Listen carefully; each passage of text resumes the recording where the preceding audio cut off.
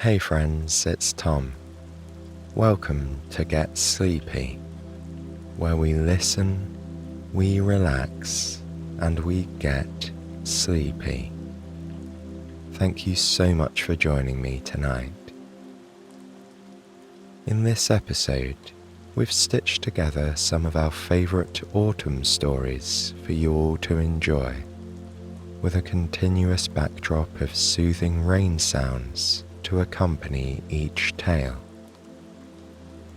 They're all stories that I've read, meaning you won't be disrupted by a change of voice at any point. So settle in and prepare for some autumnal coziness and a good night's rest.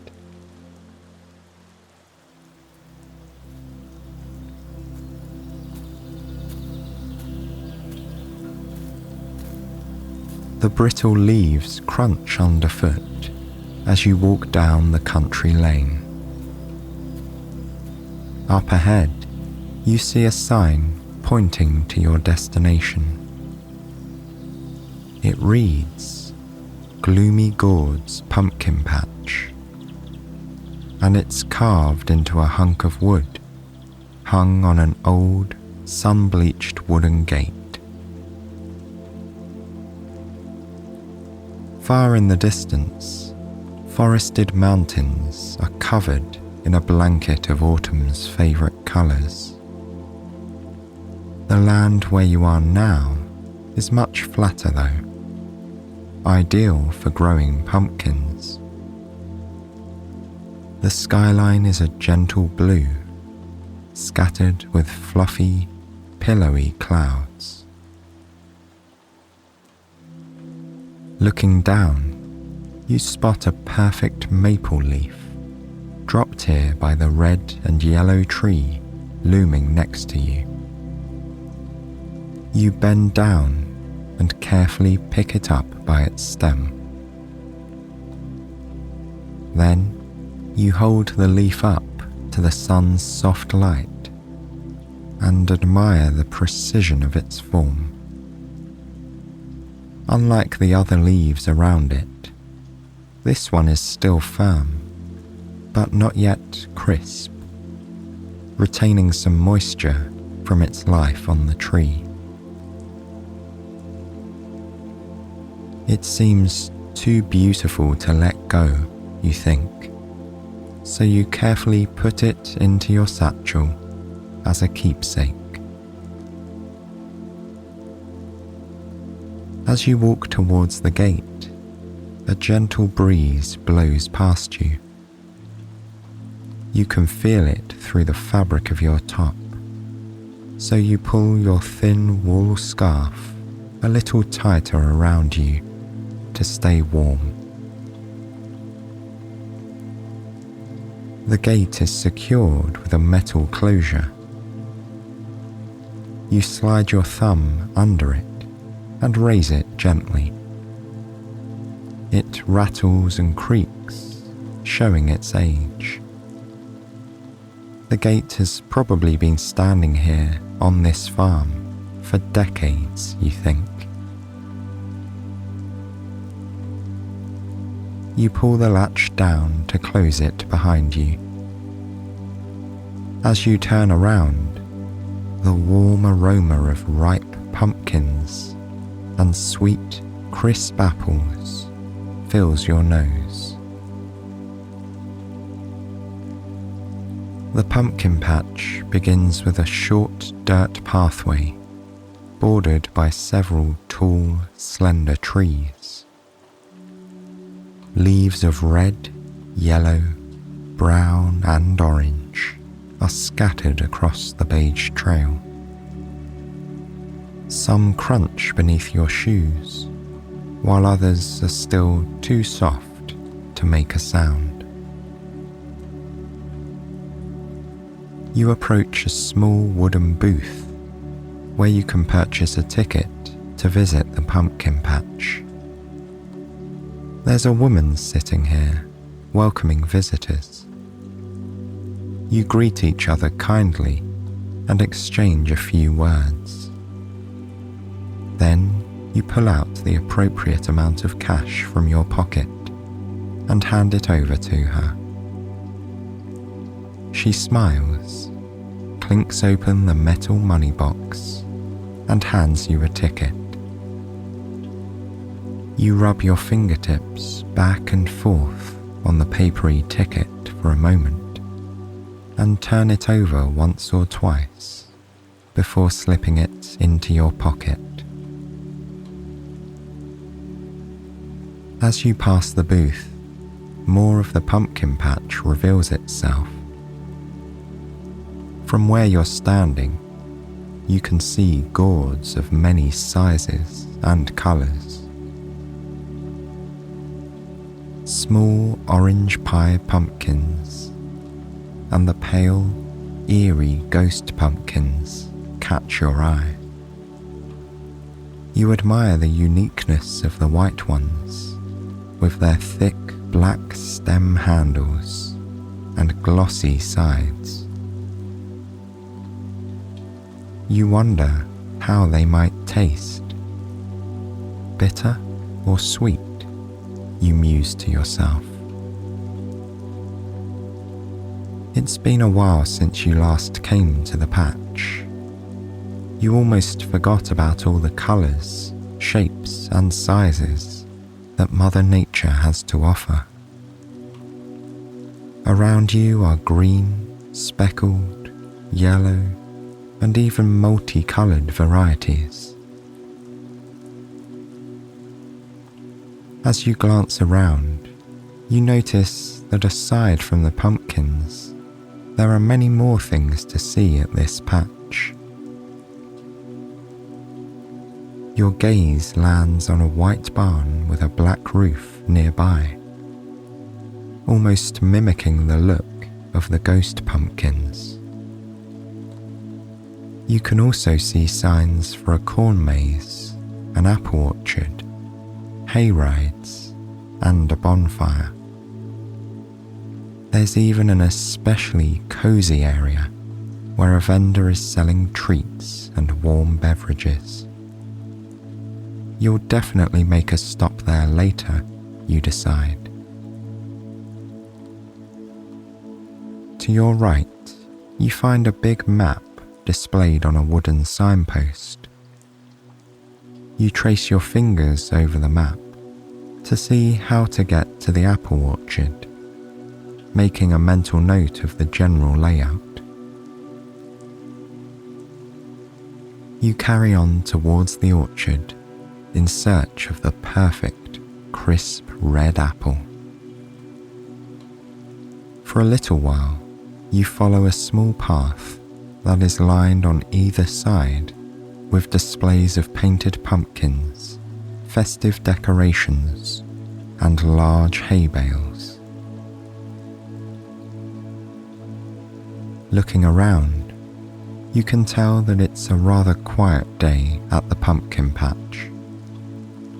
Some families and groups are here, but it's far from crowded. It promises to be a peaceful outing, and that makes you happy. Before long, you arrive at the orchard and notice that it's quite small, with just a dozen or so trees. Each one, however, is dripping with plump ruby apples and vibrant green leaves. Both are also scattered across the faded grass below the trees. A gentle breeze moves through the orchard, and you feel the crisp air brush across your arms. Although you're wearing a warm cardigan and scarf, the light wind still finds your skin in the little spaces between the knitted stitches. But with the soft autumn sun above and the warmth of the wall, you feel tremendously cozy and comfortable. As you walk slowly through the orchard, you see a gleaming red apple fall from a tree in front of you. It bounces from its branch into a pile of leaves. Curious, you make your way over to it. Leaves rustle around your hand as you reach into the pile to pick up the apple. It feels nice and firm in your palm as you turn it around, inspecting it for imperfections.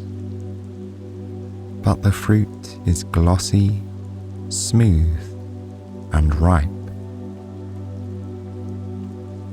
This particular apple must have been meant for you. Making your way out of the orchard along another dirt path, you soon come to a stack of wooden signs pointing in different directions. One of them reads, "Candied apples," with a large arrow. You'd planned to eat a plain, no-frills apple, but now your senses are tingling. With your fruit in hand, you follow the sign. After a minute or two, you come to the booth. The fruit stand offers freshly prepared, candied and caramel apples with a variety of toppings. But there's also the option to make one yourself. After speaking with the laid-back farmer working in the booth, he hands you a pointed stick made of wood. You take it and carefully poke it through the bottom of the fruit into the core. When you feel the apple is resting firmly on the stick, you slowly dip it into a rich caramel sauce. The scent of smoky, molten sugar reaches your nose, and the sticky, hot liquid soon coats the skin of the fruit.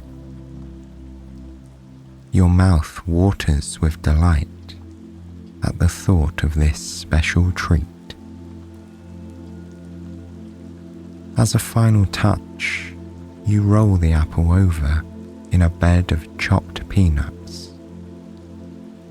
Now it's ready, you think. You thank the farmer for helping you with the apple. Then you turn away and head for the main pumpkin patch. A pair of kids holding hands dart past you, eager for their turn to make candied apples. Soon you come to a wooden bench which looks like a lovely place to relax while you enjoy your treat. It creaks when you sit down, but is comfortable beneath you. From here, you have a beautiful view over the patch. There's a straw scarecrow dressed in linen overalls, surrounded by hundreds of orange pumpkins, some big, others small. Glancing down at the caramel apple in your hand, you turn it slowly to admire your work. It's shiny and reflects the soft afternoon light and a single branch of the maple tree behind you. You then bring it up to your mouth, carefully sinking your teeth into its sweetness. It tastes just as good as you remember. You spend some time sitting on the bench and admiring the kingdom of pumpkins in front of you. The mountains in the distance collide with an uneven line of ripe orange gourds. From this perspective, it looks as though a jumble of curly and straight stems are poking up into the skyline. The whole place smells of autumn.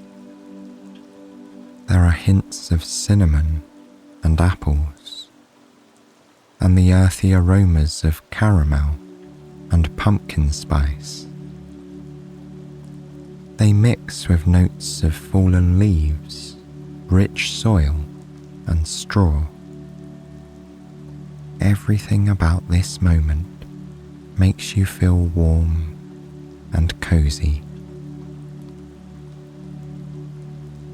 You'd like to go and pick a pumpkin to take home, but you decide to wait a while longer. You don't want to carry around a heavy gourd when there's still much to explore here. For now, you'll just consider what kind of pumpkin would be best to choose. As you continue looking out at the patch, you watch families, couples, and individuals amble through rows of vines and soil. Some take photographs, while others are in search of the perfect orange squash. They bend down, inspecting various pumpkins, with expressions of curiosity dancing across their faces. Some of the visitors pull small red wagons where their children ride, holding their prized pumpkins. Others choose to carry them, tucked under their arms instead.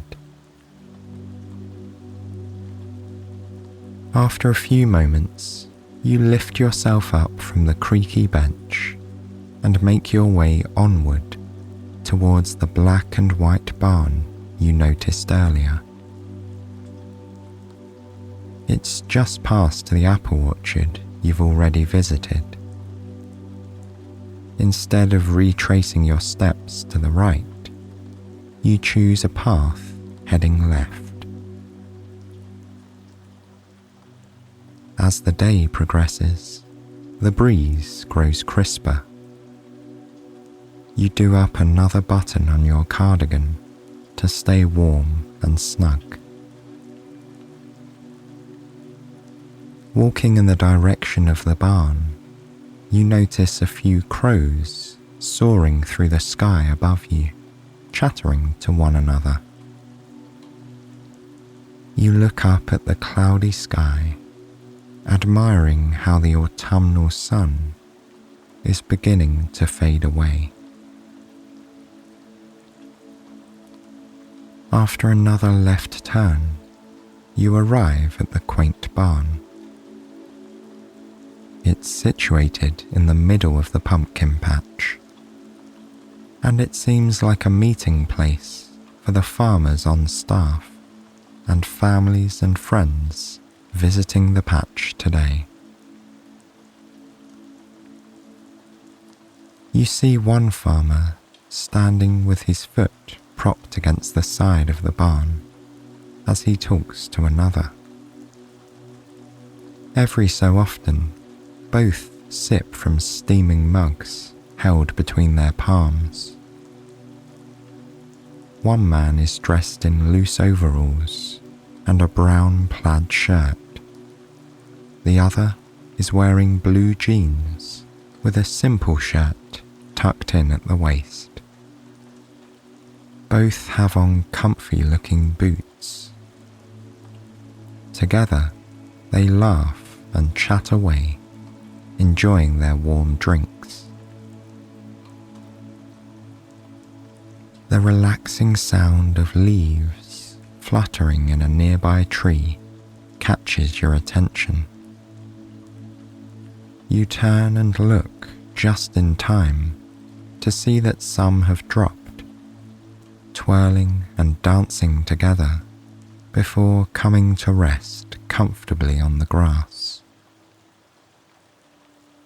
A few others are tossed up by the breeze and carried in the direction of the barn, drawing your gaze with them. Out of the corner of your eye, you notice a group of horses. They're standing inside of an unpainted picket fence, grazing quietly. You watch them as they take slow, methodical bites of grass and munch contentedly. This makes you smile, and you spend a few minutes admiring them from a distance. One horse is a chocolatey brown colour with a mane to match. The other is golden brown with a blonde mane. A gust of wind tosses the fine hair of their manes into the air. The horses shake their heads to brush the hair out of their eyes, before turning their attention once more to the grass. They truly are majestic creatures, you think. Just then, another farmer comes out from the back of the barn. She begins to brush the chocolatey brown horse, and it seems happy to be receiving this special attention. Thinking it's time to carry on, you leave the horses to their brushing and feeding. All around you, the pumpkin patch is buzzing with activity. You spot a tractor-pulled wagon with hay bales. Families gather one by one for a ride around the farm. You knew these rides were a staple of the pumpkin patch, and you considered going for a ride to feel the crisp October air moving past as you bumped and bounced around the farm. But you decide to leave that activity to the groups waiting now.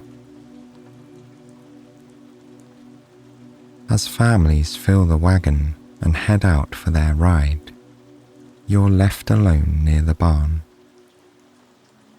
You've got the place almost entirely to yourself. It's so calm. It's no wonder your mind feels serene and relaxed here. A crackling sound drifts towards you from the opposite side of the barn. Remembering the map you saw earlier, you realize that's the direction of the fire pit. You walk over, noticing a bit of smoke rising as the crackling grows louder.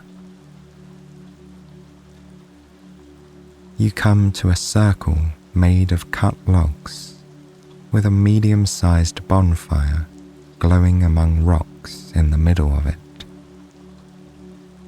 The familiar aroma of burning wood is soothing to your senses. There aren't many things more autumnal than a bonfire, you think. The entryway to this part of the farm is an arch made of cut wood, decorated with dried corn stalks. There are 2 hay bales on either side of the entrance, with a pretty assortment of squash sitting on top of them. You walk through the archway, admiring the attention to detail here in the pumpkin patch. fairy lights hang above your head, forming a twinkling square around the fire pit. Below the lights are thick, sturdy hay bales and logs for sitting. Over to your right is a covered area where vendors are serving treats and warm drinks to passers-by.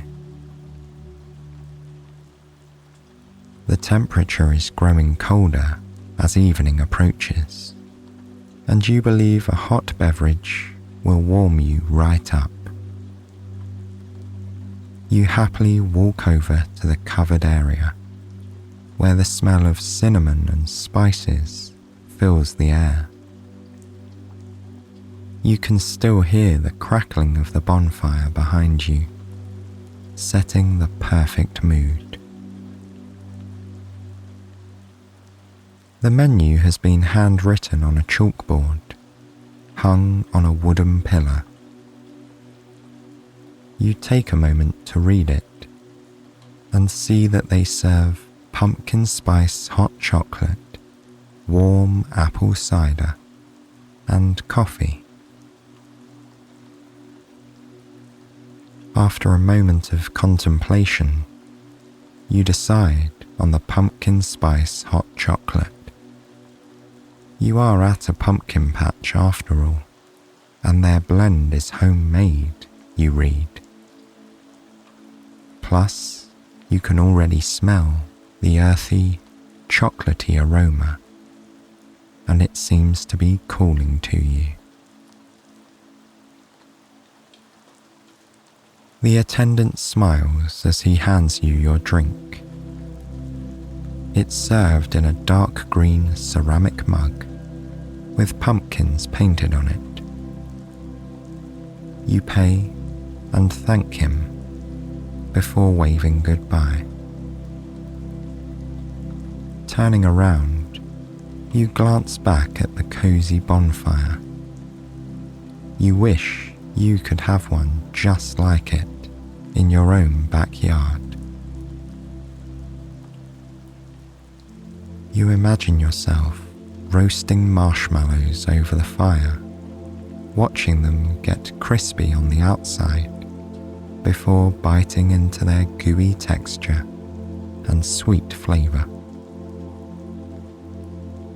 You'd have friends around to tell ghost stories at this time of year. You'd sit by the fire, exchanging tales and staying warm with hot cider and tea.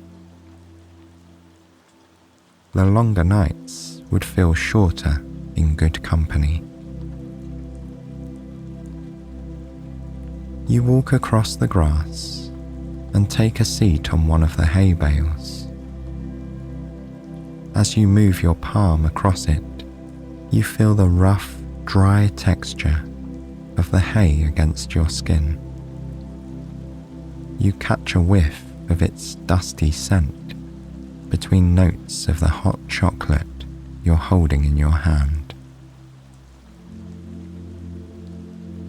You take a deep breath, feeling quite relaxed. Bringing the mug up to your nose, you smell the delicious aroma more closely. Then you move the cup down to your mouth and take a generous sip of the pleasantly warm drink. It soothes you from the inside out as you enjoy it.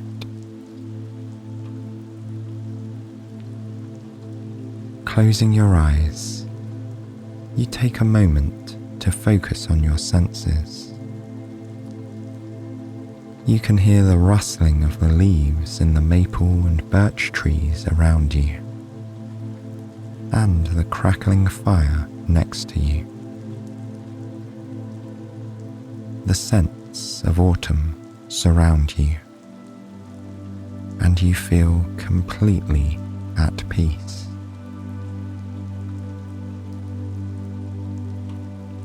As the sun fades away, and night begins to fall, the fairy lights seem to grow brighter and the fire warmer. It's been a beautiful day, and now you'll sit and sip your hot chocolate, admiring the crispness of the season, the warmth of the bonfire, and the sound of the breeze. Later, you'll find the perfect pumpkin to take home. Who knows, perhaps you will make that fire pit in your back garden this season, after all.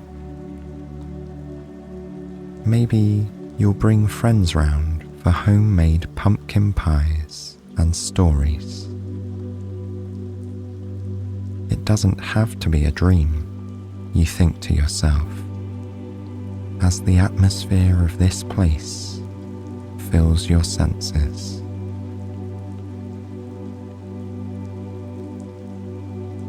You hold the warm mug with both hands. Content and cozy, you sit and thank Mother Nature for the beauty of autumn and the wonderful day spent here at the pumpkin patch.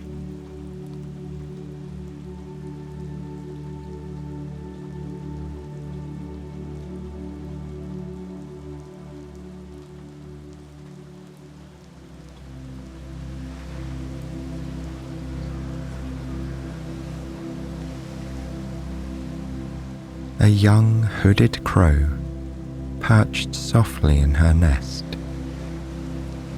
She was elegant, with glossy black wings and a black head and beak. The rest of her body was covered in grey feathers. Her back was a dark storm cloud grey, and she had a soft pale grey on her belly. When her feathers caught the sunlight, they occasionally flashed silver and green. This crow lived a long, long time ago. She built her nest on the edge of a golden cliff, overlooking the crystalline blue waters of the sea. She spent her days soaring over the beach, searching for bits of seaweed to add to her nest. Or she chatted with the neighbouring birds, who made their homes in the different nooks and crannies along the cliff. It was a beautiful, peaceful existence. There was food and water in abundance, and nothing she had to fear. She lived the life she had always known, with the sun and the sea, and the long, lazy days of what felt like eternal summer. But one day, she became aware of a change in the environment. Sitting in her nest, she noticed a subtle shift in the sea air. It was cooler than before, no longer the soft, refreshing summer breeze, but a wind that felt almost cold. The crow shivered in her nest and buried herself in a blanket of moss. The summer was all she had ever known. Now that cooler weather was arriving, she would have to find another place to nest, at least for the next season. She would then come back to the coast the following year for another glorious summer. After tidying up her nest, the crow took flight. She soared up into the air and took one final lingering look at the sea. Then, with a sigh, she turned her back to the waves and let the wind carry her south across the land. Although she felt wistful at the thought of the beauty she was leaving behind, she knew in her heart it was time for a change. She was young and curious, and ready for a new adventure. Perhaps she would find strange exotic trees, unlike anything she had ever seen before, and lands even more wild and beautiful than her dreams. As she sailed over the dusty earth and golden fields, the crow daydreamed of the places that awaited her. She imagined tall green trees with twisting, spiraling branches, so many of them that they seemed as infinite as the stars. She pictured vast lakes that mirrored the sky, and snow-capped mountains lining the horizon. And she saw herself in all these magical landscapes, soaring and diving through the air. As she travelled, she would collect all the beautiful things she found, like feathers, twigs, and flowers. She would use them to create a new nest. It would be a cozy home for the winter months, and a work of art that she could be proud of. The land beneath her looked like a patchwork quilt.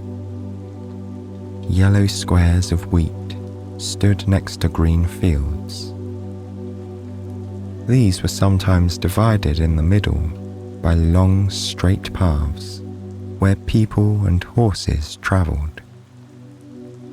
The land was mostly flat, but she could sometimes detect a rising slope or hill, like a ripple in the fabric of the earth. As she moved further inland, there was more variation. The land went up and down in waves, and the trees became greener and denser. From above, these vast canopies looked inviting. They were the perfect place to build a nest. She could choose any one of these branches and make it her home. But it was too early to interrupt her journey. She was settling into a comfortable rhythm, enjoying the warmth of the sun on her wings and the sight of the ever-changing ground beneath her. She would fly further south. After soaring over the forest, the crow began to follow a winding river. It was a shining streak of blue that curved its way past fields and trees, towns and cities.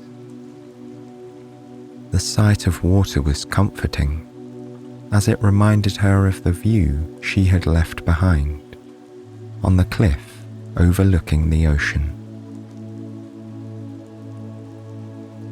This river was a different shade of blue. It was lighter and more transparent.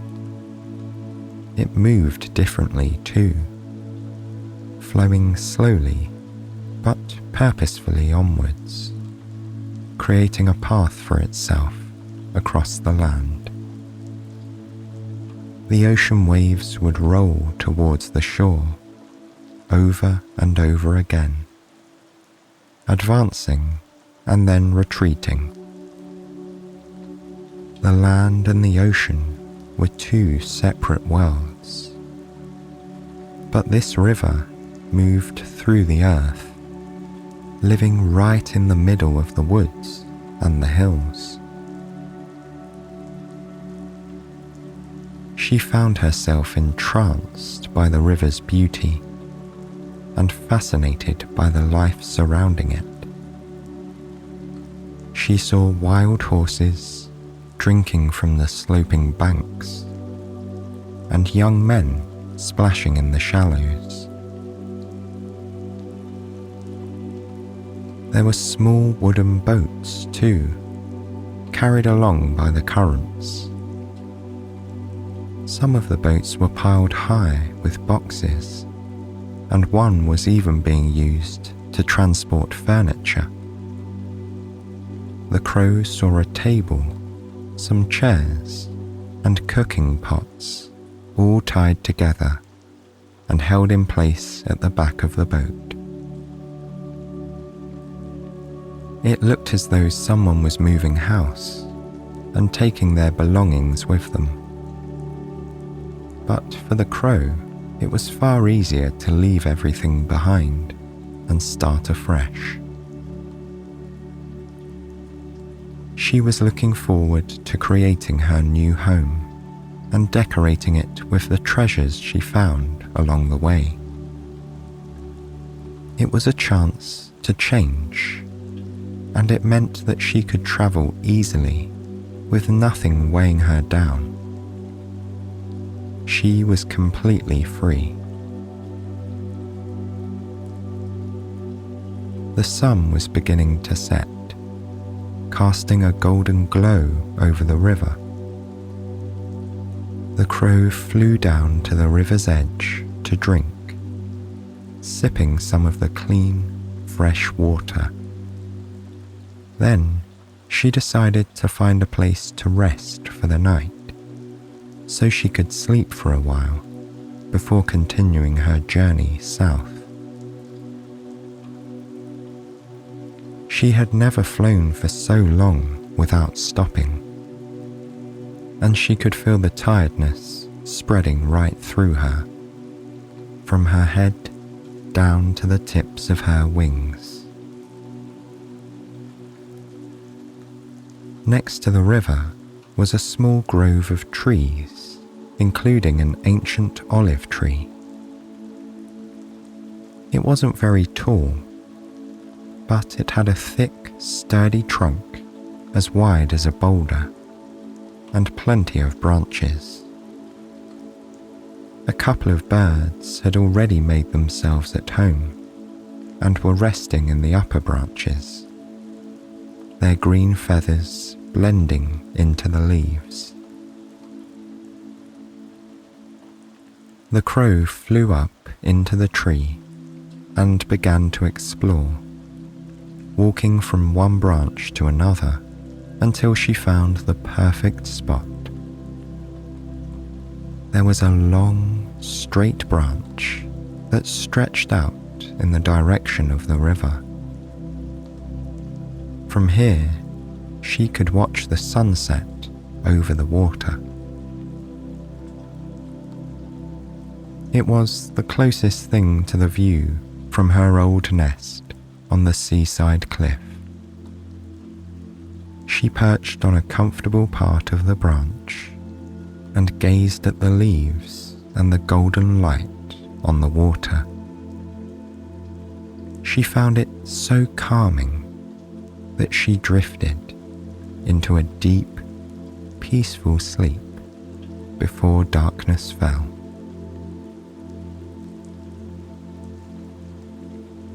When she awoke the next morning, the sun was already high in the sky. The light danced and sparkled on the surface of the river between the passing boats.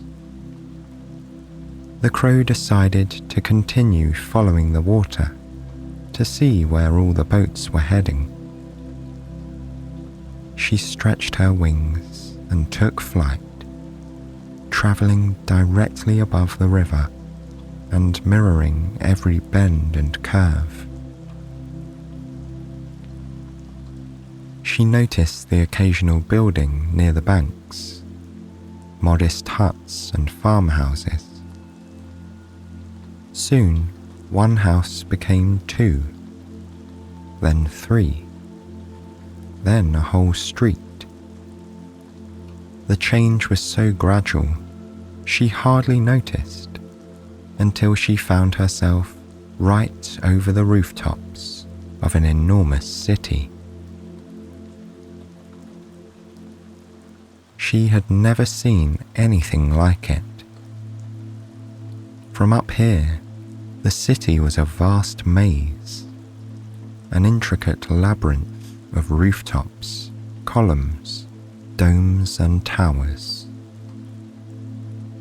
The roofs of most of the houses were made of red tiles, a colour resembling the sky at sunset.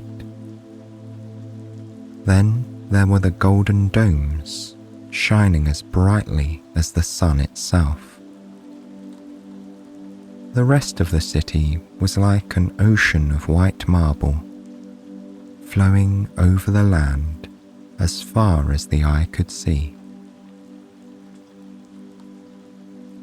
There were even a few trees in between the buildings.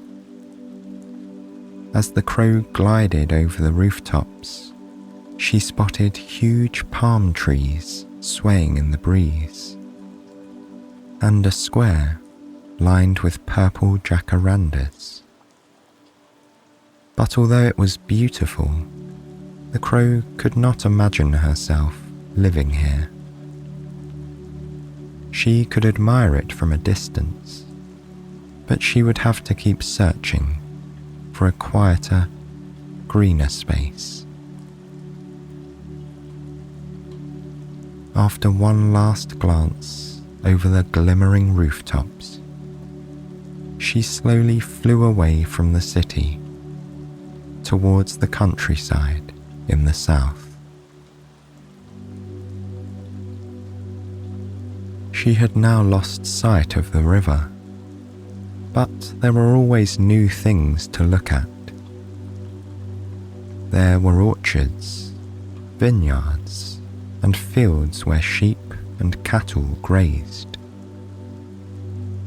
It may not have rivaled the splendour of the city, but she felt more at home here. Any of these trees would make the perfect place for a nest.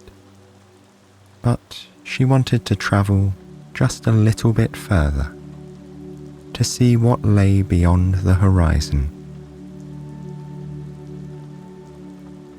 As the day went on, the crow began to feel tired and thirsty. She had left the river far behind, and there was no sign of a lake or pond. So she would have to find another source of water to quench her thirst. She flew down and landed on the roof of a country house directly below her. It was a humble home, surrounded by a vast garden filled with cypress trees and acres of vineyard. Looking closer, she noticed rows of potted plants lined up by the walls of the house. They all looked lush, green, and healthy, even though, from the look of the dusty earth, it had not rained in a while. She couldn't see any water, but it had to be there somewhere, if only she knew where to look. Built into the garden wall was a marble basin with a sculpture of a lion's head at the centre. The crow flew over and perched on the edge of the basin. It was damp, but empty. There was a hole in the stone lion's mouth, so it must have been some kind of fountain. But there was no button to press, and no tap to turn. she could cool her feet walking across the damp stone, but she couldn't drink. And in this moment, that was all she could think about, the simple pleasure of a sip of water. She was just about to give up and fly away when she spotted something. In the corner of the garden, almost hidden by the shade of a magnolia tree, was a wooden table. And right there, in the middle of the table, was a large terracotta jug. The crow flew across the garden and landed on the table before hopping up to the edge of the jug. She peered inside and caught a glimpse of her own reflection in the water. At last, she had found something to drink. But the crow's joy quickly turned to disappointment. The jug was only half full, and the neck and opening were narrow. They were large enough for a sparrow to enter, but not a crow. She could see the water, but she couldn't drink it. Her first thought was to push the jug over, but as she tapped it with her beak, she realized that it was far too heavy to move. She would exhaust her strength and make herself even more thirsty in the process. Even if she did succeed in pushing it over, the water would be wasted. It would pour out over the table and onto the ground in a matter of seconds. Then another idea came to her. It was pure inspiration, appearing out of nowhere like a flash of light. If she could not reach the water, she would make the water come to her. Not with force, but with intelligence. There was a small round pebble on the ground near the table. The crow hopped down to pick it up with her beak, and then flew back to the rim of the jug. She opened her beak and let the pebble drop into the water. Just as she had hoped, the weight of the pebble made the level of the water rise. The change was almost unnoticeable, but the crow was sure that this was the solution. With a little work and patience, she would finally be able to drink. The search for stones took time. If the pebble was too small, it would hardly make any difference to the water level. And if the pebble was too big, she would struggle to carry it in her beak. She would have to choose each stone carefully, one at a time. As the crow explored the garden and the surrounding fields, she felt herself sliding into a kind of trance. In the soft, dry heat of the late afternoon, her mind cleared. She forgot about her thirst and everything except her quest. It was a relaxing routine, searching in the bushes and secret corners of the garden to find the perfect pebble, and then bringing it back to the jug. Each time she dropped a stone and watched the water rise up ever so slightly, she was filled with a sense of deep satisfaction. And although she soon grew tired flying back and forth, she was never bored. With each stone and every journey, she found something new to notice and appreciate. Once she was enchanted by a particular part of the garden, a bench in the shade encircled by wonderfully scented bushes of lavender and thyme. In another moment, it was the colour and shape of the stone that caught her imagination. It lay half hidden in the earth near the vines, and when she pulled it out, she saw that it was a pearly white and as smooth as if it had been shaped by the sea. But as the water in the jug rose higher and higher, it was the act of dropping the stone that gave her the most pleasure. Time seemed to slow down, almost to the point of standing still. She opened her beak to let the pebble fall, and she watched, mesmerized, as it tumbled down. The surface of the water rippled, then slowly became still again. The crow gazed at her reflection and the growing collection of pebbles beneath it, piled up like an underwater mountain. She paused for a moment, feeling happy with her progress and grateful for each and every stone. These were pebbles that others would have passed by without a second thought, but they were invaluable to her. The stones were easy to overlook, but the crow knew that sometimes it was these simple objects that made all the difference.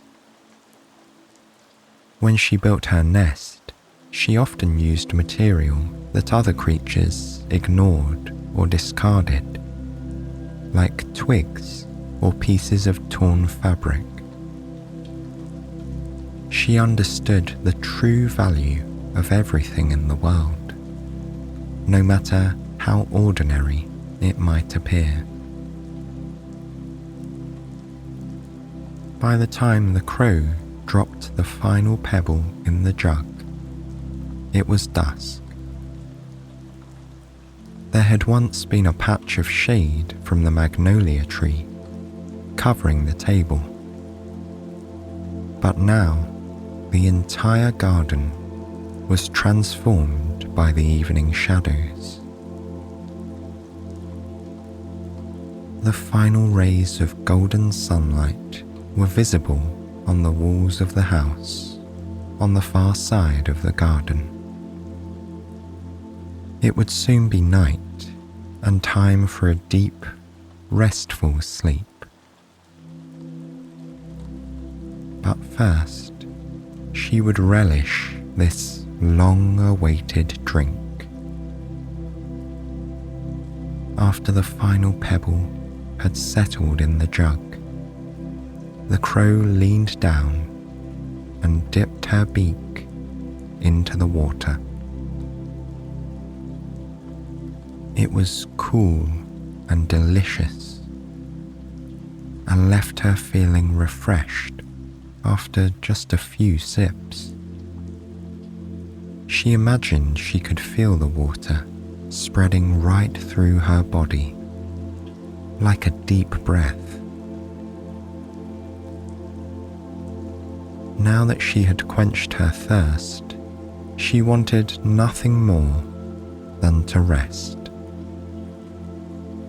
When she thought of taking flight once more and scanning the countryside for a suitable tree, she felt even more exhausted. She couldn't take to the skies again with such a tired, heavy head and such weary wings. Tomorrow, she would continue her search for a more permanent home, somewhere to build a nest for the coming months. But tonight, she would stay right here. It was safe, quiet, and peaceful, and there was plenty of water to drink the next morning. She gazed down into the jug, admiring the results of her hard work. And then the crow noticed that something else had become visible in the reflection. She could see not only the stones in the water and the mirror image of her head, but also the leaves of the tree above. The magnolia tree that had given her shade would also provide her with a place to sleep. When the wind moved the leaves, she could make out the faint reflection of a crescent moon. From this perspective, the moon looked like part of the magnolia, delicately balanced between the branches. The crow took one last sip from the jug and then fluttered up to the nearest branch. There were no other birds in the tree, and it felt like having a large, comfortable house all to herself. She could hear the sounds of distant birds and the hum of insects, as well as some faraway voices. Perhaps they were coming from inside the country house. But in that moment, it didn't really matter what the sounds were or where they were coming from. When the crow closed her eyes, the sounds seemed to fade and vanish in an instant. There was no need to pay attention to her surroundings or to think about anything at all. Her body knew just what to do to settle into a well-earned rest. Her head drooped down into her chest, and she gently arranged her wings into a comfortable position. And then, after just a few deep breaths, she was fast asleep, cradled by the branch of the magnolia tree.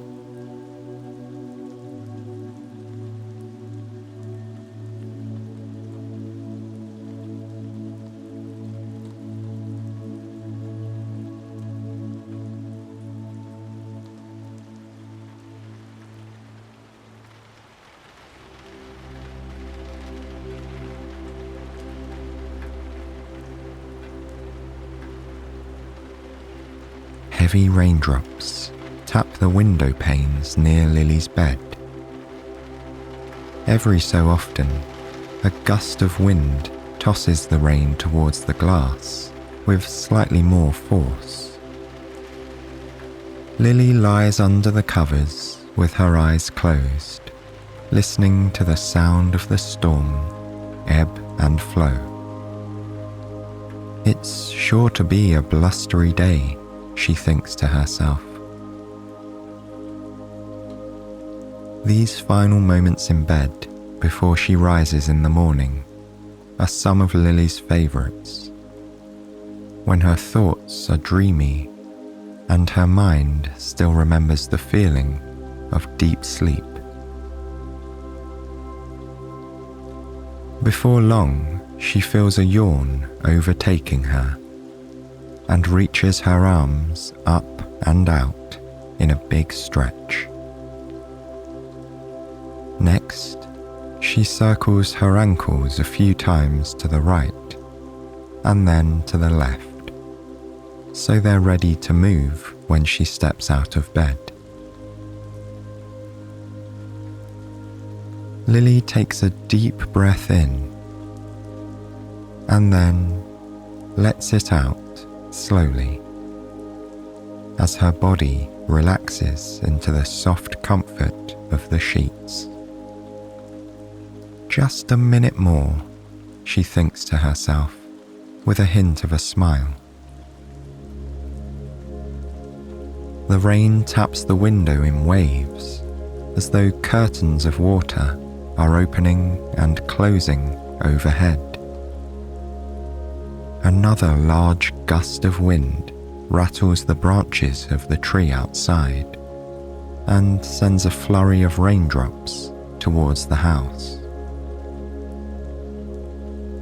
Days like this are always exciting for Lily, when the weather seems wild and unpredictable. It's as though the rain and wind encourage her to be a bit more spontaneous herself. With that thought, she pushes herself up until she's sitting on the edge of the bed, and then stands, glancing out the window as she does. As always, it's still dark outside. Lily wakes up earlier than most people in town, as she has to have the bakery open and ready by the time everyone else is starting their day. She knows the rest of the neighbourhood is sleeping soundly. Even the house cats are probably dozing in fluffy beds or on pillows by windowsills, waiting for dawn. Lily slides her feet into her comfy slippers and then pads softly into the kitchen. The first thing she does is put on the kettle for a nice cup of strong, hot tea. She leans against the counter as she waits for the water to boil, listening to the bubbles beginning to rumble within. Lily takes out a small metal tea ball from the drawer and fills it with fragrant strands of loose leaf black tea. Each leaf stands at a funny angle in the ball, so she has to be careful not to let any of them fall out as she twists on the top. She hangs the tea ball over the side of her cup by a tiny metal hook and chain. When the water is ready, she pours it over the tea. Bubbles rise up from within the metal ball, and it floats slightly before sinking to the bottom. A fan of tea colour spreads out from it, shading the clear water as it swirls around. Lily lifts the cup to her nose and inhales deeply. She loves the smell of hot tea on a chilly morning.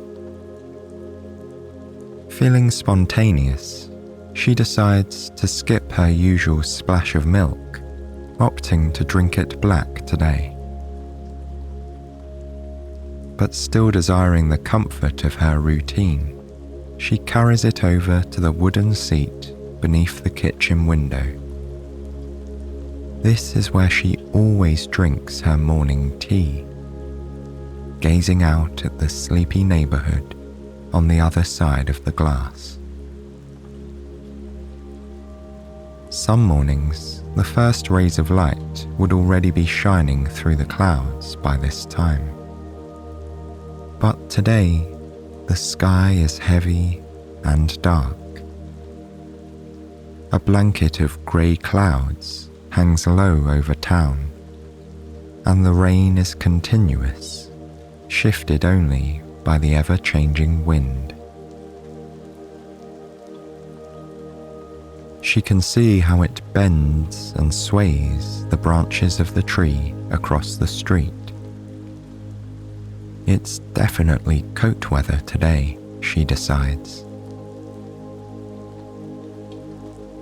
Lily sips her tea slowly, feeling herself warming up a bit more with every drop. She wiggles her toes inside her fuzzy slippers, enjoying the way it sends a tingling sensation across her skin. This is the most perfectly cozy morning, she thinks to herself. When she finishes her tea, she washes out the cup and sets it to dry on a bamboo rack by the sink. Although the sun hasn't come out yet, Lily knows it's time to get ready to head down to the bakery. After so many years of opening her shop each and every morning, Lily feels as though she has an internal clock that's calibrated to the second. She intuitively knows when she should be finishing her tea and when she needs to step out the door in order to make it to the bakery in good time. Lily shuffles into her bedroom and picks out a grey shirt to wear. It's a fitting colour to match the weather outside. When she's dressed, she heads to the front door. She slips on her thick wool coat and buttons it up at the front. Then she wraps a chunky, cable-knit scarf around her neck. One of her regular customers, Rose, made it for her 2 winters ago. Now, it's one of her most cherished pieces of clothing. Every time she pulls it on, she thinks of all the people she's able to call friend, and it makes her feel warm and toasty inside. Lily pulls one edge of the scarf up over her chin, and then tucks the ends into her wool coat. She takes out a large pair of gloves from the coat pockets, slipping them on one by one.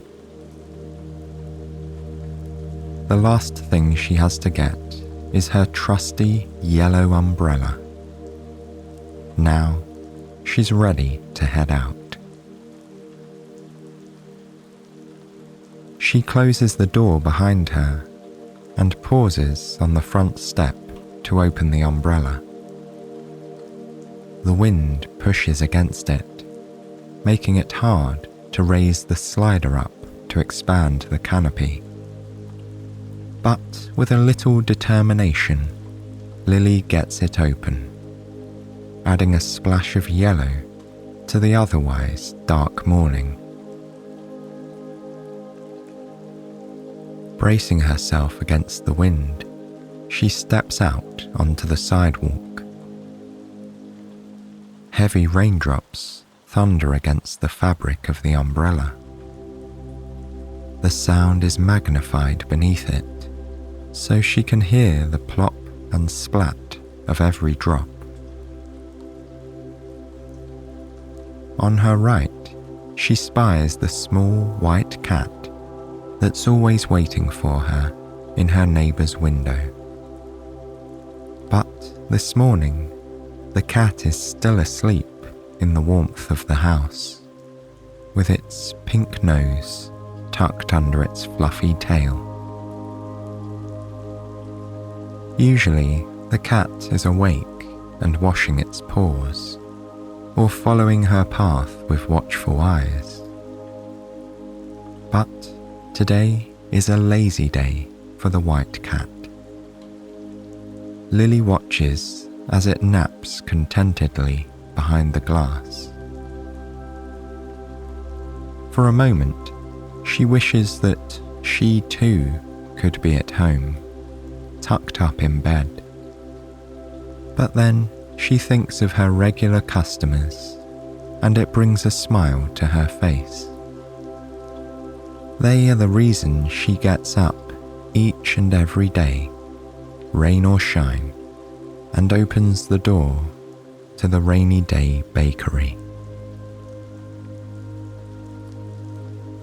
She continues walking down the wet pavement towards town. Every few steps, she has to move to one side or the other to avoid a large puddle. The sidewalk glistens in the glow of the streetlights, and still the sun is nowhere to be found.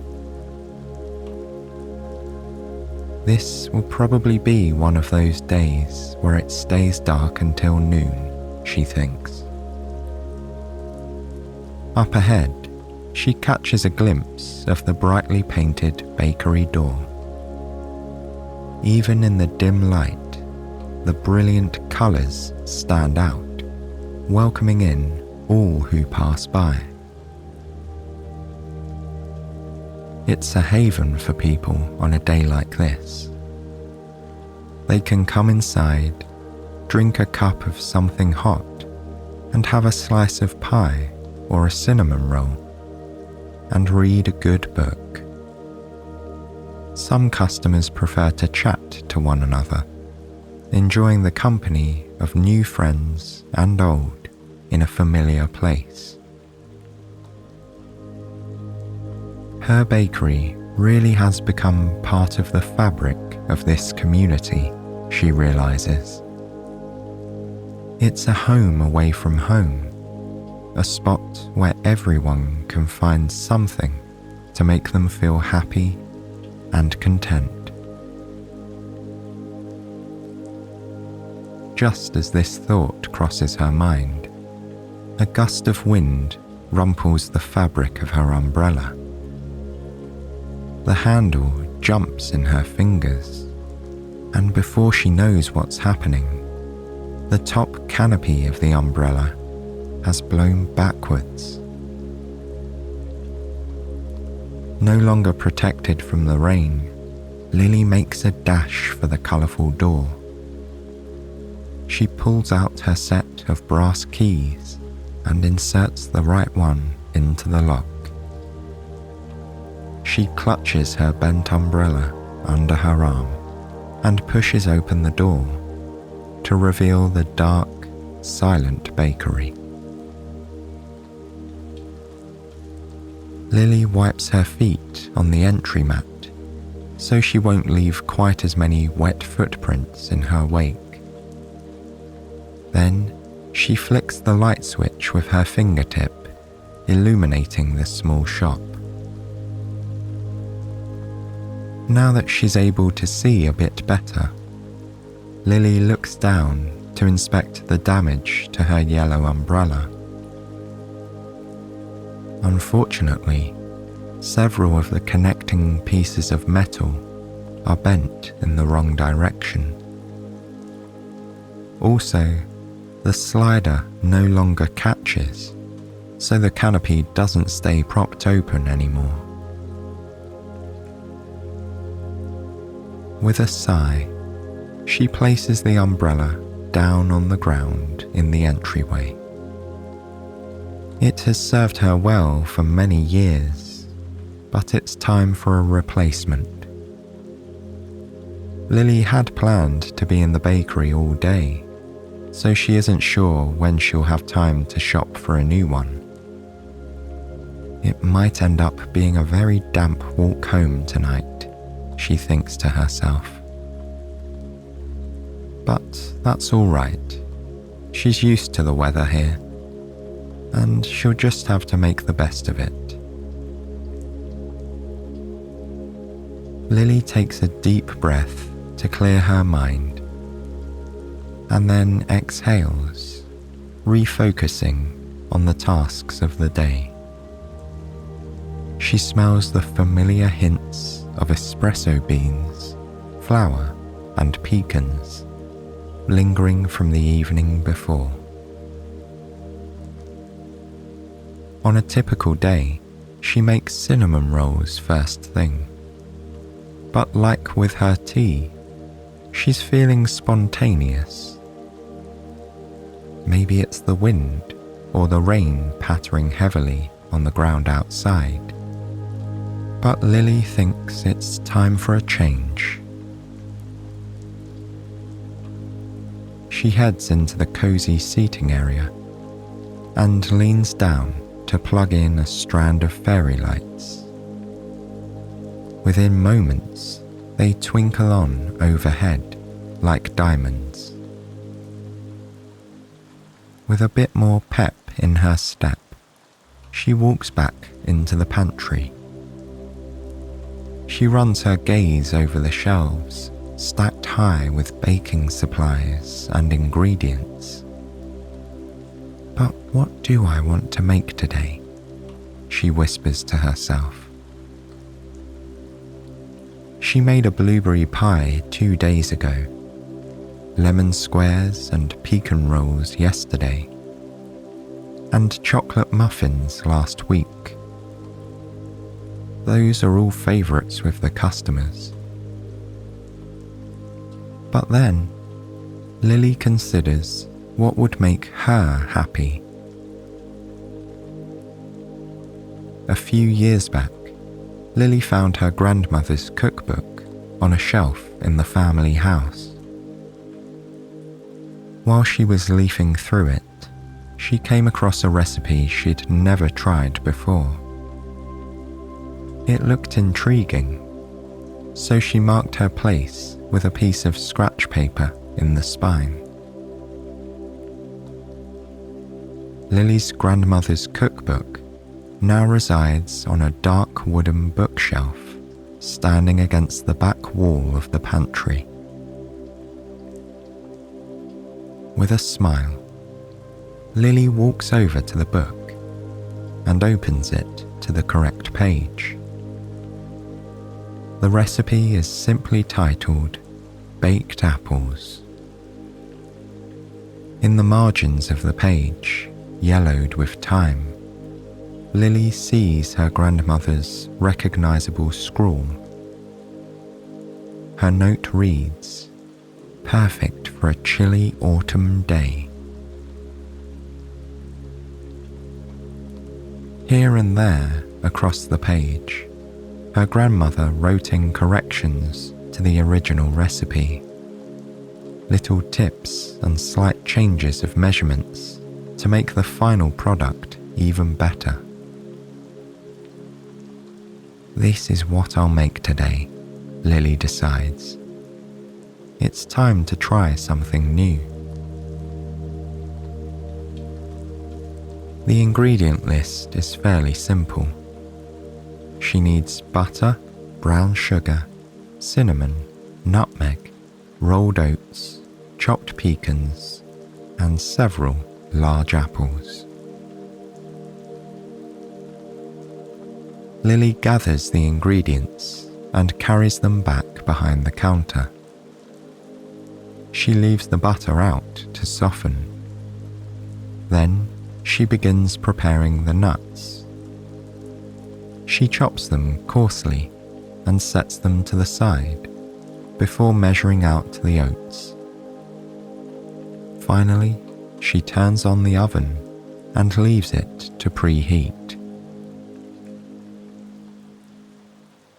The next part of the recipe is a bit trickier. She has to core the apples and make a pocket for the filling without splitting them in half. Her grandmother wrote in the margin beside it, "Used paring knife and spoon," it instructs her. Lily picks up her paring knife and inserts the tip near the stem of the first apple. She slides it in and cuts in a careful circle around the core. Then she twists it slowly to help the core detach closer to the bottom. With a gentle pull, it comes free. The hollowed out apple reminds her of a pumpkin with its seeds removed. She sets the fruit aside and moves on to the next one. Soon, the task feels routine. She's able to remove the core with one swift movement, over and over again, until she has a row of apples ready to be filled. Next, it's time to make the filling. Lily gathers the softened butter, sugar, cinnamon, and nutmeg, and mashes them all together with a wooden spoon. When the spices are evenly distributed, she stirs in the oats and pecan pieces. Then she takes a spoon and carefully stuffs the filling into the apples, right up to the top. When the apples are prepared, she lines them up carefully in ceramic pie dishes. Lily pours water into each dish, so the bottoms of the apples are just submerged. Prevents drying and burning, her grandmother wrote. Finally, she's ready to put them into the oven. She slides her hands into thick oven mitts and places the pie dishes on the metal racks. Lily closes the oven door and sets the timer to let her know when she needs to check them. As she's beginning to clear up her workspace, she hears the door to the bakery creak open. It's Rose, one of her favourite customers, and someone she now considers a friend after all these years. Rose smiles and waves from the door before unwrapping her scarf and hanging it over the back of a chair. Lily has her coffee ready by the time she's heading over to the counter. Rose thanks her with a warm smile and then asks how Lily's day has been going so far. Lily tells her all about the baked apples from her grandmother's recipe. She's excited to have her first taste tester if Rose is interested. The pair chat about the weather and how it's an especially blustery autumn day. Then, with a sigh, Lily mentions her broken umbrella. "I don't know if I'll have time to replace it before I head home tonight," she says. Rose pats her on the arm. "I'm sure it will all turn out just fine," she replies, before carrying her coffee to her table and sitting down. Soon after, one of the other regular customers, Seamus, arrives. Lily brings him his coffee and promises him a baked apple when they're out of the oven. One by one, all of her morning customers file in. Some of them look like they've run through the storm, wearing coats splattered with raindrops. Others carry folded newspapers over their heads or open the door to shake out their umbrellas. She serves them a variety of coffees, teas, and sweets. When the timer goes off, Lily turns away from the seating area and faces the oven. She carefully pulls out the pie dishes filled with apples, which are now soft and gooey. Out of the corner of her eye, Lily notices Rose speaking with different customers. She wonders what they're all talking about at this time of the morning. But it's just a passing curiosity as her mind returns to the task at hand. She carefully plucks the apples out of the water-filled pie dishes and sets them on individual plates. Then she walks over to the refrigerator and takes out a carton of whipping cream. She pours some in a bowl and spoons a bit of sugar on top. Then she uses a handheld mixer to beat it into whipped cream. The mixer drones on as the beaters spin, and Lily watches Rose head out the door. But she hasn't even tried her baked apple yet, Lily thinks. When soft peaks form in the white cream, she stops beating. With a metal spoon, Lily drops a dollop of whipped cream on every apple, along with a drizzle of her famous caramel sauce. The warm fragrance of the hot apples and rich cream is tantalizing. It permeates the air, creating an atmosphere of homey comfort.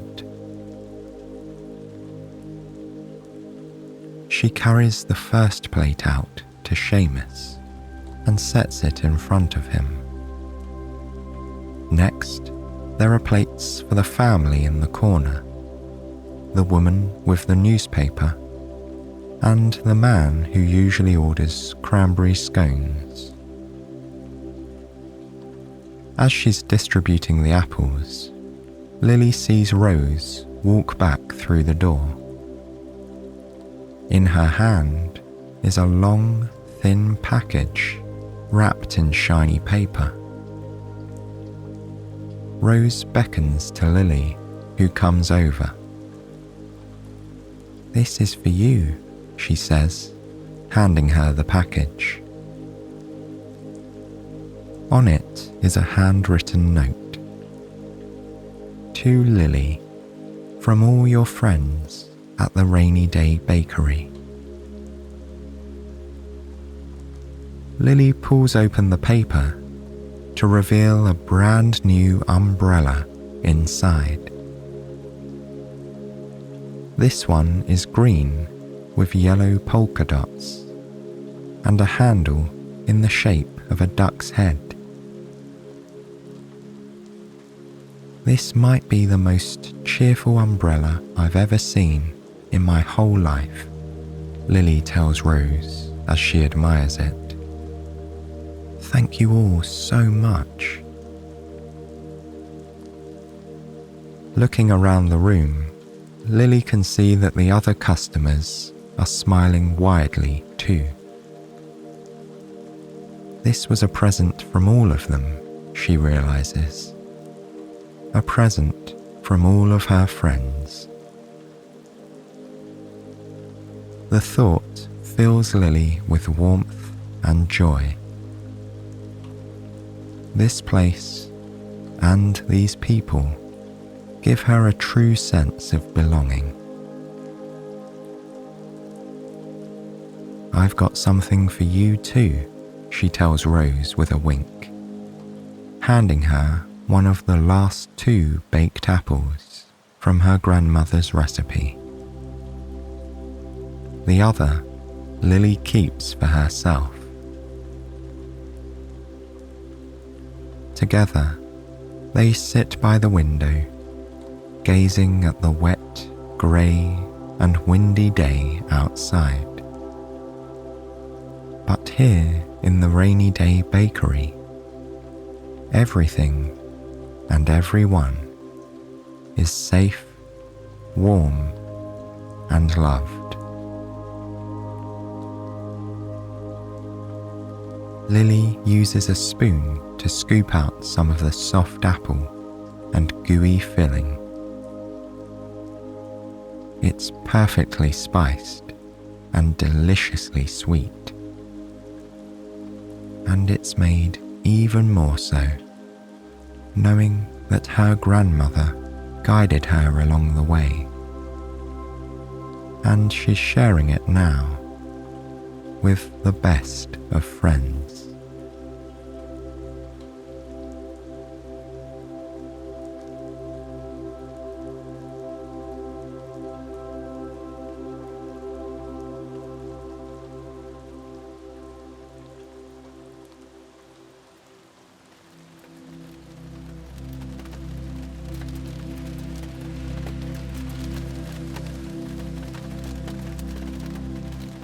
Imagine yourself sitting on a bus in London on a damp autumn afternoon.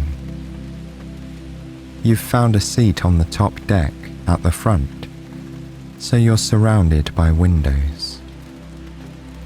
It feels a little like flying, slowly gliding through the streets of the city, past distinguished white buildings and the sensationally red leaves of the plane trees.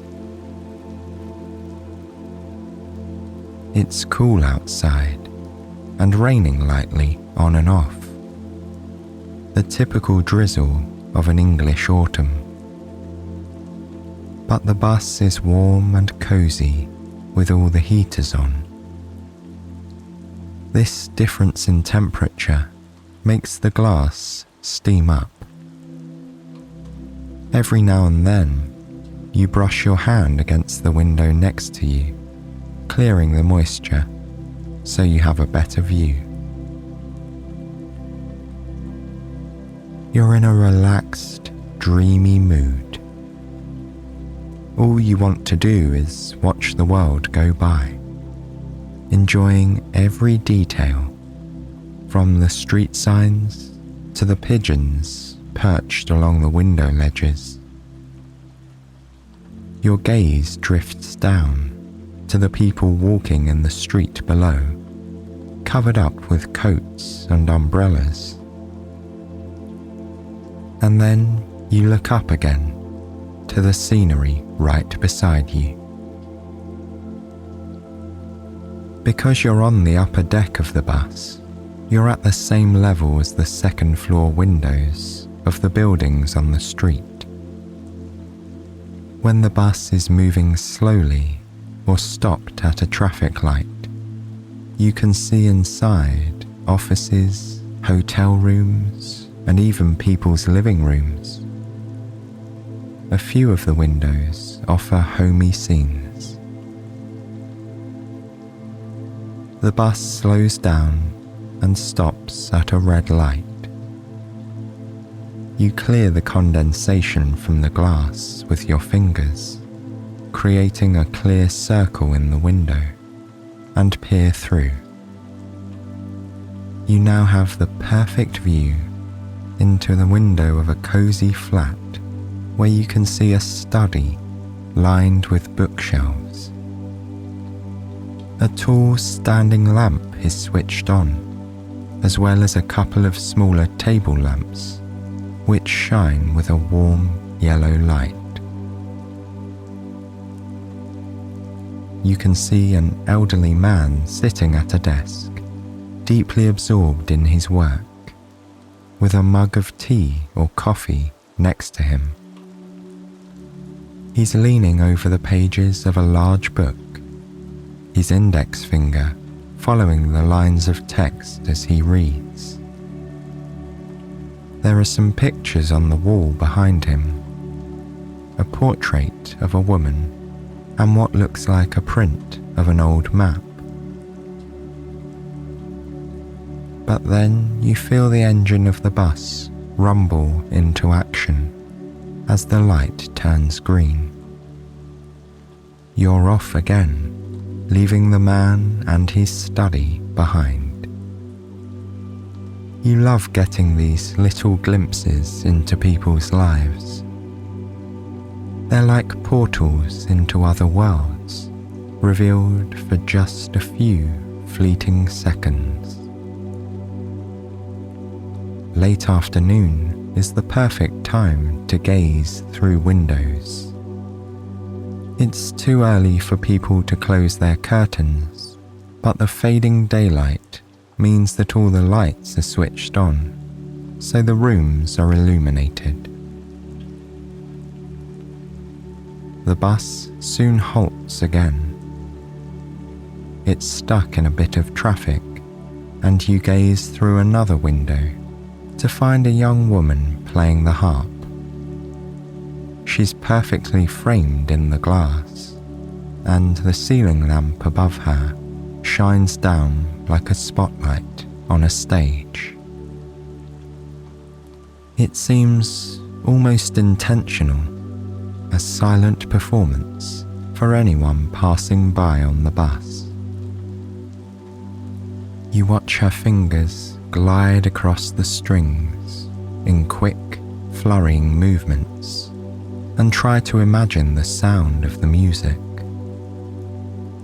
For a moment, the noises of the bus disappear, replaced by the beautiful, soaring melody of the harp.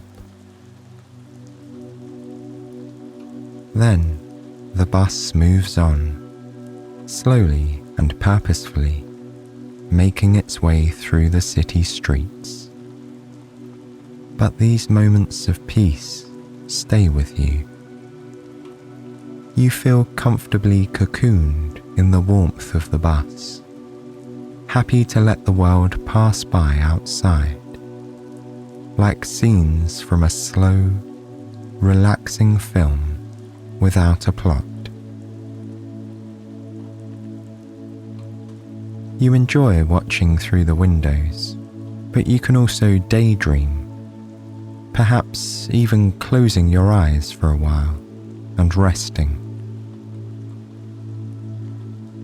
When you next open your eyes and look out the window, you recognize your surroundings. You see the familiar, shining colours of the London Underground sign, red, white and blue. You've arrived at Victoria Station. You could get off here and get on the tube to explore the area further. It seems to have stopped raining, and people in the street are putting their umbrellas away.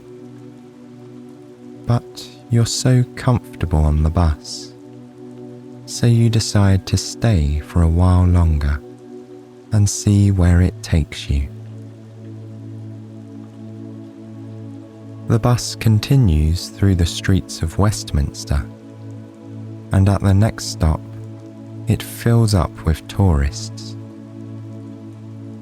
You can hear all sorts of different languages being spoken in the seats behind you. The musical lilt of French and Italian, and a couple of other languages you don't recognize.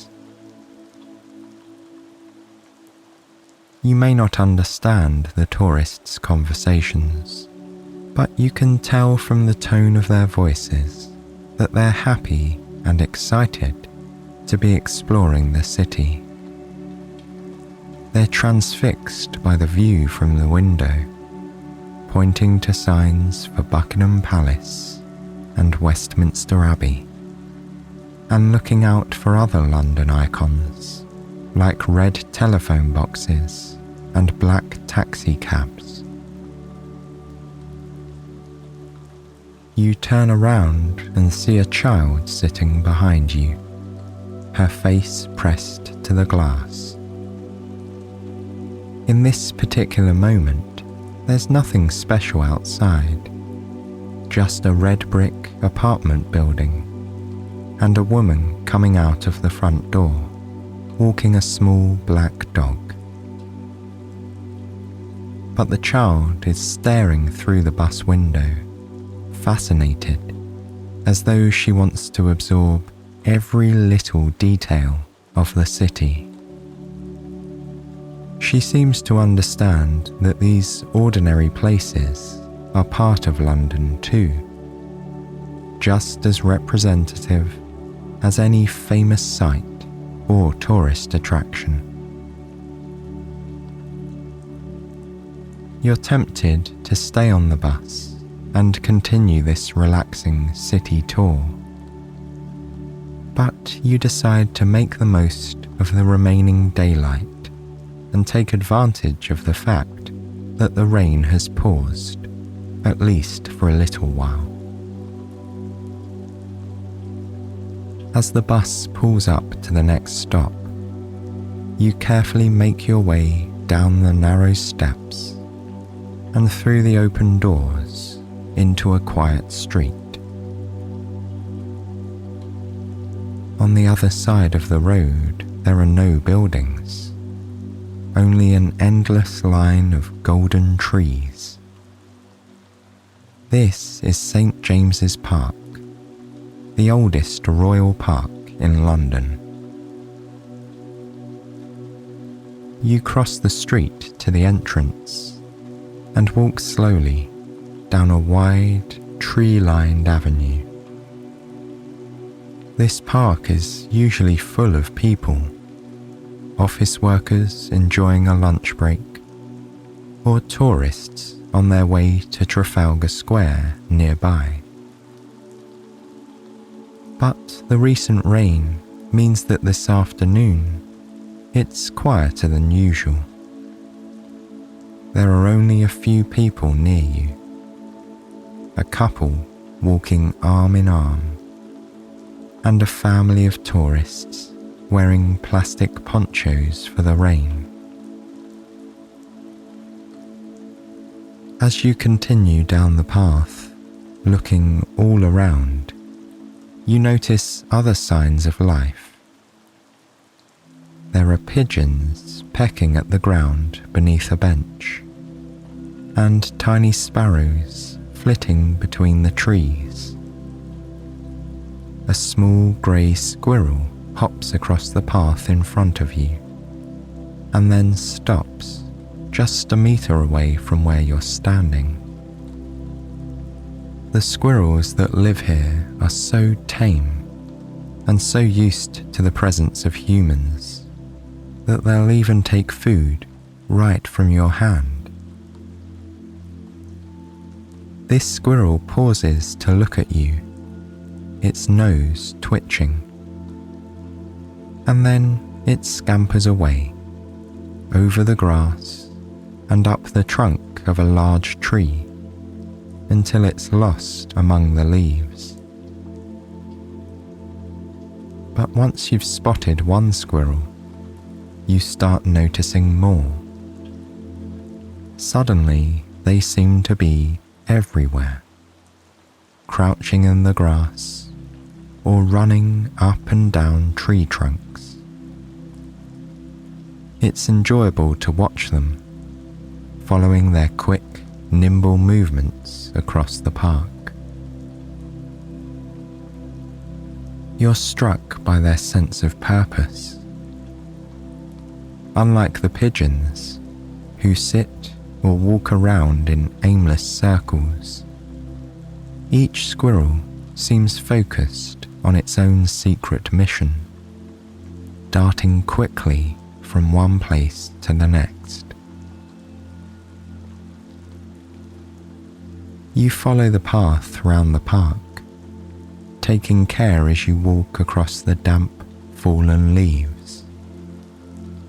The air is growing cooler, and you sense that it's about to rain again. but you'd like to explore a bit more and see one of the most famous landmarks here.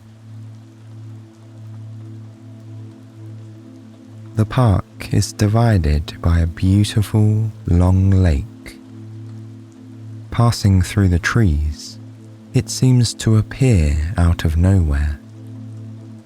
A large expanse of still water, reflecting the grey clouds that drift slowly through the sky above. You walk towards the water onto the low footbridge that crosses the lake. This bridge offers the best views. On the other side, at the far end of the park, you can see a large, elegant white building and the top of a gigantic Ferris wheel called the London Eye. There's also plenty to admire just looking at the lake itself.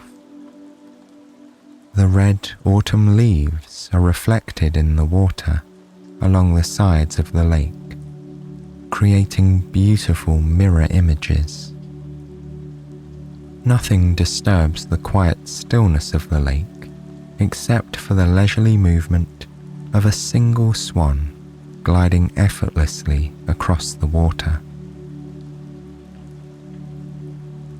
You stroll across the bridge and notice that there are other birds resting at the edge of the lake. Some are in the water, and others are in the grass nearby, underneath the golden leaves of a willow tree. There's a group of ducks, some black moorhen, and even a pelican, an impressive, tall white bird. St. James's Park is famous for its pelicans. They first arrived here in 1664, when the Russian ambassador gave King Charles II a pair of them as a gift. The descendants of these birds have remained in the park ever since. One hungry pelican used to fly away to the London Zoo to steal some fish for lunch. But generally, they don't stray too far from the lake. They have everything they need here. Regular feeding sessions, as well as plenty of attention from the park's visitors. They are friendly, sociable creatures who sometimes come to sit next to people on the benches. But this particular pelican seems to be happy where he is, resting beneath the willow tree. Then you feel the first drops of rain on your skin and realize that the birds are sheltering. You put up your umbrella, a large black one that covers you completely so you won't get too wet. You don't need to find shelter just yet, and you're happy to continue walking, especially while the rain is light. You amble slowly back across the bridge. The park is even emptier than before. The only sounds you can hear are the gentle pattering of raindrops on the surface of the lake and some distant birdsong. From where you are, you can't hear the city traffic. You could even pretend for a moment that you're in the grounds of a country estate instead of the centre of a bustling metropolis. You're enjoying the tranquility of the park, but you now feel ready to go back to the busy London streets. It's getting dark, and you like the idea of finding a cozy spot inside where you can warm up and dry off. This part of London is full of lovely pubs and cafes, perfect places to take shelter from the rain.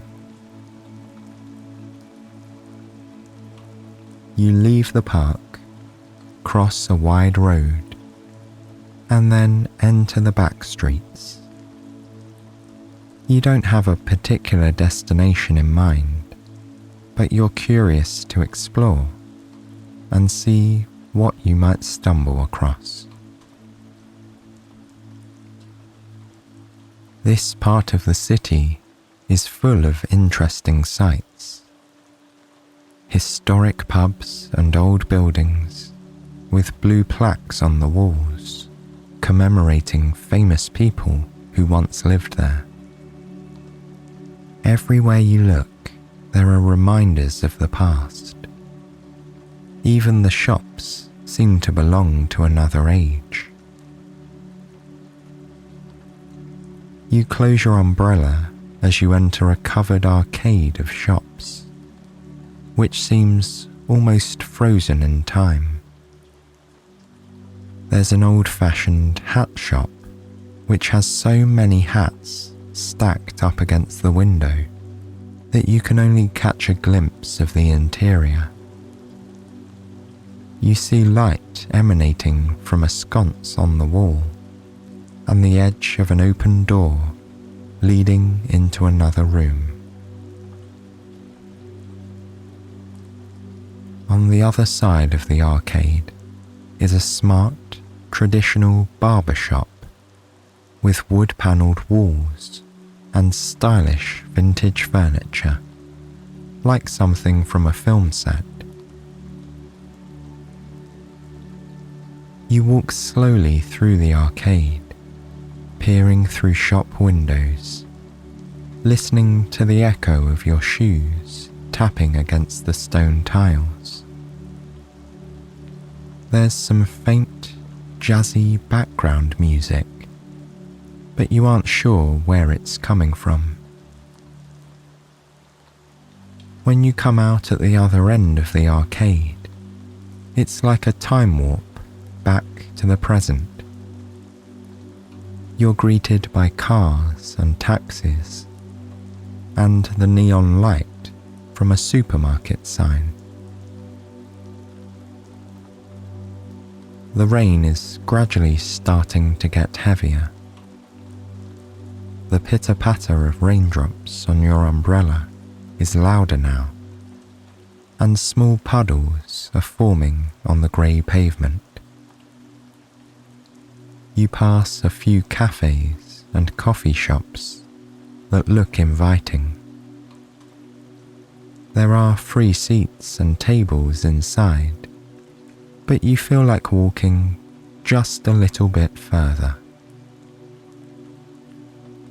You're not sure exactly what you're looking for, but when you find it, you'll know.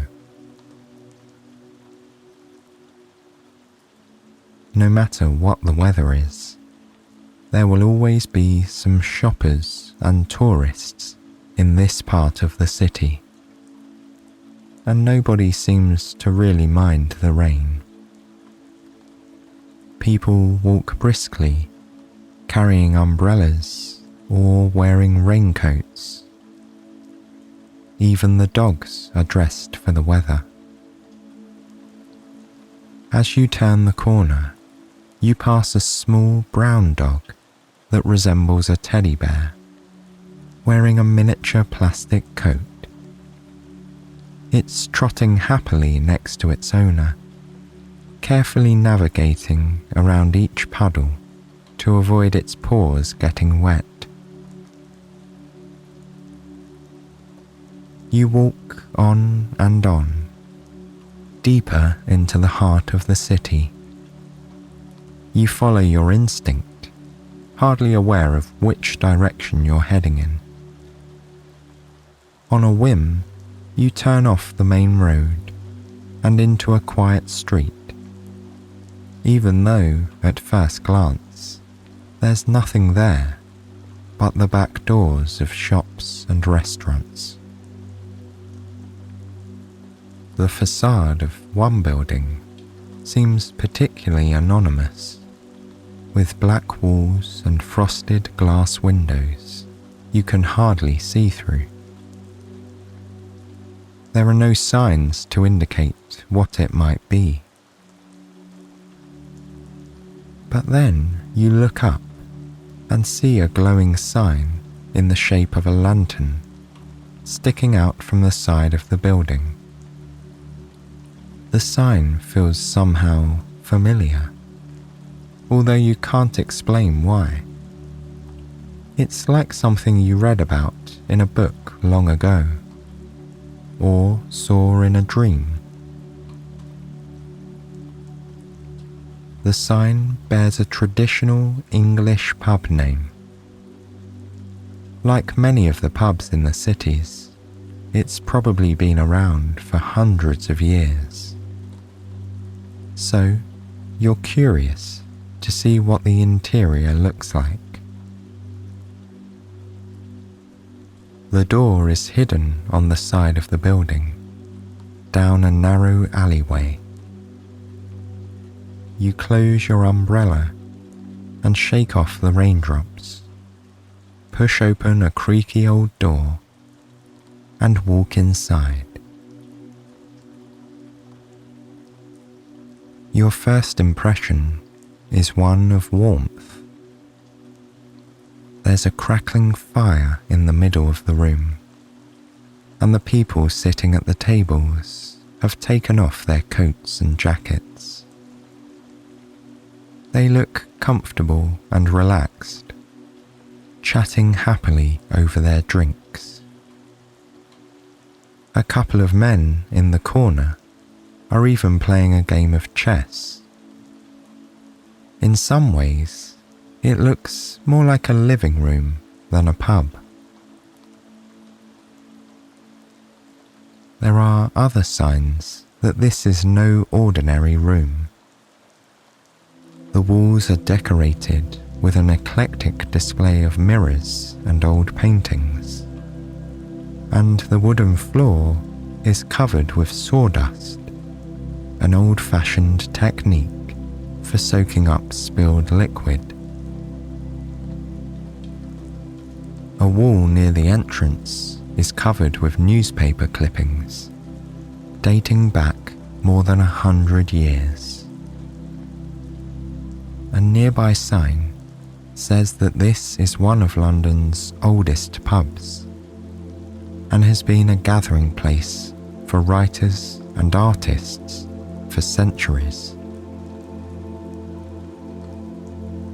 You leave your umbrella by the entrance and walk slowly across the room, spotting more quirky details, like a glass case with a collection of corkscrews and a vintage telephone.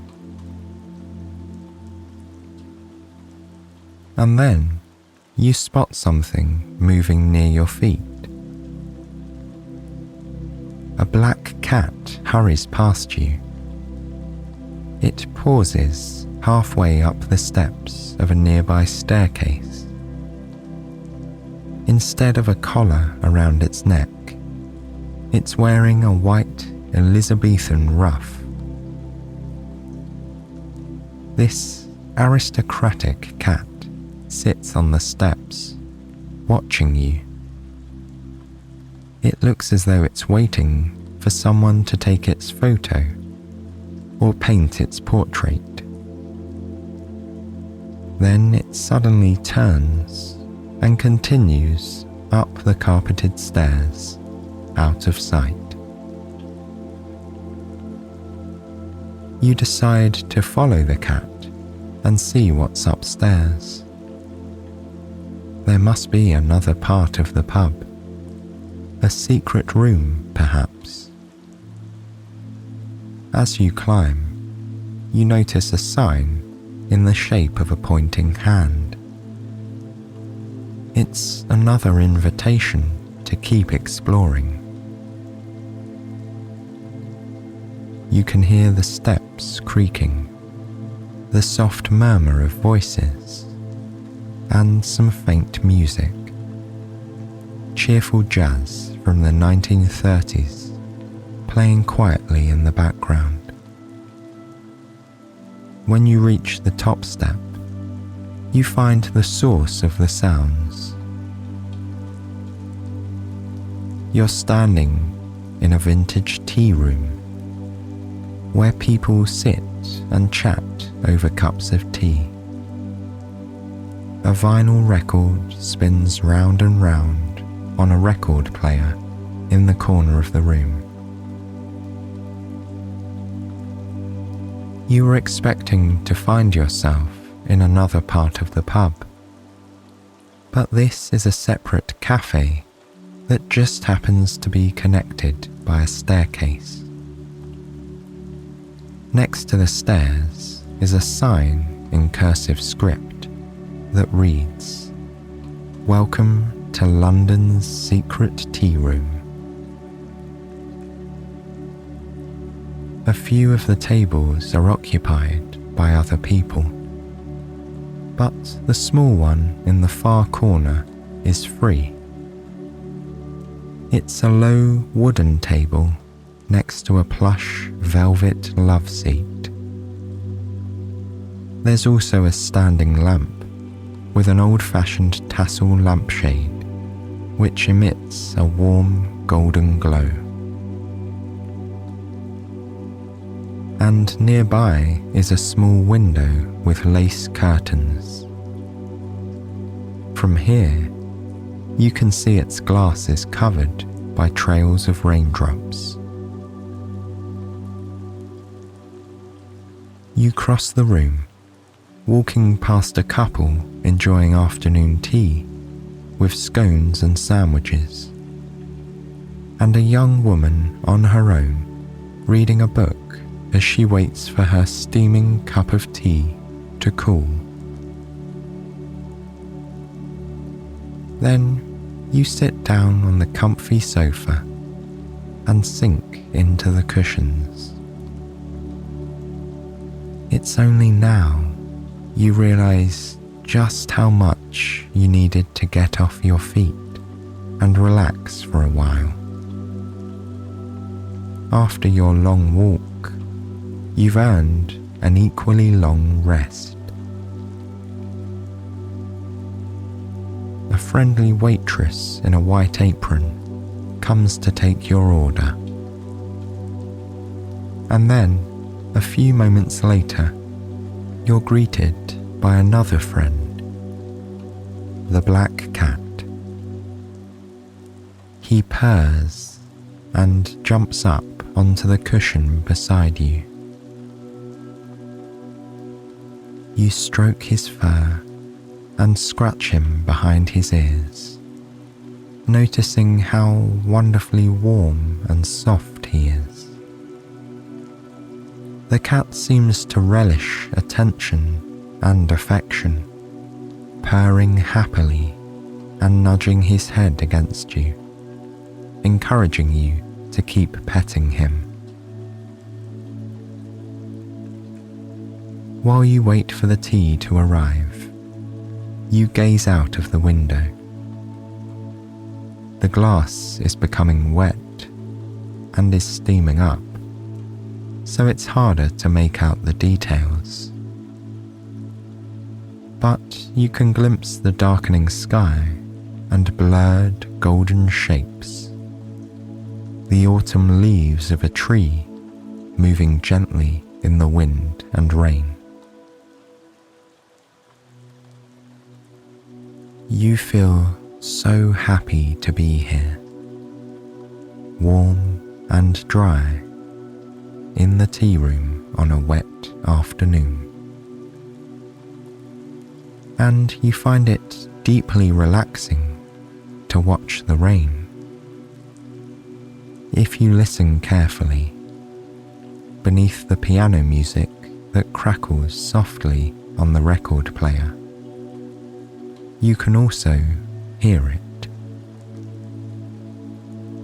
You focus on the raindrops, quietly tapping against the window. It's a monotonous, calming sound. Listening to the soft pattering, you're slowly lulled into total relaxation. If you close your eyes, you could even fall asleep.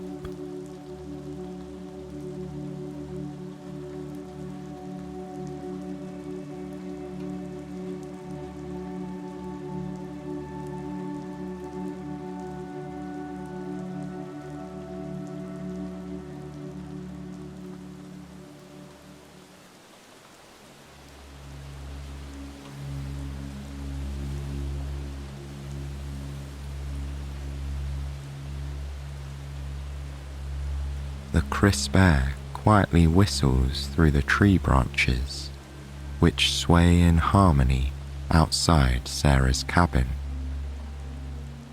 It's autumn now, her most treasured time of the year. She is nestled in a rocking chair, legs lifted up onto the wooden railing as she sits outside on her balcony, admiring the gloomy autumnal scenery before her. The first big drop in temperature after another scorching hot summer sent happiness coursing through Sarah's body.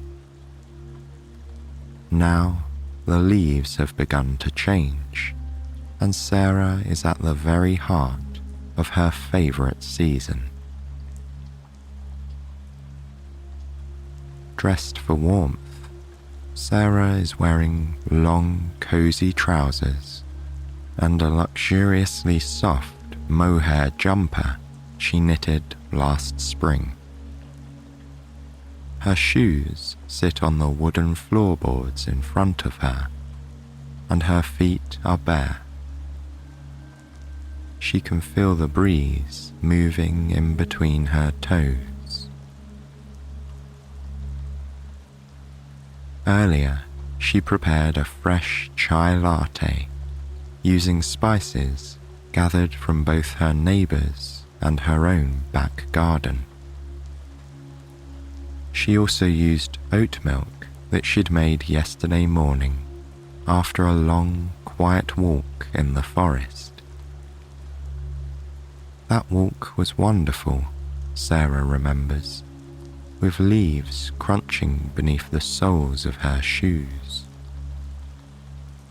She combined all the ingredients, adding a spoonful of honey to sweeten it.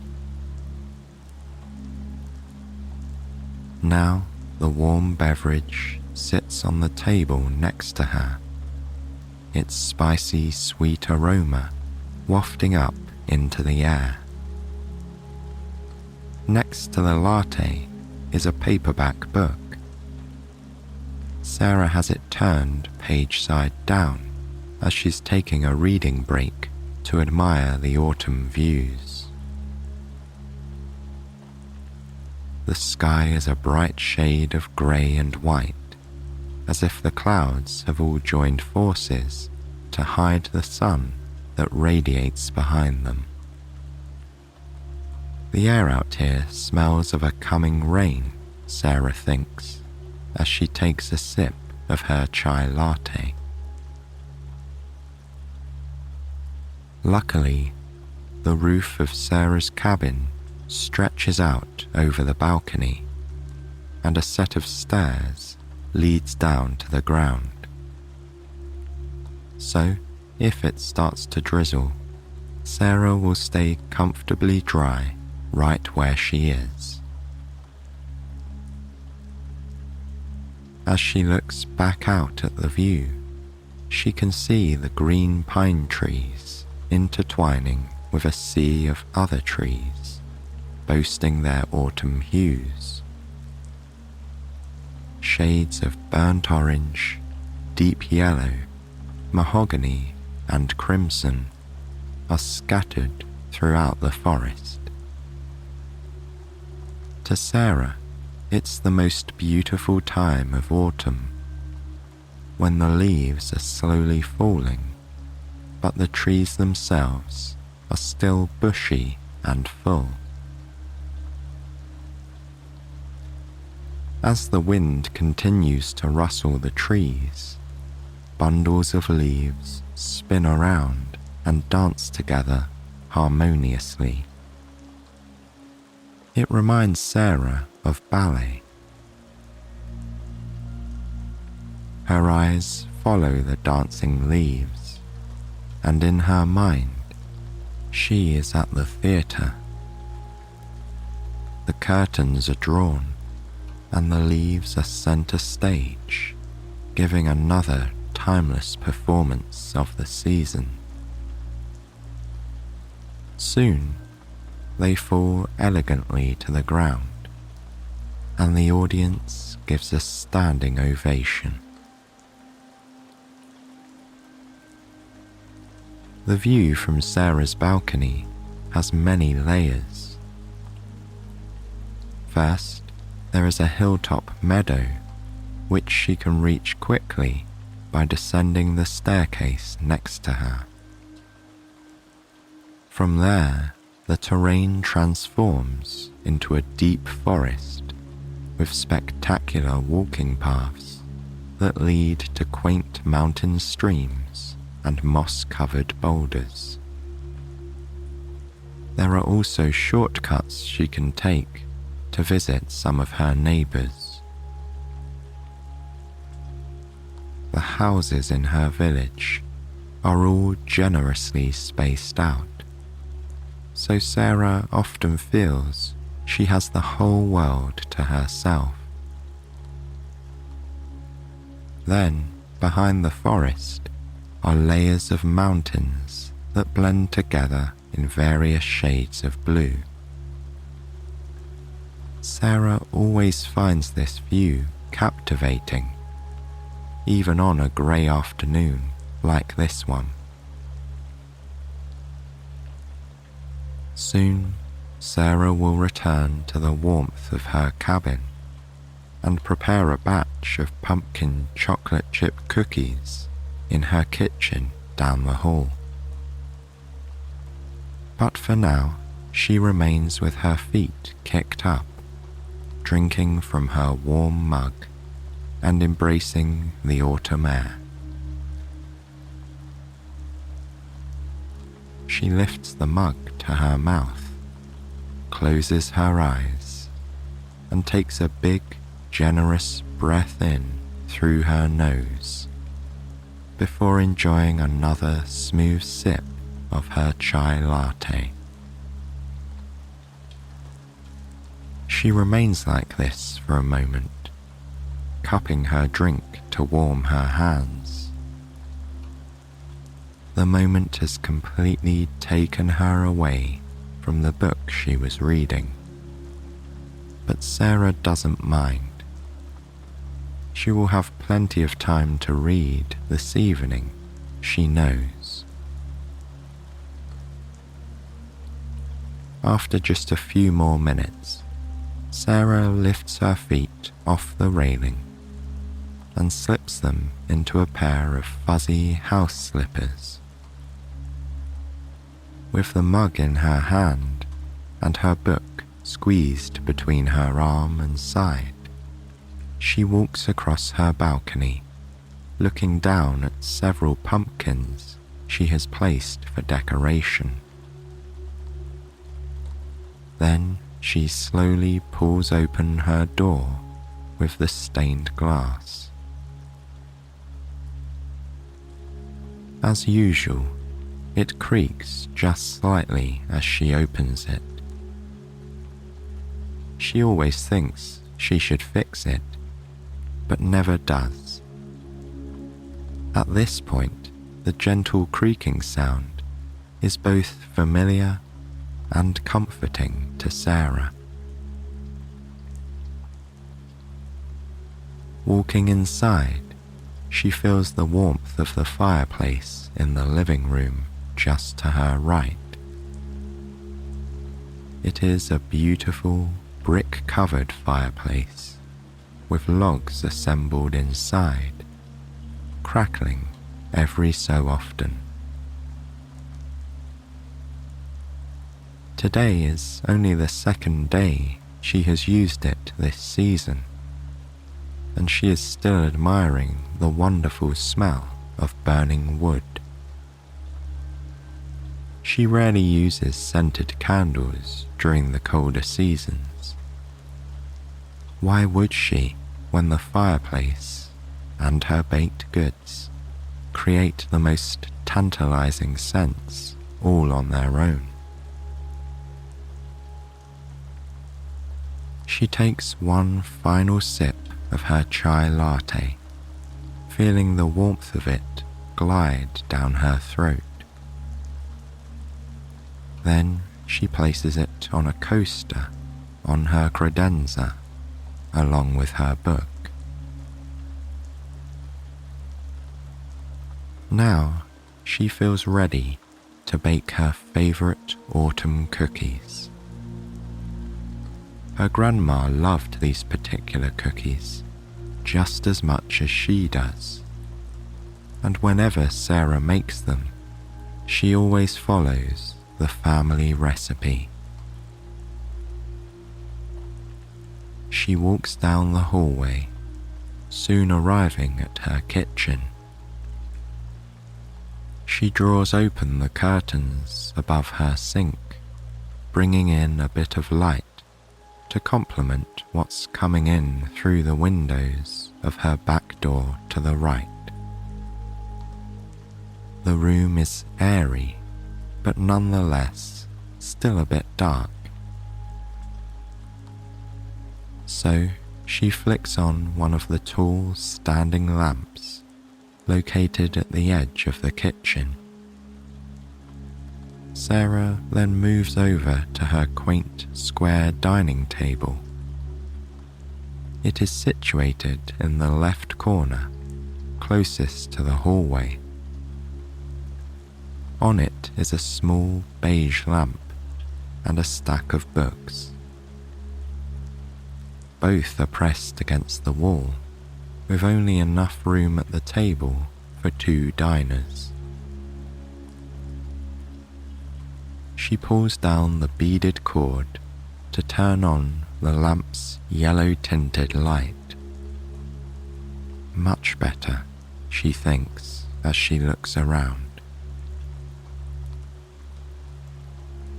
Next, Sarah heads over to the kitchen sink. She flicks on the faucet. The old pipes clink slightly before fresh, warm water flows from the tap. She presses down on the nozzle of a glass bottle of hand soap.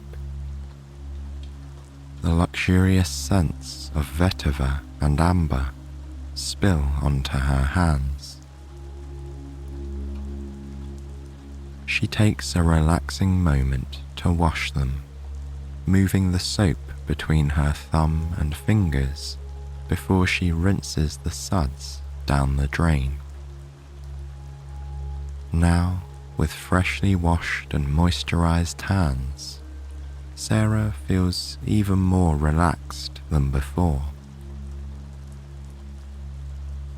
She is ready to prepare the pumpkin-flavored treats.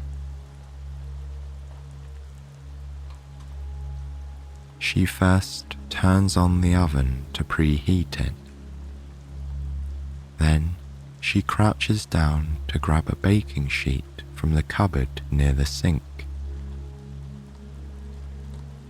Her recipe involves several ingredients, from eggs and brown sugar to pumpkin puree and chocolate chips. Sarah tugs open her refrigerator, gathering all the necessary ingredients. The eggs came from one of her neighbours down the road called George, He has nearly a dozen chickens and plenty of eggs to spare. He came over for a coffee just the other day, bringing her several as a thank you for inviting him. Sarah loves this way of life, where people think of one another and always give back. Of course, she would never come to his place empty-handed either. She places the eggs and other ingredients on the counter next to a wooden chopping board. Then she opens up her spice cabinet and finds her homemade jar of autumn spice. It's a delicious blend of cinnamon, nutmeg, ginger, cloves, and cardamom. Sarah opens the last cupboard and finds a jar of dark chocolate chips nestled behind a bag of fluffy marshmallows. She slides open a drawer just to her right. Inside are miscellaneous cooking items, including parchment paper. Sarah pulls out a layer of paper long enough to cover the baking sheet. It makes a crackling sound as she spreads it across the metal tray. She needs just a couple more things. So she dances around the kitchen in pursuit of a wooden spoon and a large glass bowl. Now for the fun part, Sarah thinks. She begins working culinary magic. Her muscle memory takes over as she cracks eggs and whisks in fresh pumpkin puree, flour, vanilla extract, and all the other goodies to complete her batch of cookies. As she works, her mind travels back to being a child, standing on a stool, baking with her grandma on a crisp autumn day, much like this one.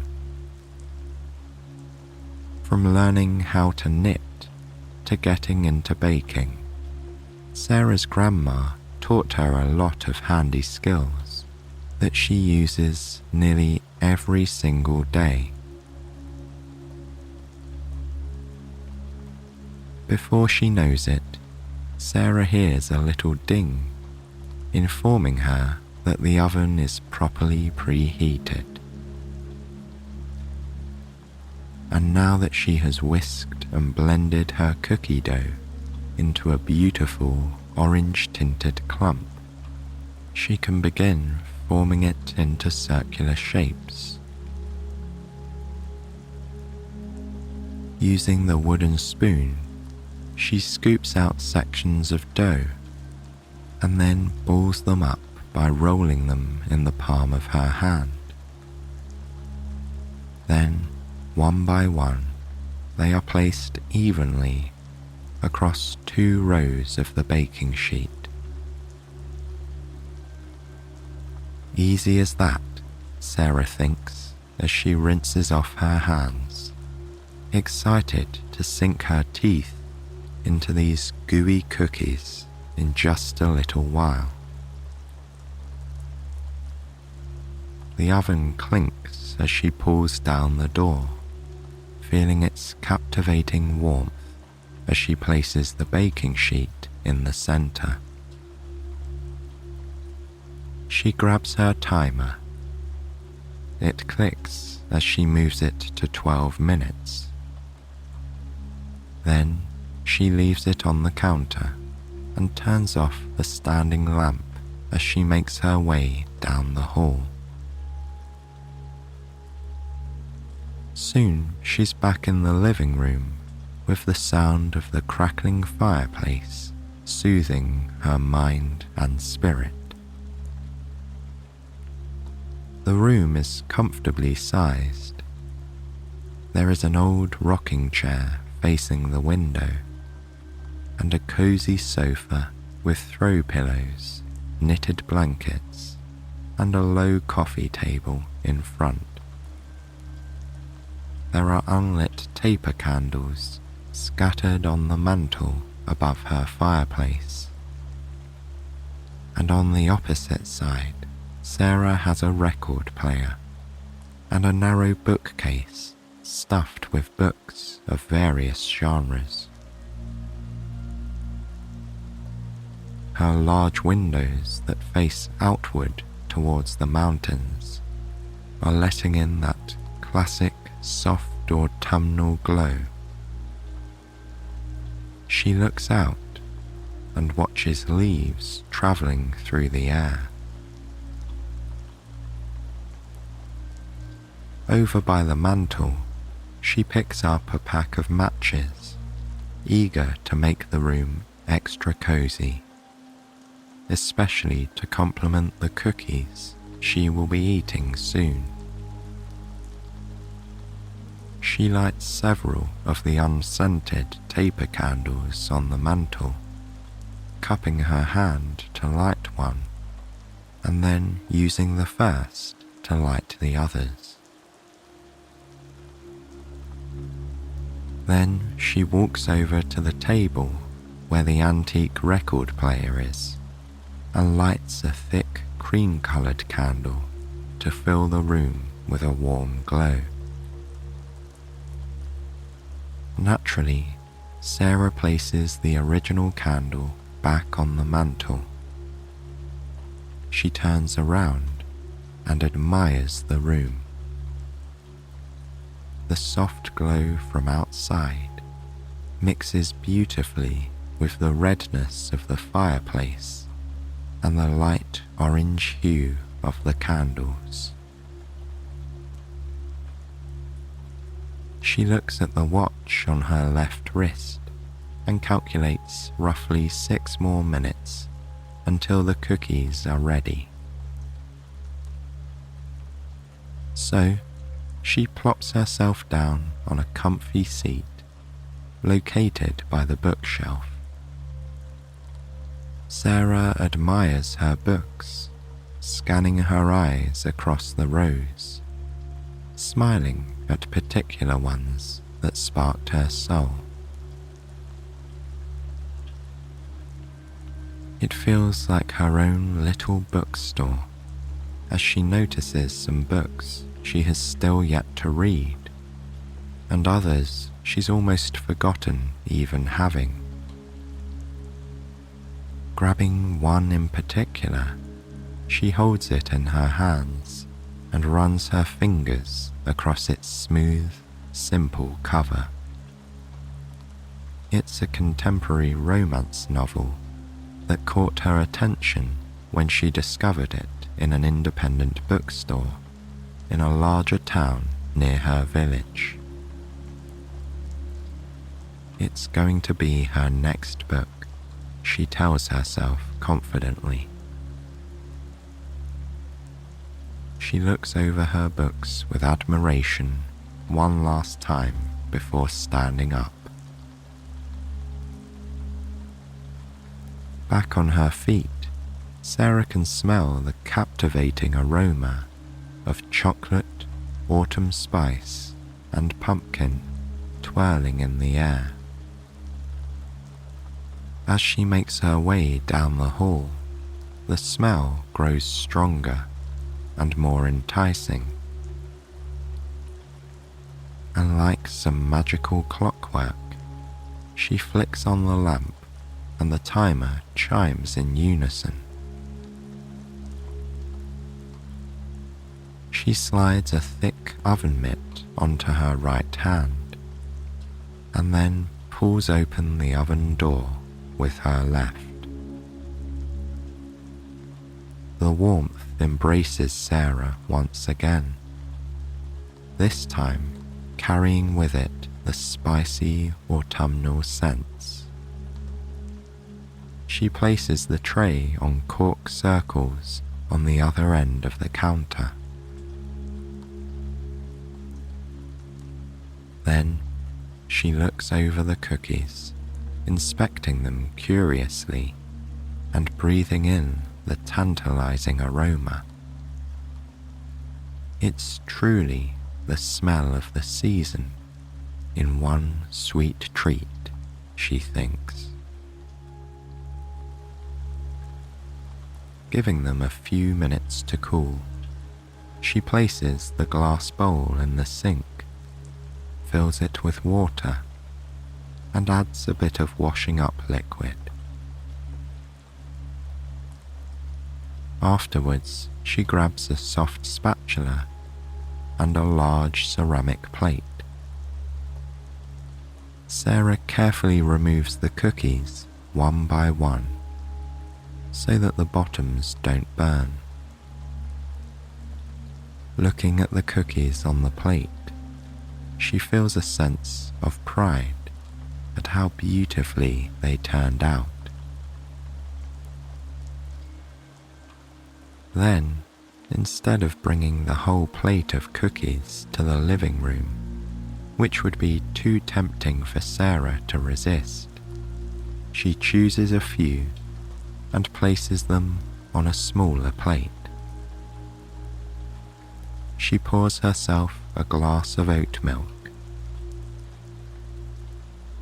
Then she scurries happily back to her comfy oasis, scooping the familiar book from the credenza into her arm along the way.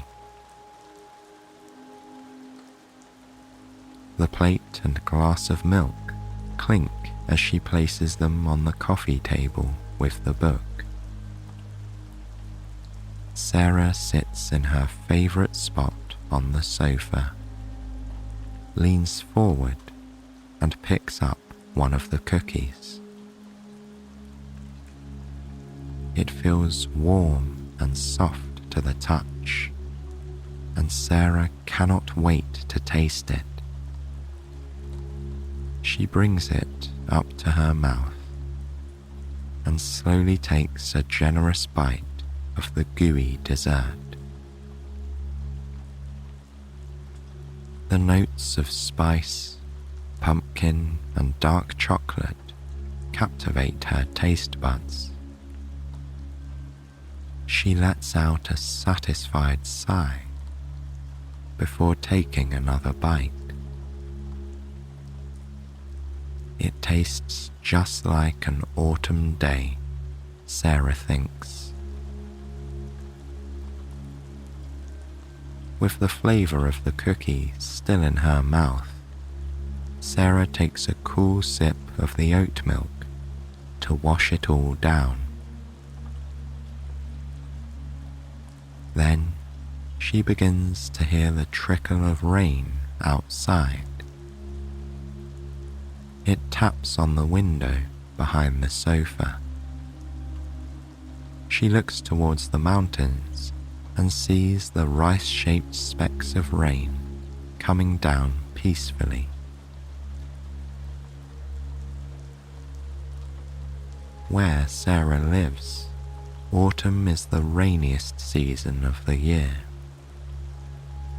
She doesn't mind, however, as there is tranquility in the rain. She watches it from the window and feels pleasantly snug with her cookies, fireplace, and candles. She is almost tempted to take a wander outside and enjoy the cool, damp weather.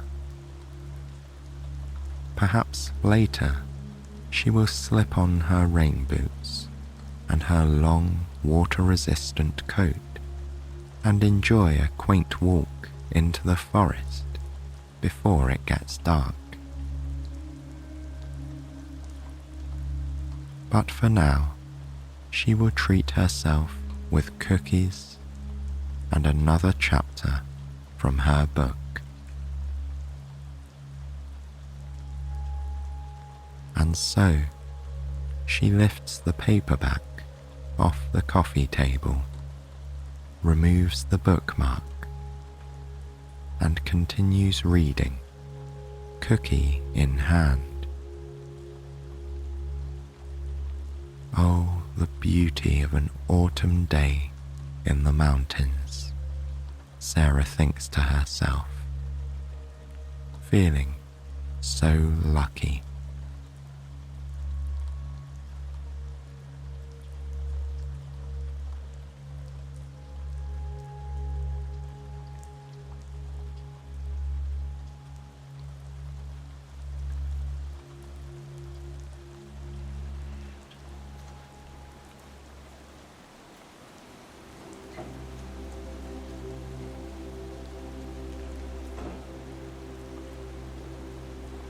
You are walking out of your cosy flat in Edinburgh. It's set inside a timeless building on a street lined with terraced houses. Yours boasts charming bay windows and a stone facade that stretches up to a point, a characteristic that gives an extra special touch to the city's unique and recognizable skyline.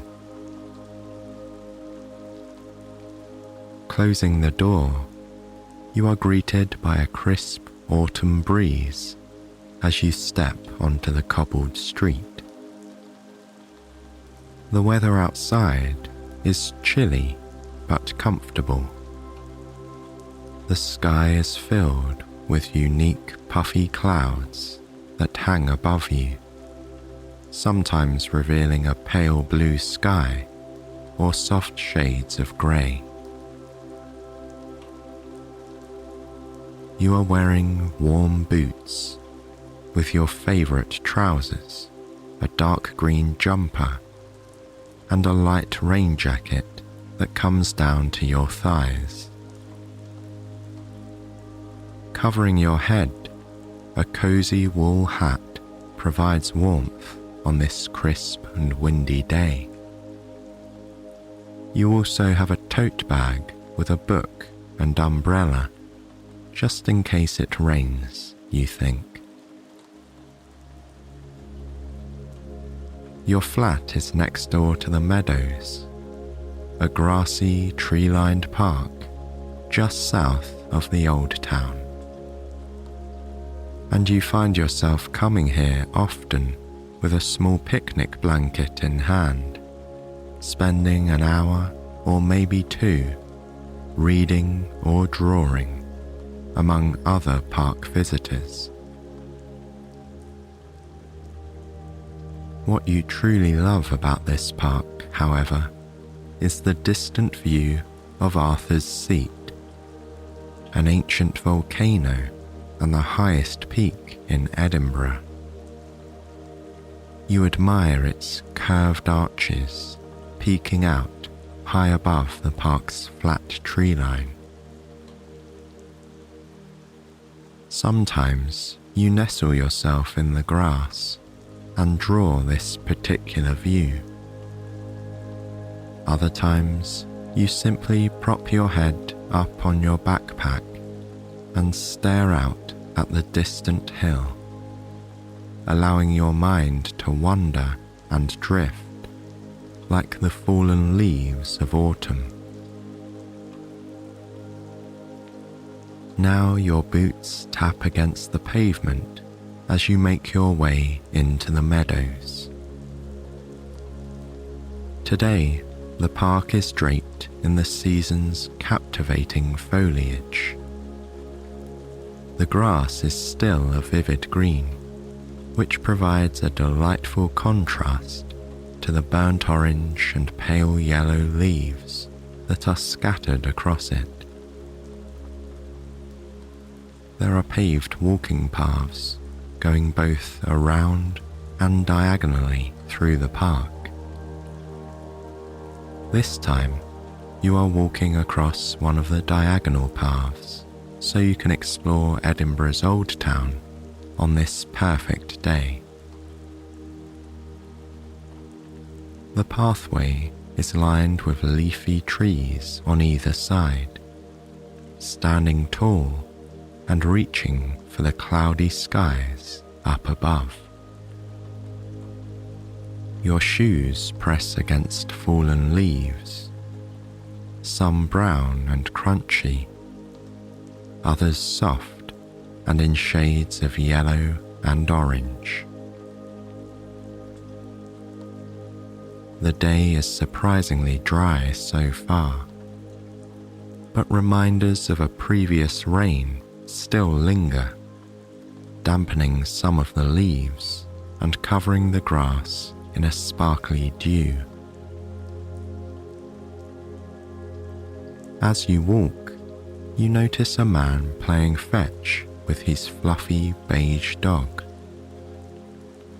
He throws a stick, and the dog enthusiastically leaps across the grass, lifting leaves up into the air as he dives to catch the stick.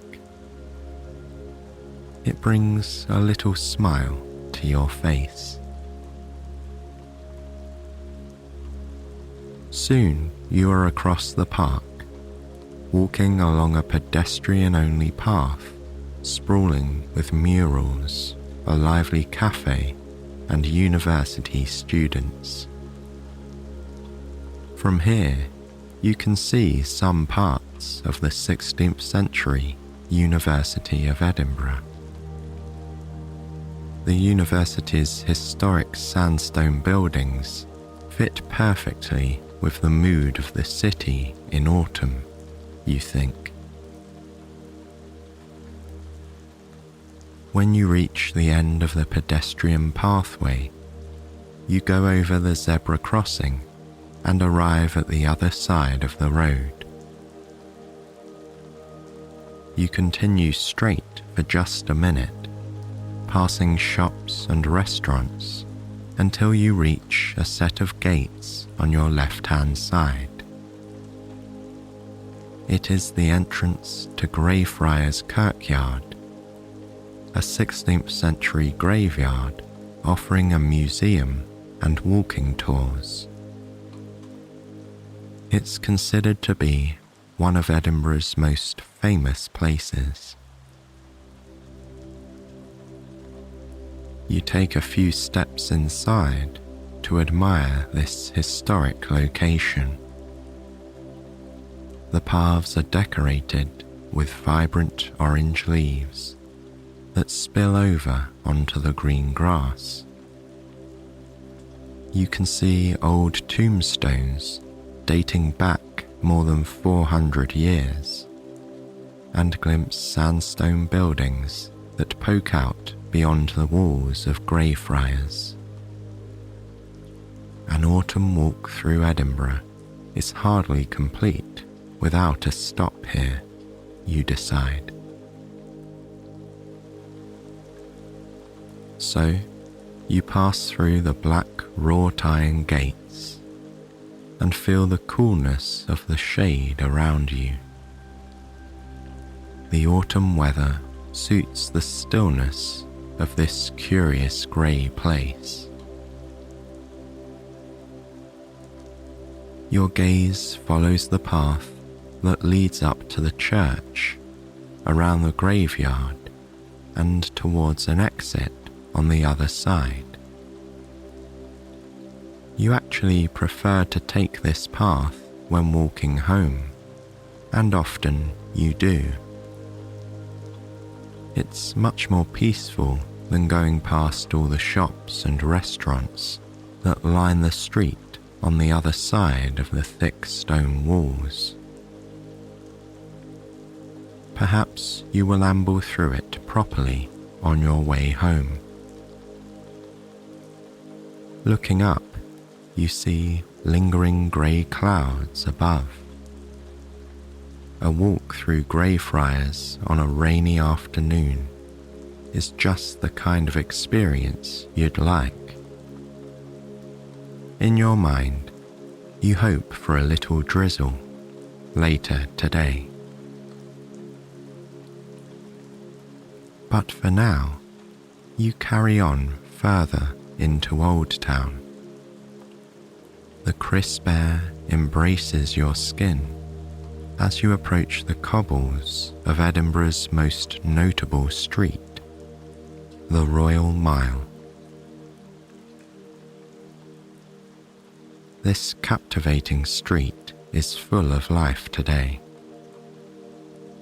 The sound of bagpipes floats through the air. Wool tartan scarves are on display, and the smell of baked goods and coffee finds your nose.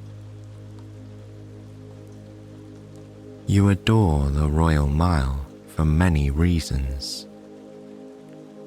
For one, it leads up to Edinburgh Castle, perched high on a base of volcanic rock, which is stunning to see up close.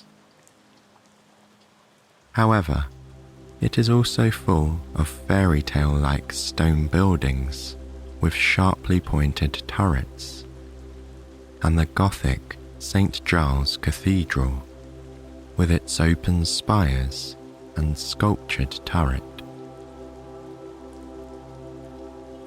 But what you really love about the Royal Mile is what you find on its side streets. Tiny pathways lead into quaint, often silent squares, creating pleasant oases from the bustling life just on the other side of the buildings. You look right, first catching a glimpse of the bronze statue of Scottish philosopher David Hume. Apparently, local tradition suggests it is good luck to touch his big toe, which sticks out further than the rest of the statue. You watch a man in a kilt stop by and graze his hand across Hume's toe, and you smile. Ahead of you, you see the way the cobbles appear to grow smaller and smaller as they go down the hill, until they disappear into a cloudy gap between the buildings. You could follow that path where the buildings seem to grow older and more historic until you reach the prestigious Palace of Holyrood House with its powerful history and antique relics. But today, you won't spend too much time on the Royal Mile. Instead, you would like to visit Edinburgh's more autumnal spots. There's no city you'd rather be in during this season, you declare. And with Scotland's windy weather, the leaves won't stay attached to the branches for long.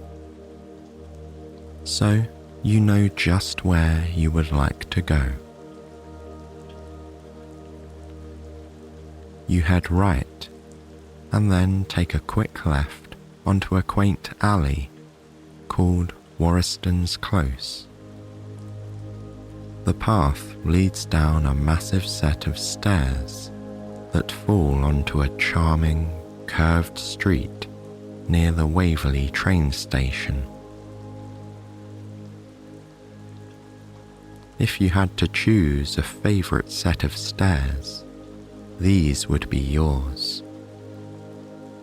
Something about the way they fan out at the bottom, the yellow-tinted lamps and middle banister make you think of old-fashioned academia. You could imagine university students from decades ago leaving the train station wearing pleated tartan skirts or long slacks as they ascend the stairs, books and pencil cases in hand, ready for a day's lesson. You grab onto the banister as you make your way down the lofty staircase. You watch as people walk up and down the cobbled street, wearing raincoats, dark boots, berets, and warm scarves. Once you're at the bottom of the stairs, you are situated in front of one of your favourite coffee shops in the city.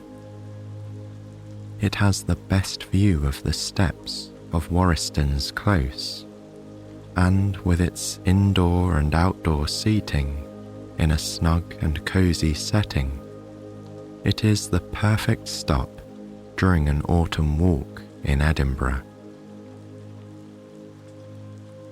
And so, your feet click against the mist-matched cobbles as you walk towards the door of the cafe.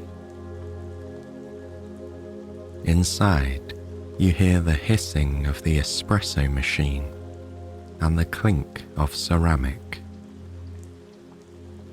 You look around.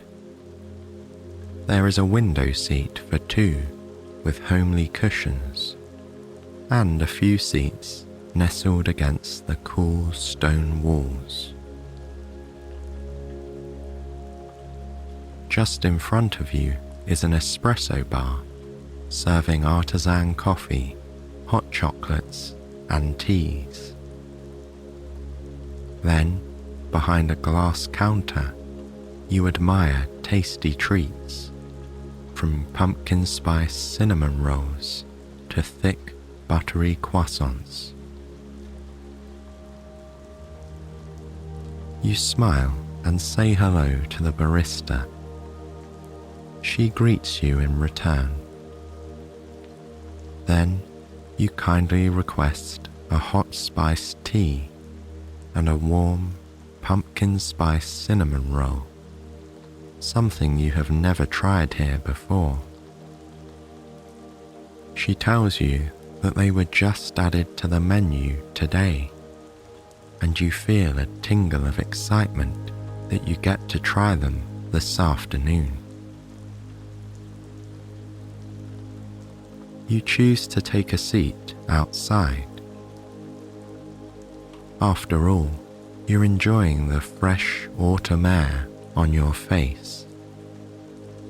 Plus, your woolly layers and steady walking pace have been keeping you nice and warm. There are two large tables on either side of the door. You choose the one to the right, with the best view of your favourite staircase. As you wait, you look up at the curved street that leads back to the Royal Mile. You watch the buildings as they stretch up towards the sky, which is looking a bit greyer and gloomier than before. Your gaze comes back down to ground level. There are no trees on this street, so there is no foliage to admire. Nonetheless, the brownish shades of the street, combined with the crisp air, carry the feeling of the season. But then you smile, considering that rain, clouds, and cool weather are common year-round here. The barista delivers your cinnamon roll and hot spiced tea. The smell of them together captivates your senses. You close your eyes and take a deep breath in, bringing the mug up to your nose as you do so. The aroma of cloves, nutmeg, ginger, and other spices fills your nostrils. Then you take a sip, and the warmth of it travels down to your stomach. delicious, you think. Next, you try the pumpkin spice cinnamon roll. You push your knife and fork into it, and the pastry softly falls apart, looking gooey and warm as white icing trickles down onto the plate. You lift the fork to your mouth, blowing on the cinnamon roll to cool it down just in case. Then you place it onto your tongue and feel the warm flavors of pumpkin and cinnamon enveloping your taste buds. The texture of the pastry is firm yet buttery as it melts into your mouth. You can't quite believe just how good it is. You spend the next moments enjoying your treats, allowing each bite or sip to linger on your tongue, soaking up every bit of flavor. Once you've finished, you stand up and wave goodbye to the barista, who has just come back outside to deliver 2 coffees to the other table next to you. Your body feels warm and cozy inside after your pleasant stop at this lovely cafe. Edinburgh's crisp air dances around your skin, along the edges of your knitted jumper, as you take a left down Princes Street Gardens. But soon you pause, looking out towards Edinburgh Waverley Station, with the park just across the road. For a moment, you watch the world go by all around you. You see pairs of people following the steps down into the station, while solo travellers and business people emerge, holding coffee cups and newspapers. Then, you notice a young man carrying a delicate bouquet of sweet alyssums. Soft shades of dainty pink, white and green intertwine beautifully together. He holds the stems out in front of him, careful to keep them just as nice as they were when he bought them. You watch him pull out his phone and smile as his eyes read over a text message. You imagine who the flowers are for, and whether it's a special anniversary or just a second or third date. You smile at the thought of it. Then he happily waltzes up the cobbled street, and you drift away towards the gardens. You go straight past the train station until you reach a set of stairs to your left. Your stomach fills with happy butterflies at the view in front of you. In this moment, Edinburgh feels like it has been pulled from a storybook set in the heart of autumn. The wide concrete stairs are dressed in pumpkin orange leaves. They are scattered generously around, but seem to congregate along the sides of the stairs. In the middle is a long black railing with matching street lamps in between.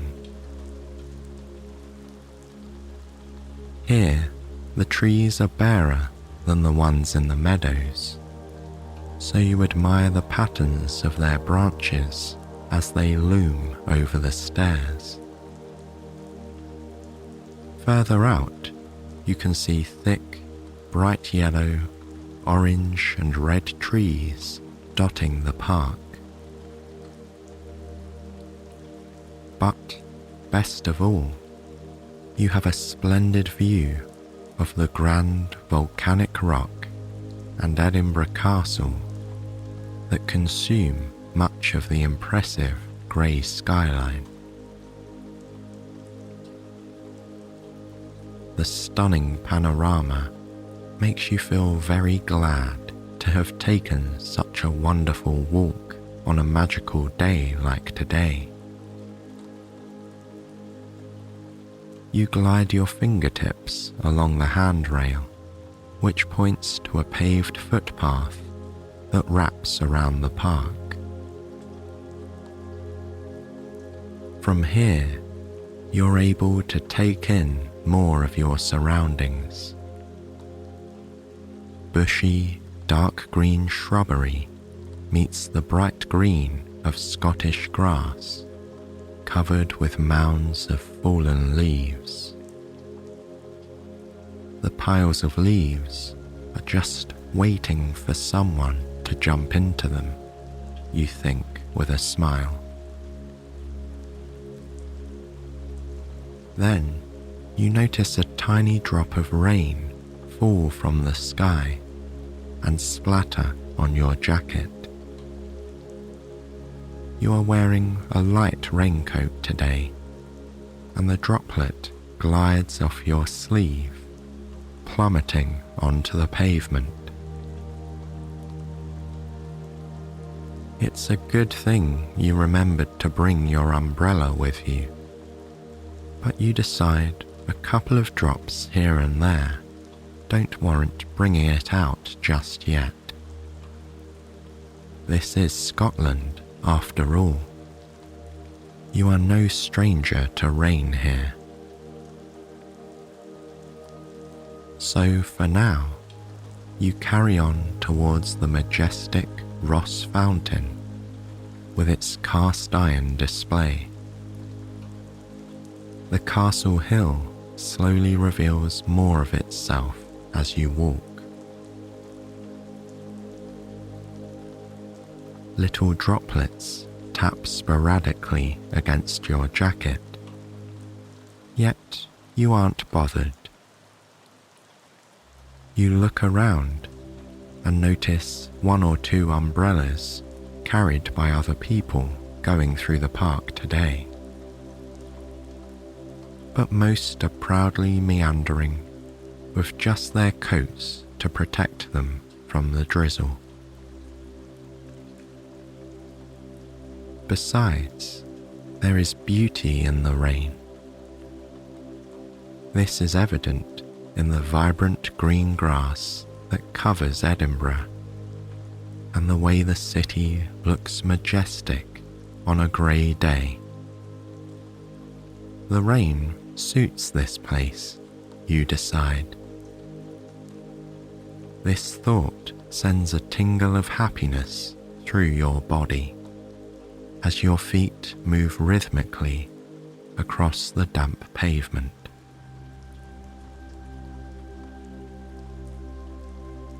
Soon, the rain grows heavier, and you reluctantly decide to use your umbrella. It's a clear bubble with a classic dome design. You love the style of it, and the way you can still see the sky above. As you get closer to the fountain, you admire a small round puddle with a single leaf floating at its center. You look down at the water and see yourself, your umbrella, and the autumn trees reflected back at you. For a moment, you gaze at this calm reflection before carrying on. After a short while, you reach the fountain.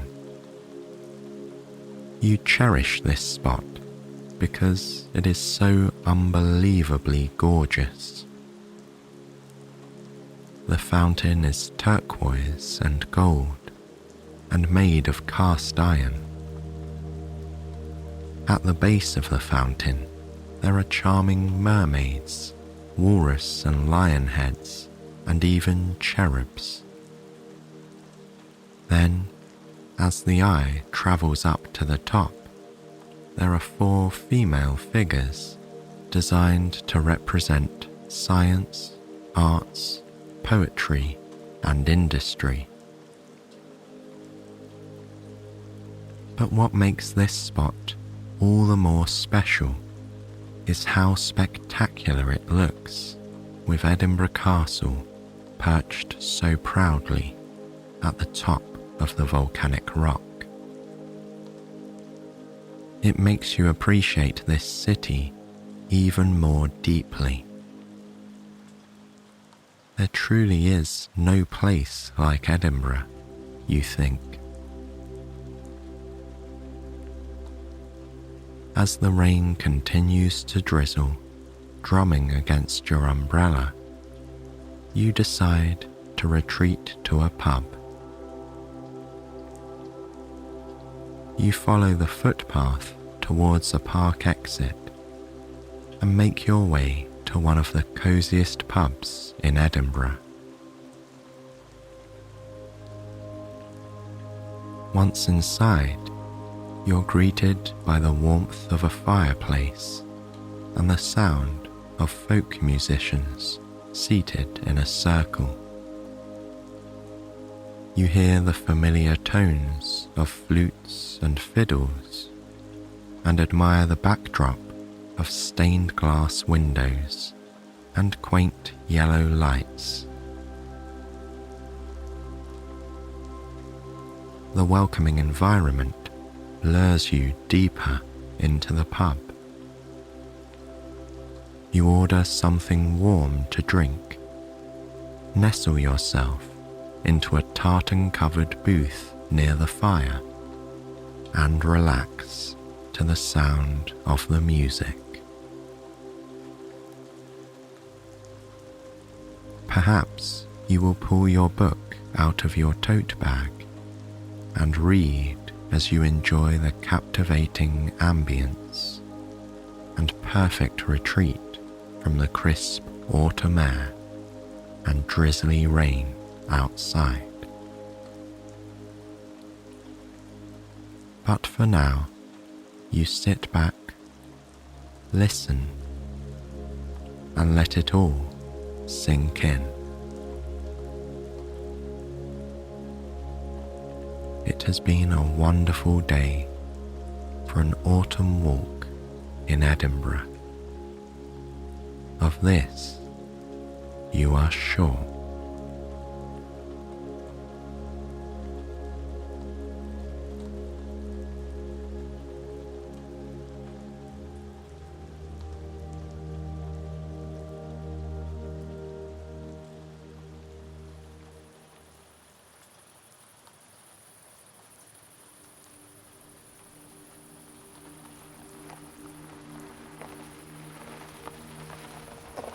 As the car pulled quietly into the wide gravel driveway of her friend's lake house, Melinda could tell that she was not the first to arrive.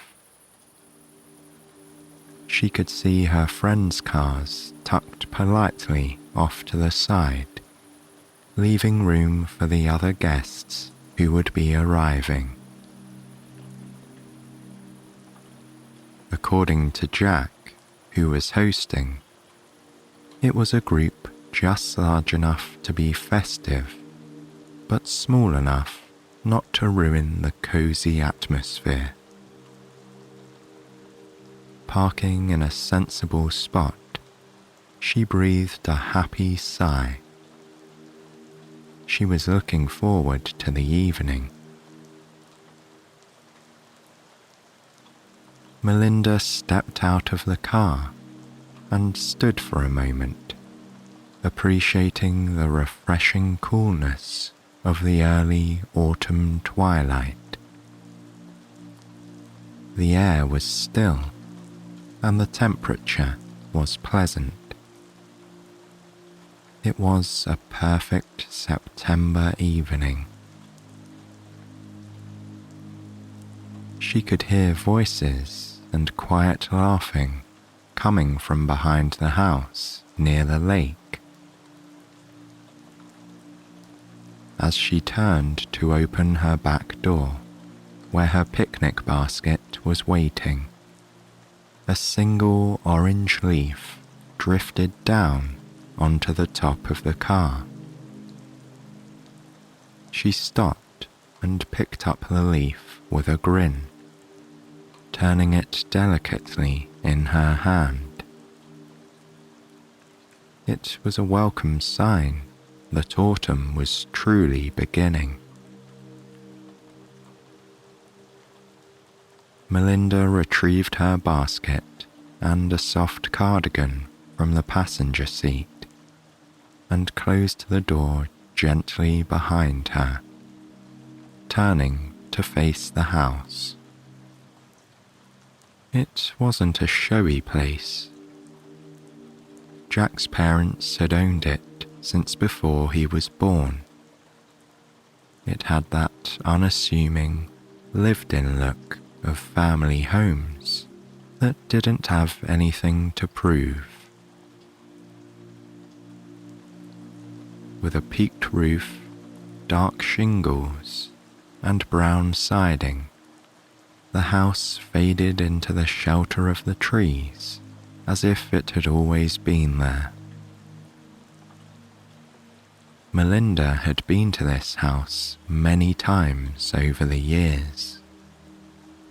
It felt like home to her, too.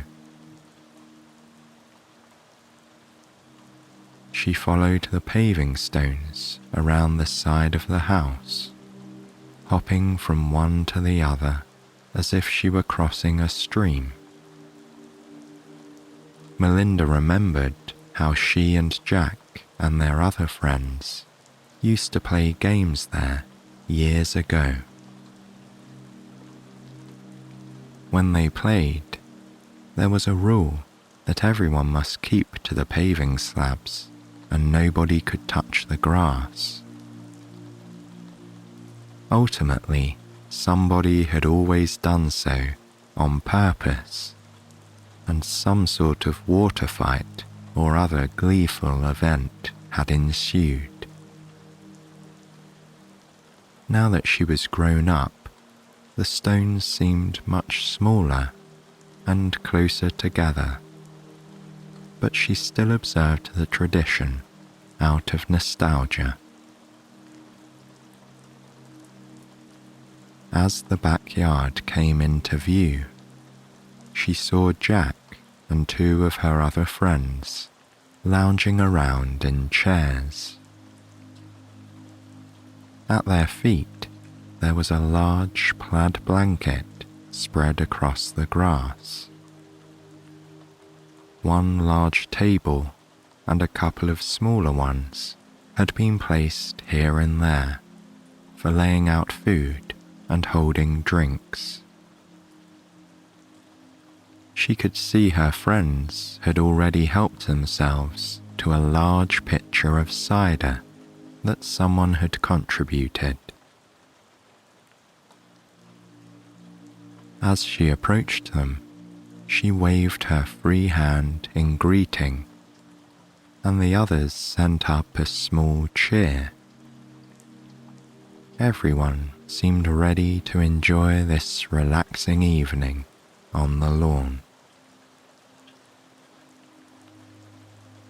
As she offered the usual greetings, Melinda walked over to the larger table and rested her picnic basket on it. Opening it up, she removed a harvest salad and a container of pumpkin cheesecake bars. Her friend Lonnie came and hung over her shoulder, making admiring comments about the dessert. Meanwhile, William called out from his comfortable chair that perhaps they should all eat dessert first. With mock seriousness, Melinda turned and put her hands on her hips, declaring that she had taken a lot of trouble with this very healthy salad, and that nobody would be skipping it in favor of dessert. Everybody laughed. Setting her empty picnic basket to one side, Melinda surveyed the rest of the table. So far, dinner was looking good. There was a plate of delicate cucumber sandwiches that were almost too pretty to eat. Another platter held a stack of elegant-looking brie and apple sandwiches. Next to those, she saw a delicious Mediterranean-style salad full of grains and greens. Jack had put out a stack of white plates. Nearby, there was a mound of neatly piled silverware wrapped in festive napkins. This was clearly to be a fancy picnic, which made it all the more delightful. Off to the side, a fire pit sat waiting. Melinda knew it would be lit when darkness fell. She almost rubbed her hands together in anticipation. Draping her cardigan over the arm of a nearby empty chair, she lowered herself to sit down, breathing an audible sigh of relief. It was as if the stress of the entire week was floating away from her. Everyday worries didn't belong at this relaxing gathering where she was surrounded by nature. While her friends carried on a conversation nearby, she leaned her head all the way back until she was looking upward at the sky. The very old trees that surrounded the lawn were in various stages of preparing for autumn. Some still had defiantly green leaves, as if in denial that summer had reached its end. Others were transitioning to whatever colour they were about to become. Brown, yellow, and orange leaves were mixing into the canopy above. Here and there, a single red leaf boldly led the way for an otherwise oblivious branch, setting the tone for autumn. It made Melinda feel wistful, as she felt simultaneously regretful about summer's end and excited about the upcoming season. She was pulled from her reverie by the happy sounds of the last two guests arriving.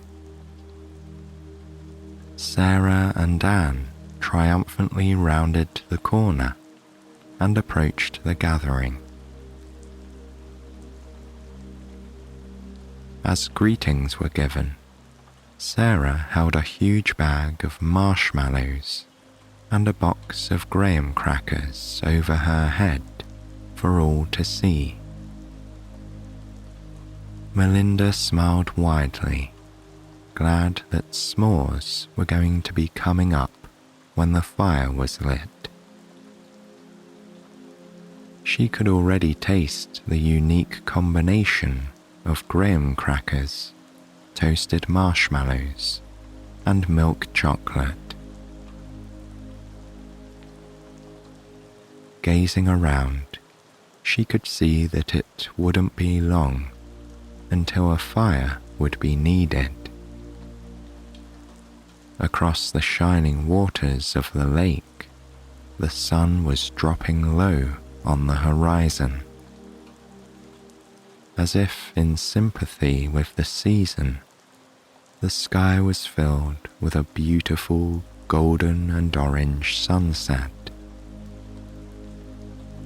Warm tones reflected across the glassy surface of the water.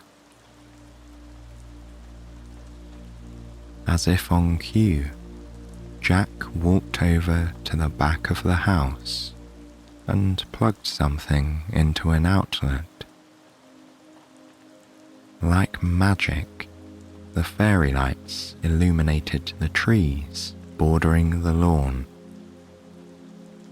At this, the group of friends made exclamations of delight and clapped their hands appreciatively. Then, completing the romantic setting, Lonnie lit several lanterns and candles that were sitting at the end of the long table.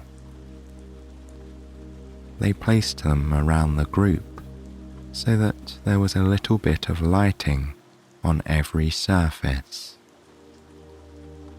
The effect was intimate and enchanting. Now that all the guests were there, William suggested that someone simply must take out the rowing boat before it got too dark. Nobody could disagree with that idea. It was Jack's boat, so of course he would go first, but he needed a partner. The first friend to claim the other seat was Sarah. Everyone rose from their chairs and their spots on the blanket and trooped down to the dock where the rowboat was waiting. Before taking up her observation spot, Melinda was sure to fill her cup with cider, and Anna, Lonnie, and William did the same. They would take a seat at the end of the dock and enjoy the view while the others splashed around. The four remaining friends sat in a row along the dock as Jack and Sarah rowed away slowly. Melinda watched the distortion of the fading evening light in the wake of the boat as they went. With each splash of the oars in the water, Jack was sending out ripples, almost as if he was waking the sleeping waters. William took his shoe off and boldly stuck his toes in the lake, but then shook them off, declaring it to be too chilly. With that decided, everyone on the dock crossed their legs or dangled them in the air above the surface. While they relaxed, they slowly sipped the tart, flavorful cider. Melinda thought about how she loved cider when it was fresh pressed from nearby orchards. It didn't matter to her if cider was hot or cold. It was one of her favorite drinks, like pure autumn in a glass. As the sunset turned to a deepening twilight, Anna walked back to the blanket and fetched 2 lanterns, which she placed on the dock. Under the fresh cover of darkness, the sparse population of remaining crickets put up a plucky evening song.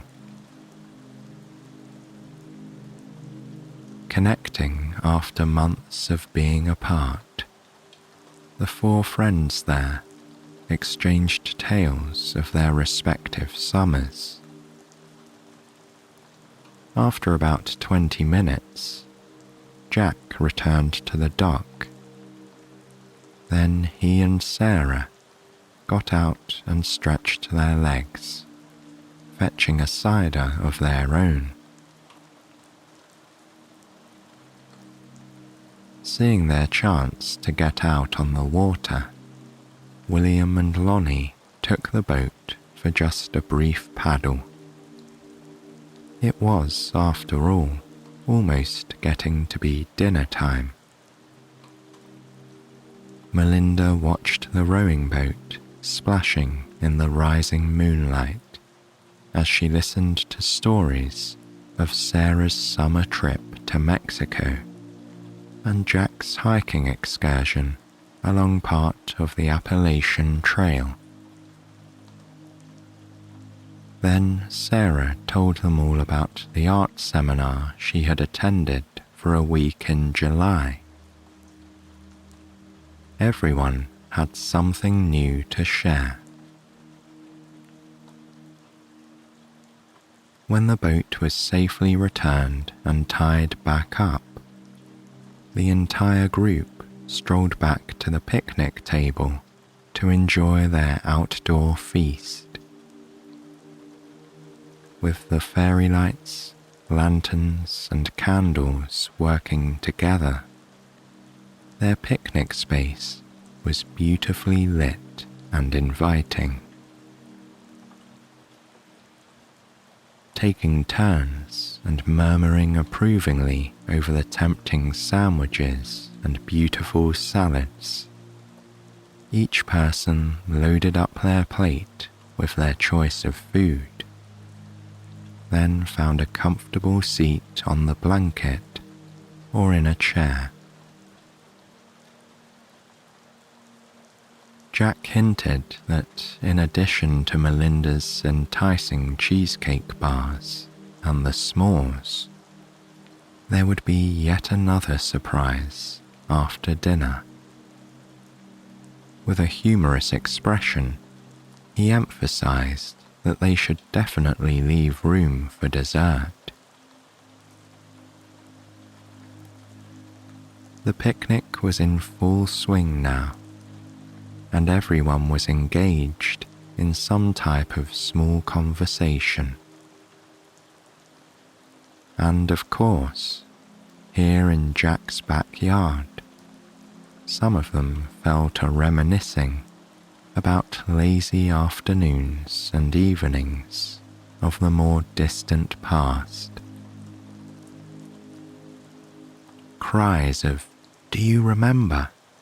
followed by tales of youthful exploits could be heard in the garden as they enjoyed their dinner.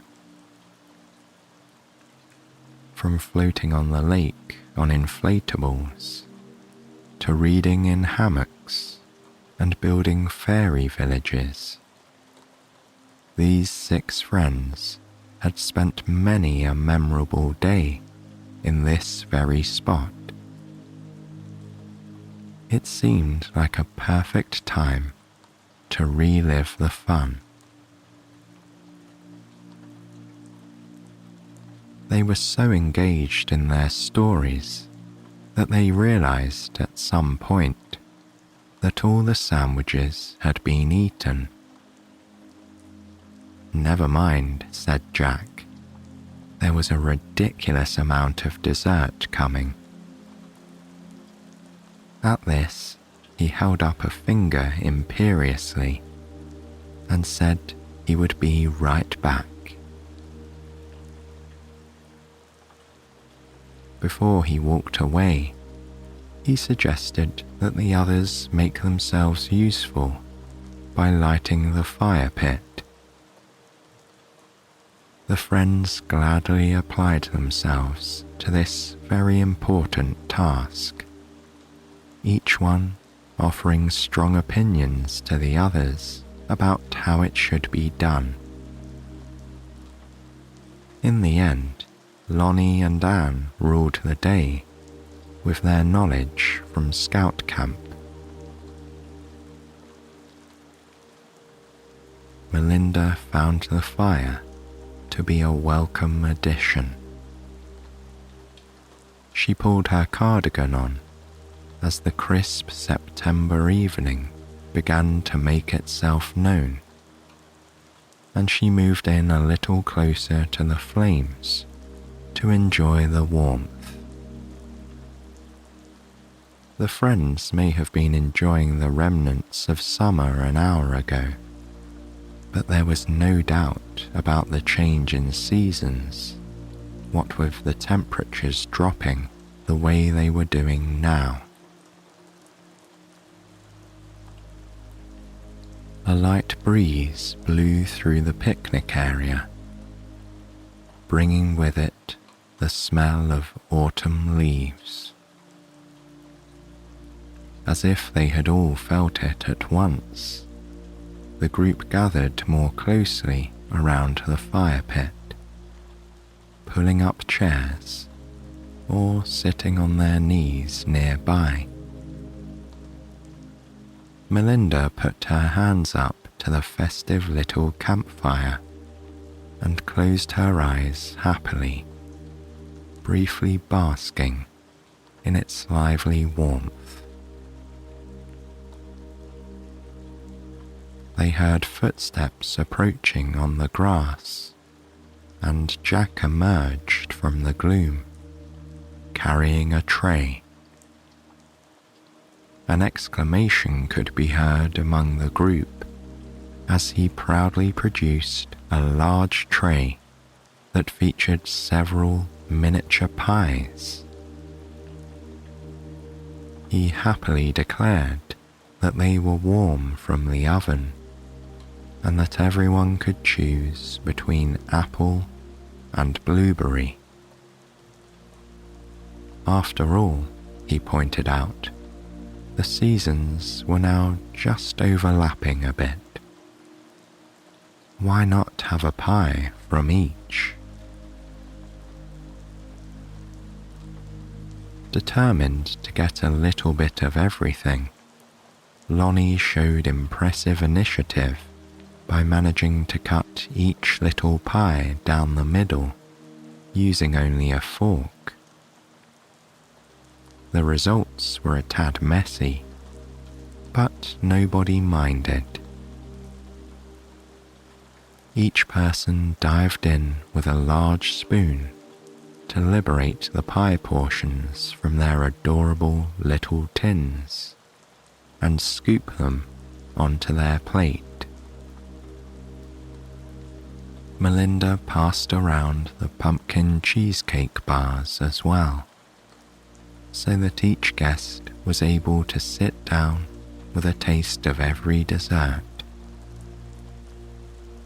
And of course, nobody had forgotten there would soon be s'mores.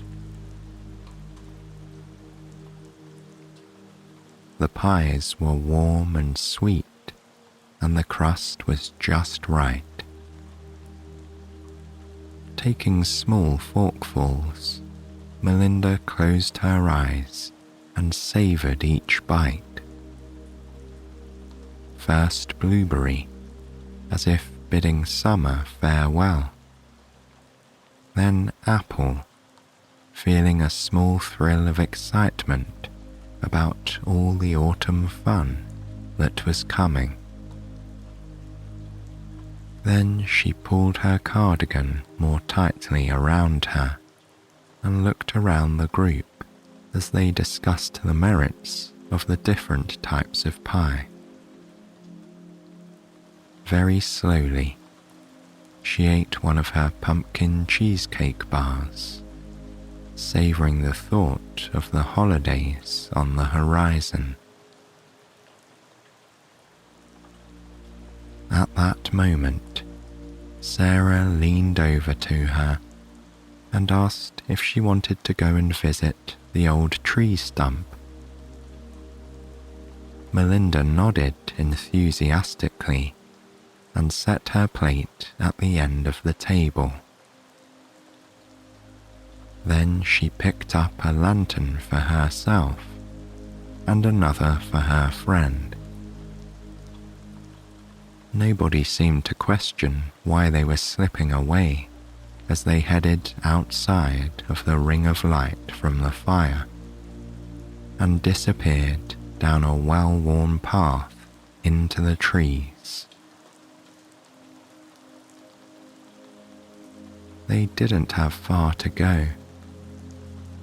In fact, they could have made the short trip through the woods with their eyes closed. Twisting and turning at familiar places, they came upon a broad old tree stump.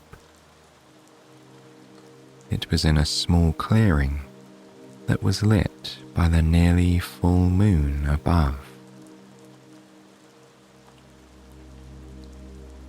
Setting down her lantern on the ground, Melinda moved her palm across the stump's rough surface until she found what she was looking for.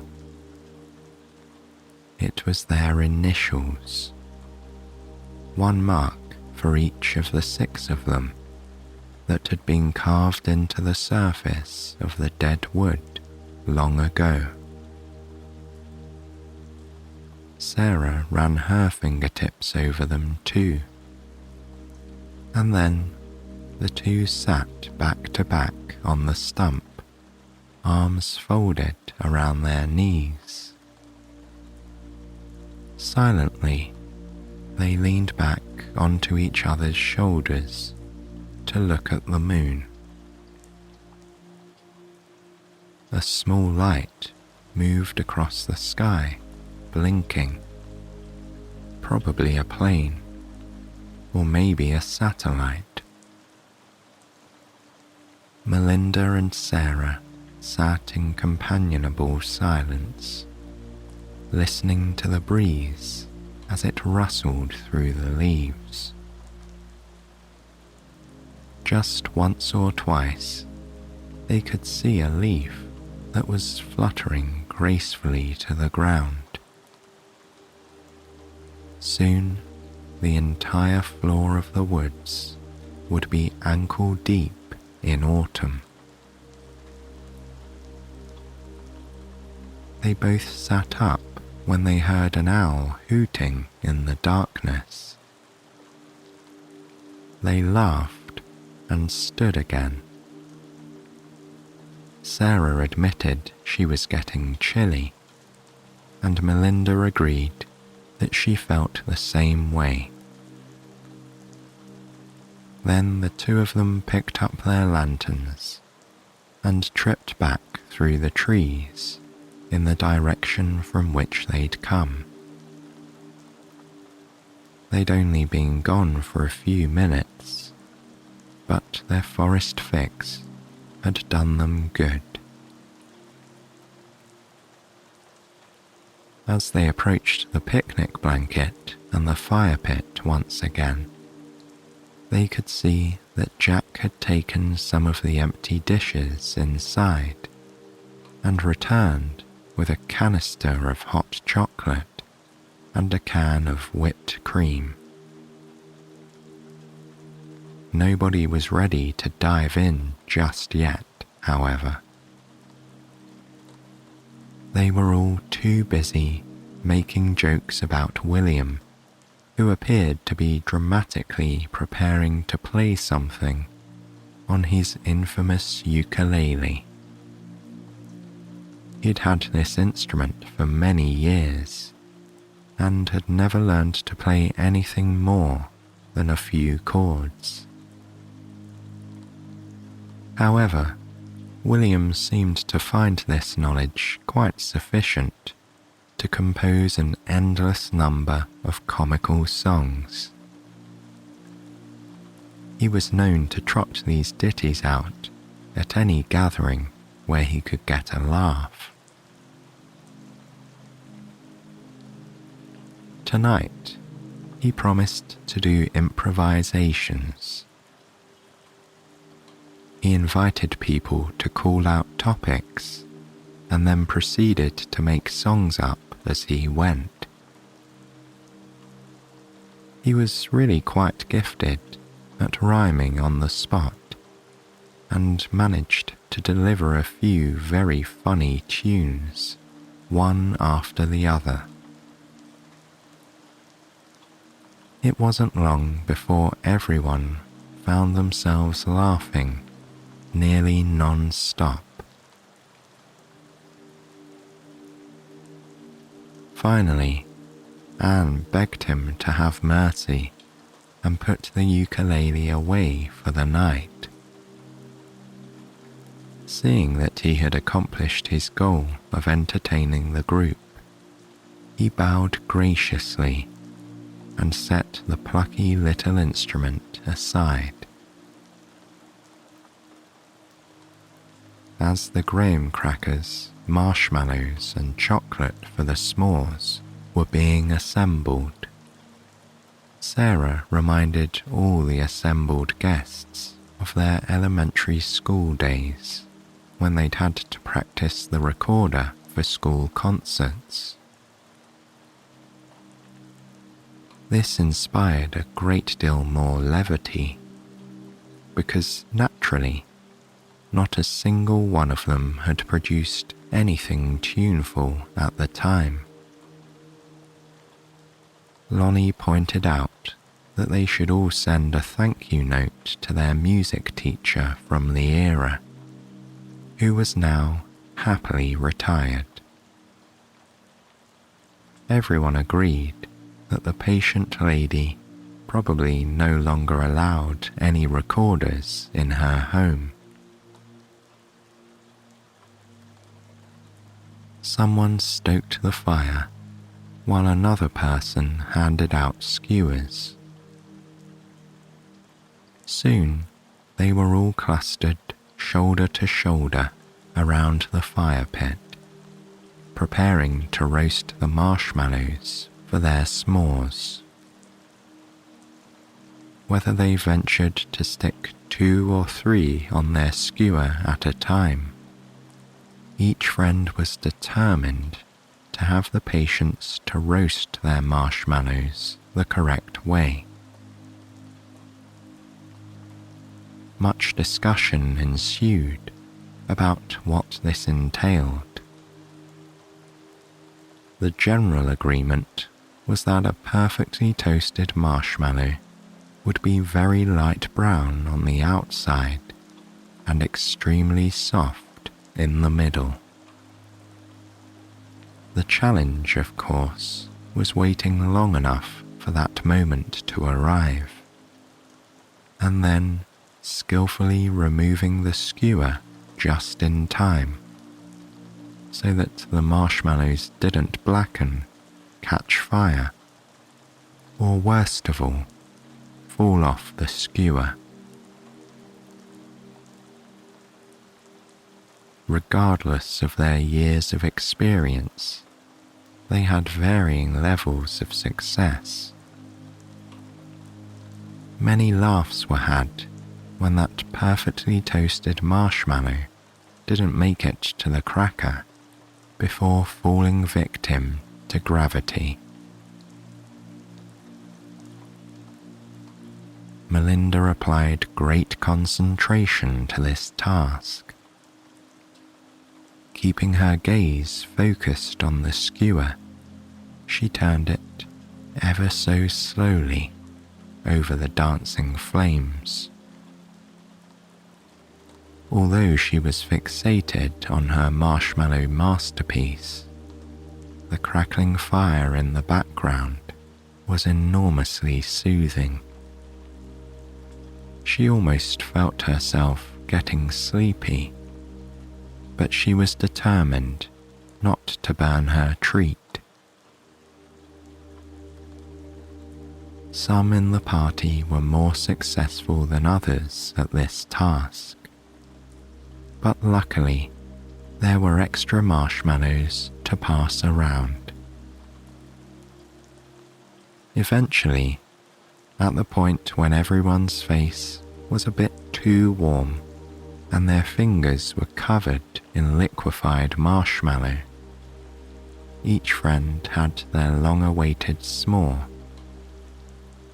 2 or 3 perfectly roasted marshmallows sandwiched between graham crackers with a thick slab of chocolate. Having popped the last piece of her s'more in her mouth, Melinda headed over to the table for a cup of comforting hot chocolate. Opening the thermos, she carefully tipped the steaming drink into one of the small mugs her host had provided. Then she uncapped the can of whipped cream and artfully dispensed a generous dollop on the top. Some clapping ensued behind her, and she turned to display her artful beverage to the group. As she left the table, others gladly rose to follow her example. Jack had put a pile of soft blankets nearby, and Melinda realized she could really use one now to ward off the evening temperatures. Carefully carrying her hot chocolate in her left hand, she picked up one of the blankets in her right. Then, crossing the plaid picnic blanket, she claimed one of the empty chairs and sank gladly into its embrace. She set down the cup on a small nearby table and pulled the blanket almost all the way up to her nose, snuggling under its protective cover. The chairs were made for reclining, and so that's what she did.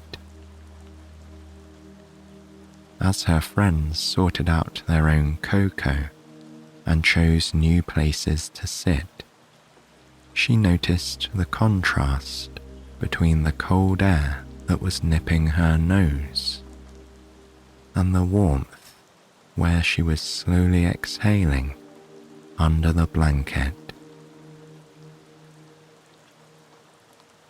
She smiled to herself and slipped her nose under the blanket to warm it up. Peering up into the sky, she tried to identify a constellation. She had never been very skilled at doing so, but she was pretty sure she could spy the Big Dipper. Turning her head to the side, she saw that Anne was doing the same thing. As if reading Melinda's thoughts, Anne pointed skyward and said, "Look, the Big Dipper." Across the blanket, William had picked up his ukulele once again. But this time, he was just plucking away a nameless and pleasant little tune. It was a perfect complement to the slowing activity of the evening. William finished his song, and Sarah made a sound that implied she had almost forgotten something. Reaching into her bag, she pulled out a box of sparklers. A small cry of appreciation went up from the lounging group. She explained she had been left with a box at the end of her 4th of July party and had thought that the sparklers would be a festive way for them to mark the end of the summer season together. Getting a brief second wind, the drowsy friends left their chairs and made their way to her outstretched hand, each taking a sparkler. Melinda regarded the slim stick held lightly by her fingers and was flooded by the feeling of pleasant nostalgia. Sparklers had been a part of every summer she could remember as a child, marking the end of many a fun outdoor celebration with friends and family. In fact, she was sure on many occasions these very people around her had lit sparklers at the same parties 10 or 15 years ago. Each person held their stick briefly in the flames of the dying fire. Then Jack, Anna, Sarah, Lonnie, William and Melinda spread out across the moonlit grass, stepping into the shadowy parts of the clearing.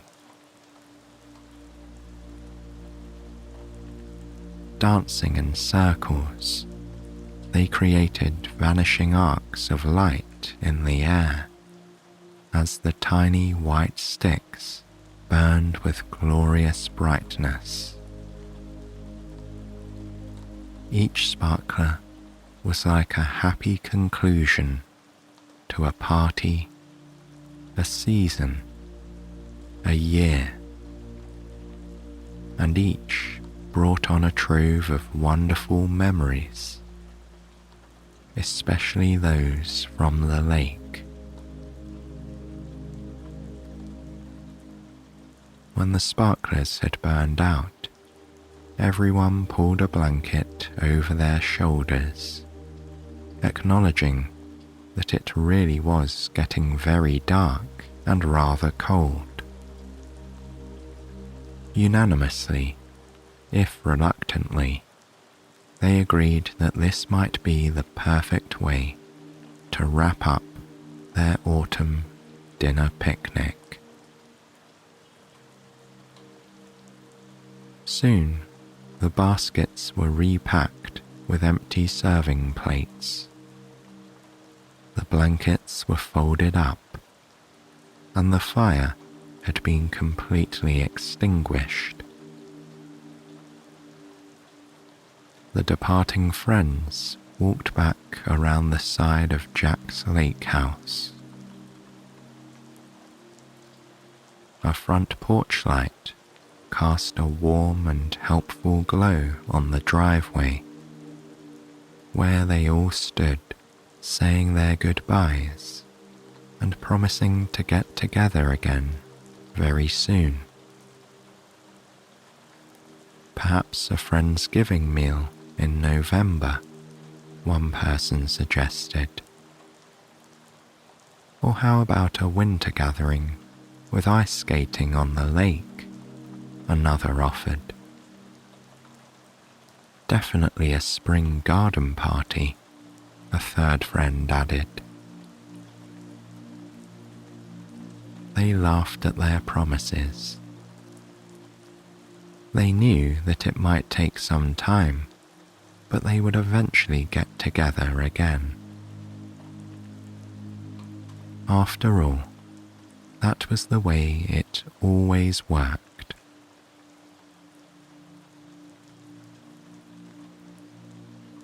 Later that night, Melinda lay snuggled in her cozy bed. She breathed deeply, enjoying the refreshing autumn air that crept through a small crack in her open bedroom window. The breeze was picking up outside, and it rustled the leaves on the maple tree next to her window. As she descended into that drifting state that exists between waking and sleeping, Melinda felt like the wind was a friendly messenger. Just at the right time, it was gently passing through the world to say goodbye to summer and welcome to autumn. And as she drifted into a deep sleep, she knew in her heart that she was ready.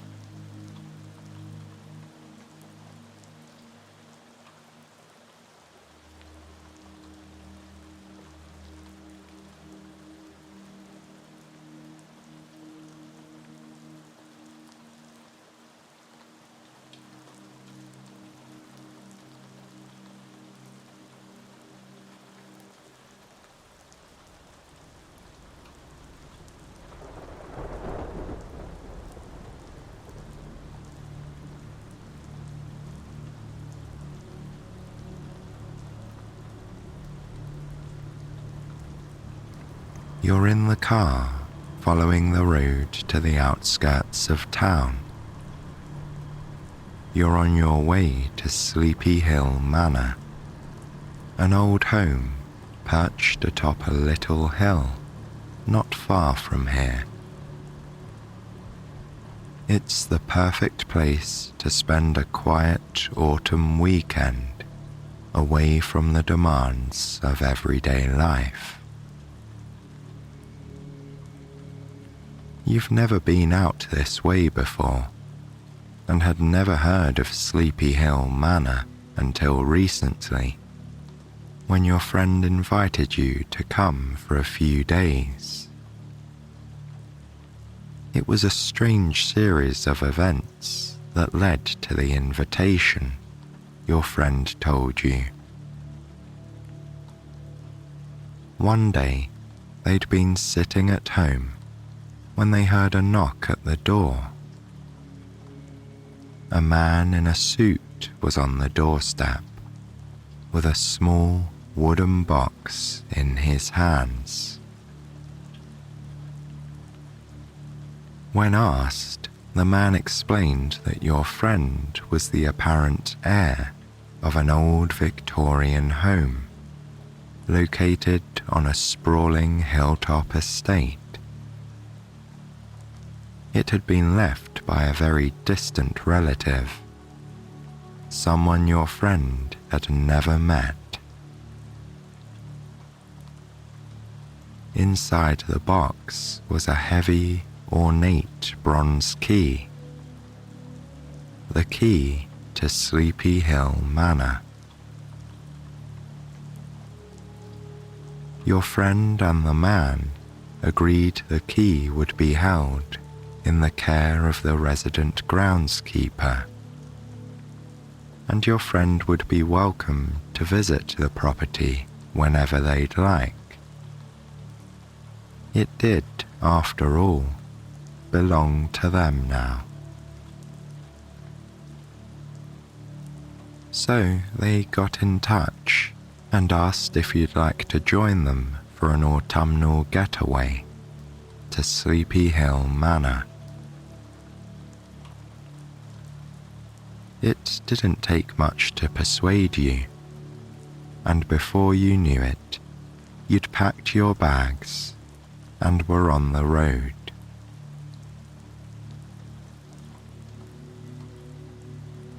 The rhythmic sound of the car lulls you into a kind of trance.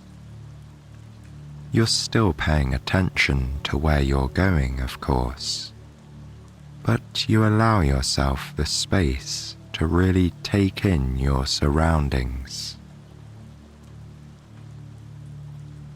Autumn leaves blanket the ground on either side of the winding road.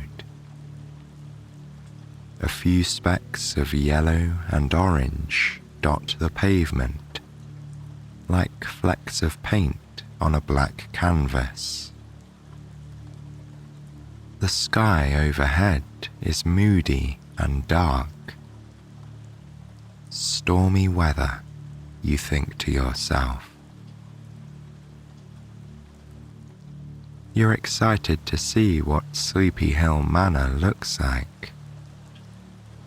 Your friend told you they'd only seen a single exterior photo of the place.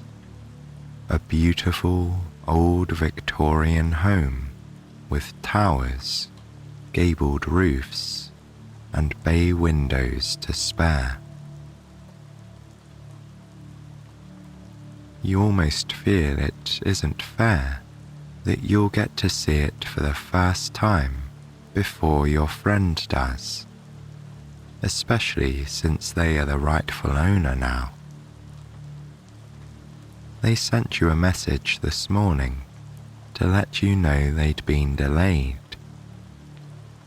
They'll be arriving tomorrow, just in time for breakfast, instead of tonight. It means the first night at Sleepy Hill Manor will be yours, and yours alone.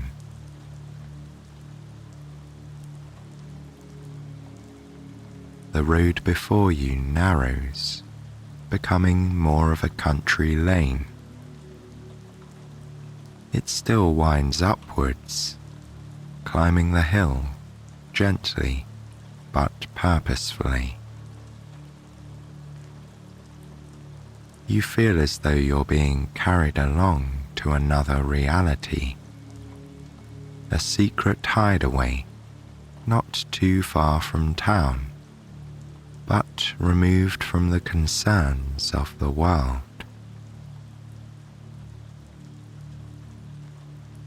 Soon you arrive at a wrought iron gate. Opening the car window, you spot a small button attached to what looks like a speaker. You press it and hear a faint crackling in reply. Almost instantly, the gate swings open.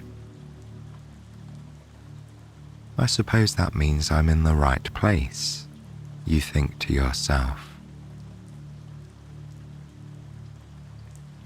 Slowly, you inch the car forwards, through the gate and into a gravel parking area. Your tires crunch to a halt as you pull the car into a space beneath the golden-leafed boughs of a jacaranda tree. If it was spring or summer, you know the tree above you would be bursting with purple flowers, nestled among bright green leaves.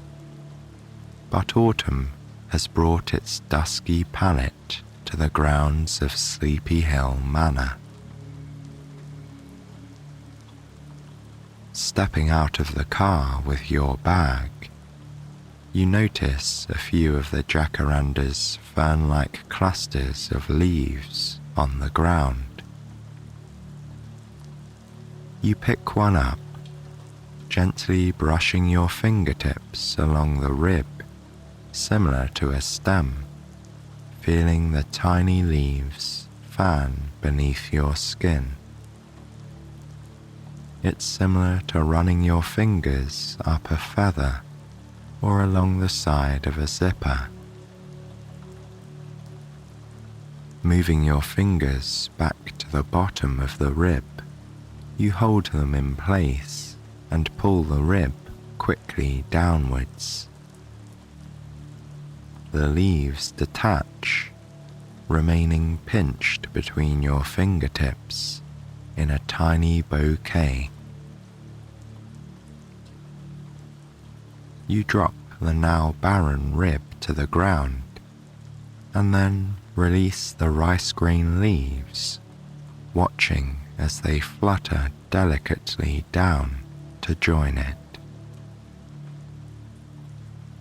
Like tiny performers spinning and leaping their way off stage at the end of a ballet, before coming to rest in the quiet darkness behind the curtains.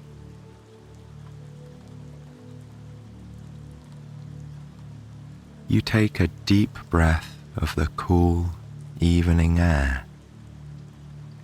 It's brisk with a touch of humidity. As you breathe, you detect the complex scents that mark this season.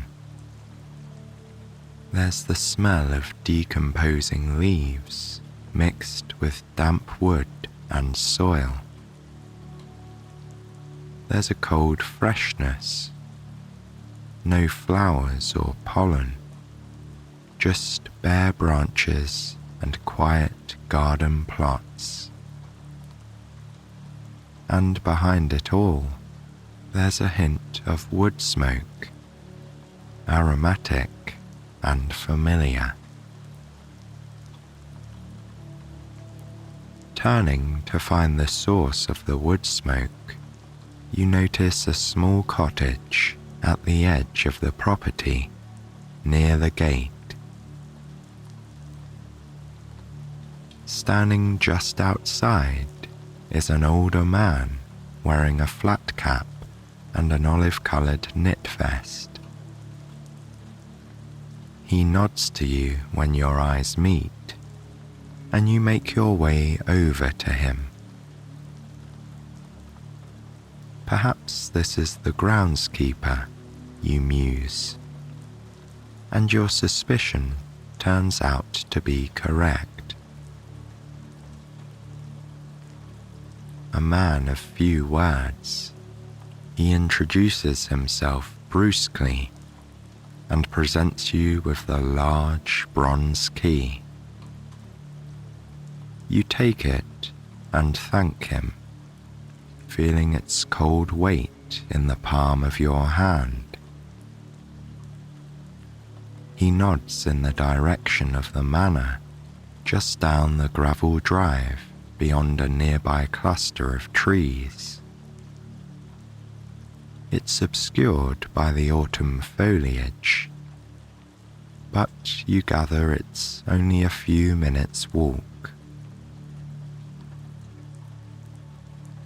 Everything's been prepared for your stay, he tells you. There's firewood in each room, and the beds have been made. He's also lit an oil lamp in the room you'll be sleeping in. The house has electricity now, he says, but the previous owner liked the ambience of the older furnishings. You imagine you will too. As you part ways, the caretaker reaches over and taps your arm. "Storm's coming," he says, looking up to the sky and then towards the manor. And blustery nights make for strange sounds in an old house like that. It could be a mere observation, but there's a small part of you that wonders if there's a gentle warning there too. Then he turns on his heels and walks into his cottage, closing the door with a clunk. With his words lingering in your mind, you make your way up the gravel drive to Sleepy Hill Manor.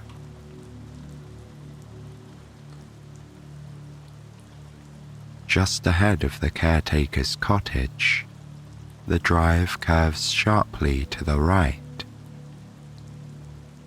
You pass beneath the hanging boughs of a large, scraggly tree. As you step into its shadow, the temperature seems to drop. You pull your jacket more tightly around you and move quickly back into the dimming light. The gravel slides beneath your shoes. It's a satisfying sound that makes you think of those sweeping Gothic tales set in large old houses, not unlike this one. You smile briefly. Perhaps this is the beginning of your very own night of intrigue, you think. As you walk the last few steps up to the house, you begin composing the story in your head. Of course, it begins with, "It was a dark and stormy night." You hear a rumble of thunder in the distance, as though the weather has been tasked with adding a soundtrack to your musings. You continue. A solitary traveller walks up the long and lonesome drive to the house where it all began.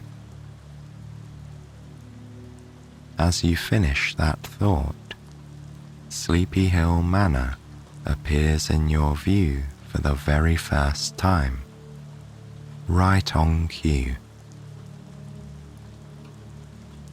The rest of your imagined story flutters from your mind as you take it in with awe, the sight before you.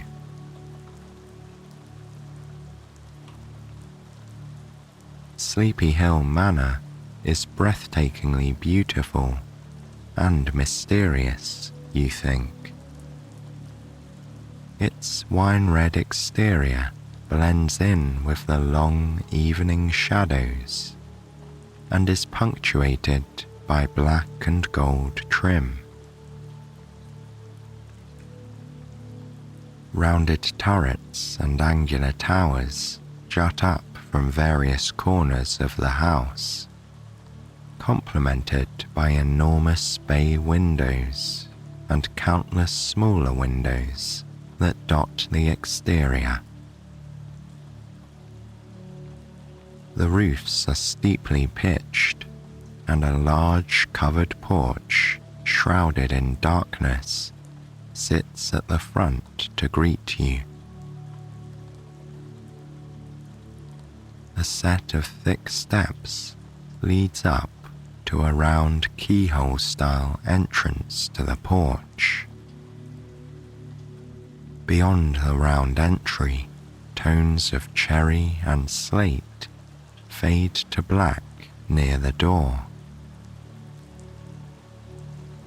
Above this, on the second floor, you see a light flickering behind the sheer curtains in a round window. Perhaps it's the lamp the caretaker mentioned, you think. Sitting here in the evening gloom, the house feels old, enchanting, and quite formidable. Looking down, you see you've been holding onto the key quite firmly.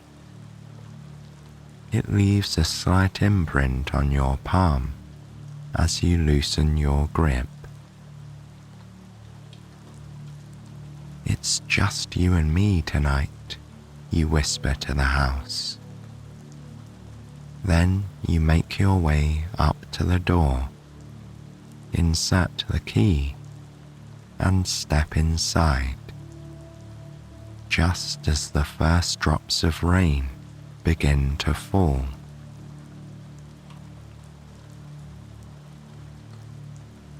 Upon entering, you are greeted by a dim flash of light. Electric candles flicker to life along the walls. Strange, you think. You didn't flip a light switch, and the entry hall seemed to be dark when you were standing outside. Perhaps you just didn't notice the light through the thick, leaded, stained glass windows. You set your bag down and take a look around. The walls are a rich, dark wood, filled with unique recesses, protrusions, and other curious accents. The ceiling is white here, with detailed moulding. The floor is also wood, covered in a heavy crimson rug, splashed with curlicues in blue and green. A red velvet chaise lounge sits in the right corner. To your left is a wall-to-wall bookshelf filled with old, leather-bound books whose spines are stamped with gold, silver, and black lettering. Their aging paper and binding gives off a particular scent, not quite dusty or mildewy, but a familiar, old smell. It would seem to be a perfectly normal entry hall, save for one peculiarity. This is the extent of it. You can see no other doors, nor windows, nor stairs. The entry hall appears to be a dead end. How curious, you think. There must be a way to get to the rest of the house. You begin to inspect the room for any signs you might have missed, or even a note from the groundskeeper explaining that you should use a back door instead. You run your fingers across the wood of the walls. It's smooth and highly polished. Your fingertips bump over the ridges and dips where it's been elegantly shaped. What wonderful craftsmanship, you think to yourself. Reaching the enormous bookcase, you move your fingers over the leather-bound tomes. There are a few classic mystery novels you recognize, along with history books, and a few about old houses like this one. Perched on a shelf at eye height is an ornate silver candlestick. You can't help but touch the spindly, spider-webbed patterns of its hefty base. As your skin meets the metal, a crack of thunder sounds outside the house. A bolt of lightning flashes through the front window, and the bookcase begins to move. Slowly, it slides open to reveal a long corridor. This must lead to the rest of the house, you realize. You turn around to pick up your bag and see that it's now resting on the chaise lounge. You're nearly certain you left it on the floor, but perhaps not. With your bag in hand, you step through the opening in the bookcase. The same wooden floors are here, lined with elegant crimson rugs. The thick material masks your footsteps. The house is silent. The only thing you hear is the muffled sound of the rain pattering against the windows and roof, accompanied by furtive rumbles of thunder and quick flashes of lightning. Making your way down the corridor, you see a few portraits hanging on the walls. There's an elegant woman in a black gown and pearl necklace, a man in a top hat, and even a painting of a dog sitting near a chair. As you pass by each portrait, you notice the people's eyes seem to follow you. Pausing, you step backwards and then forwards, backwards and forwards. The portraits appear to observe your strange movements.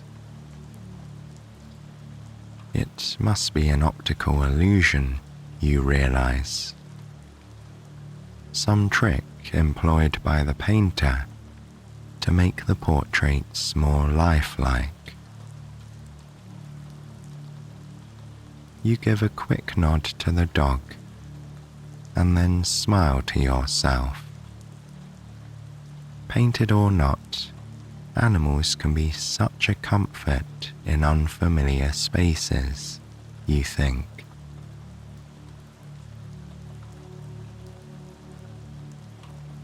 When you reach the end of the corridor, you find yourself in an odd sort of central space. In every direction, there are rooms or additional corridors to choose from. In this middle hall, there's something you never expected to find: an old-fashioned bar. Tall wooden stools stand in a line beneath a counter. Behind it are rows of glasses in all shapes and sizes, arranged in front of a wide mirror. The ceiling in this hall is different from the others you've seen. It's covered in pressed tin, which boasts elegant patterns and lends a sort of gloomy shine to the room. You wonder if the people who lived here before used to host grand parties. This space is so central. It's the perfect location for people to gather and chat. You can imagine guests in elegant, old-fashioned dresses and suits sitting here or milling about, moving from room to room.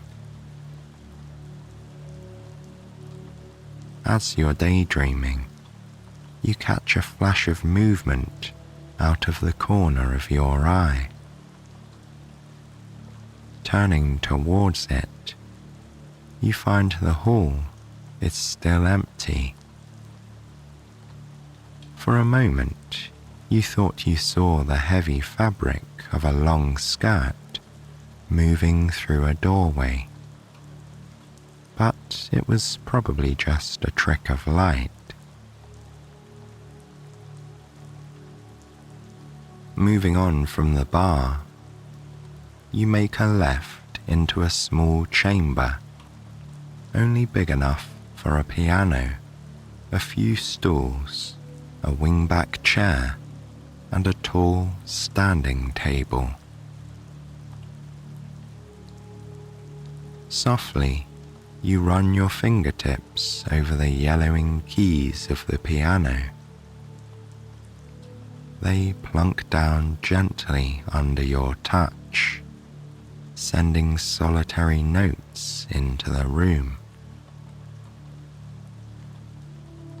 You can imagine how wonderful it must have been to sit in such an intimate space, listening to someone playing a long, moving piece. With a sigh and a last glimpse of the piano, you turn and continue to the next room.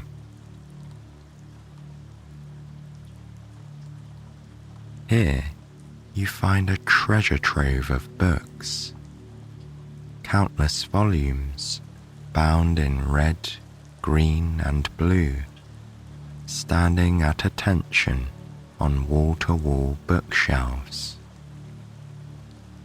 Their pages are yellowing, and some of their spines have cracked, but they are beautiful nonetheless.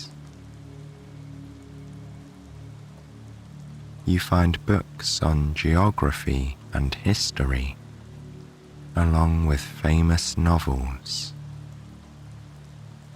In one corner of the bookshelf, you spot a heavy tome with a black spine and shiny silver lettering. Victorian Ghost Stories, the title reads.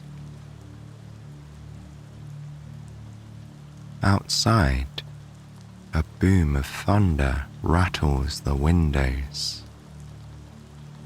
It's followed by a bolt of lightning that illuminates the white curtains. Even though it's a pleasant temperature in the house, you feel the urge to pull your jacket around yourself once again. Having seen all there is to see here, you leave the library and head back into the central hall.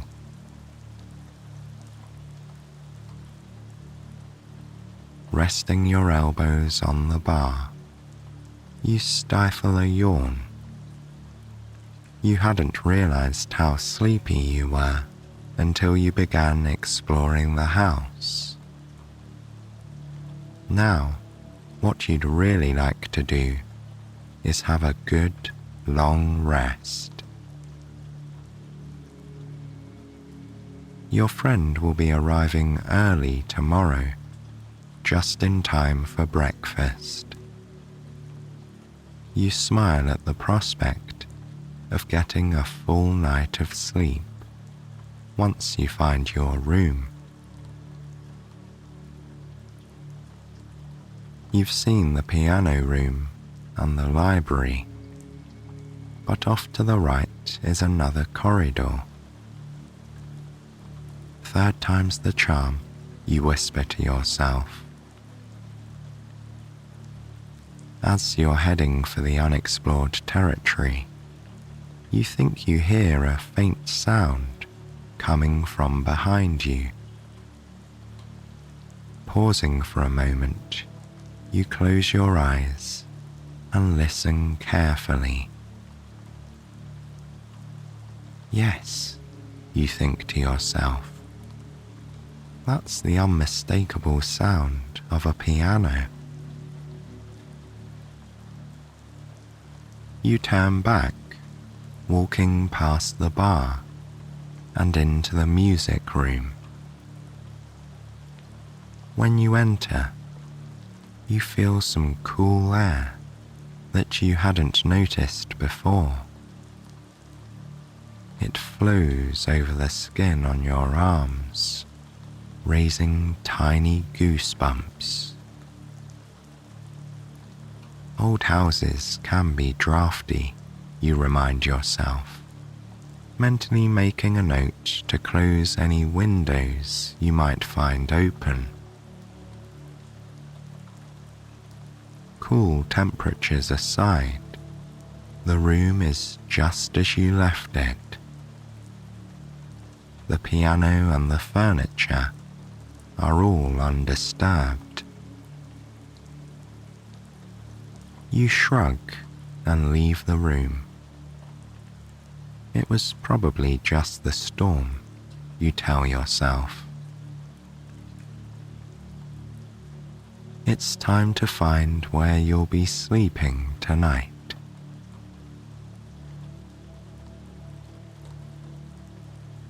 Crossing the central hall, you soon reach the second corridor. This one is shorter than the first, leading directly to a staircase. With your bag now slung over your shoulder, you begin to climb the red carpet-covered stairs.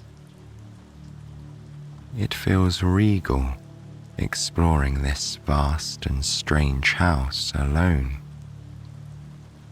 Part of you wishes your friend was here, but you're enjoying having the manor all to yourself tonight too.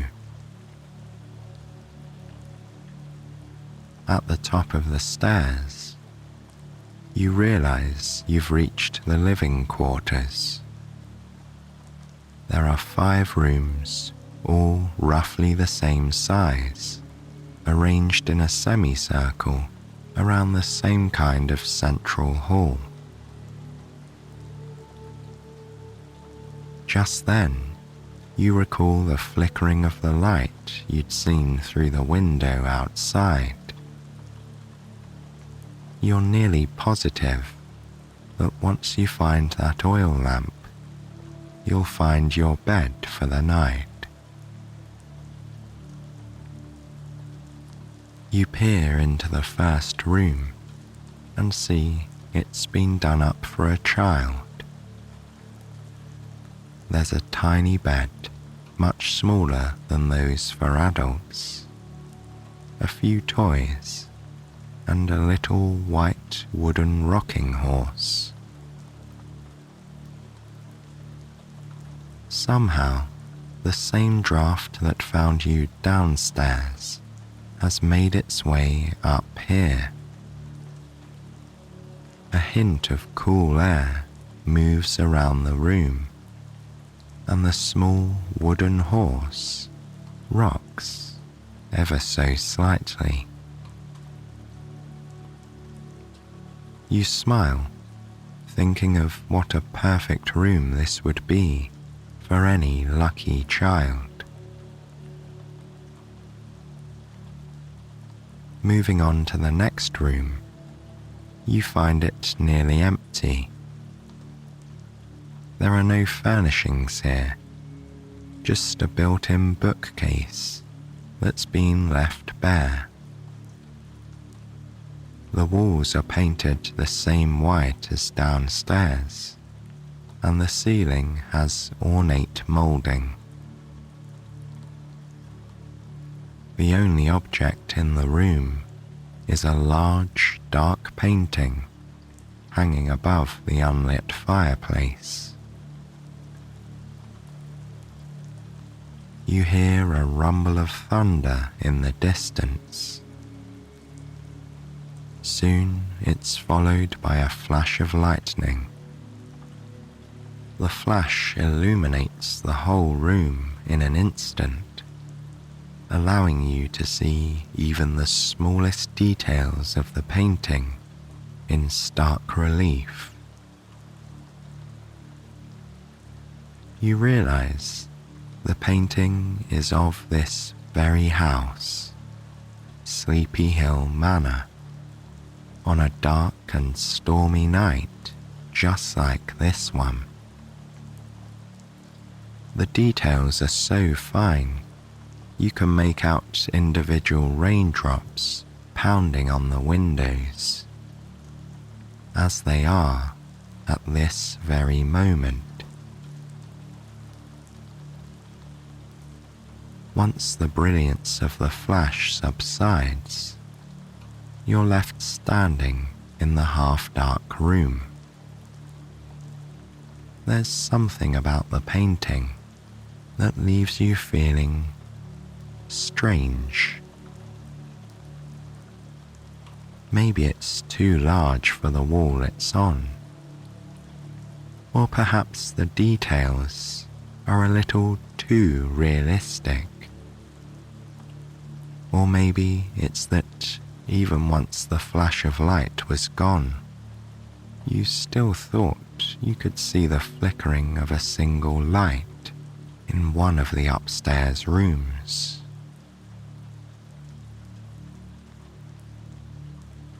A gentle creaking sound brings you out of your reverie. At first, you think it's footsteps on the stairs, but you soon realize it's just the sound of a tree branch scratching at a window with every gust of wind. Taking your bag, you hope the next room will be yours. You cross the broad central hall and make your way into a large bedroom overlooking the front of the house. The room is dark, save for a single oil lamp sitting in the window. Behind it, streaks of rain run down the glass, like 1,000 tiny rivers flowing over hills and valleys. You smile. You've found your bed for the night.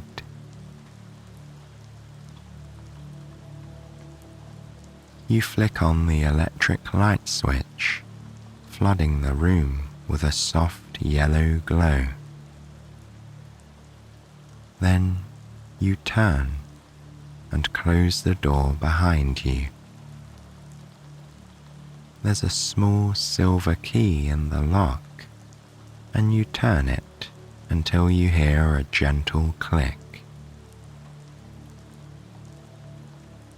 You take a moment to appreciate how unique this space is before getting ready for bed. It has the same crimson carpeting and elegant white walls and ceiling. Near the door stands a display case with several tiny knickknacks arranged on glass shelves.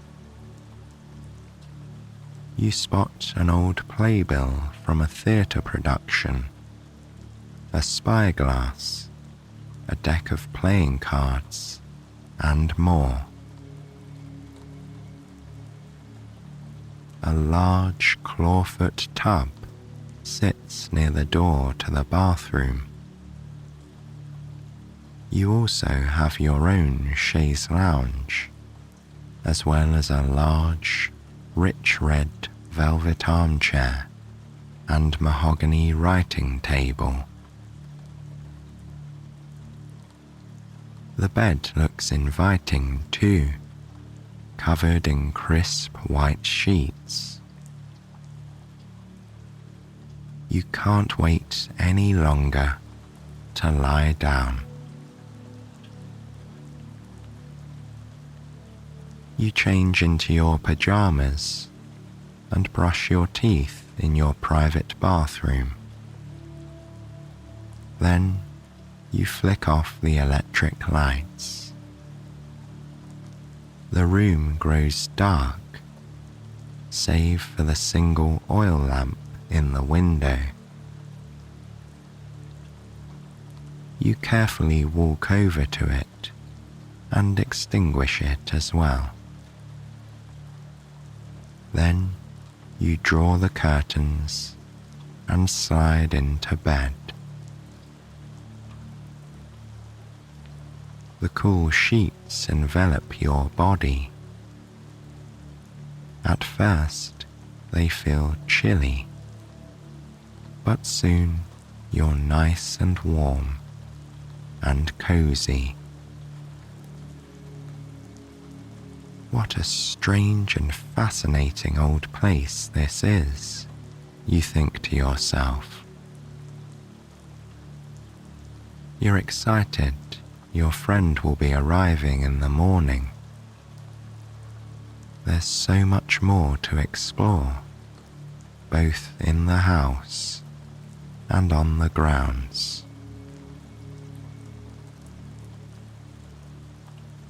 Before you know it, you feel your eyelids growing heavy and your eyes beginning to close. The rain patters against the windows. Every so often, a rumble of thunder sounds in the distance.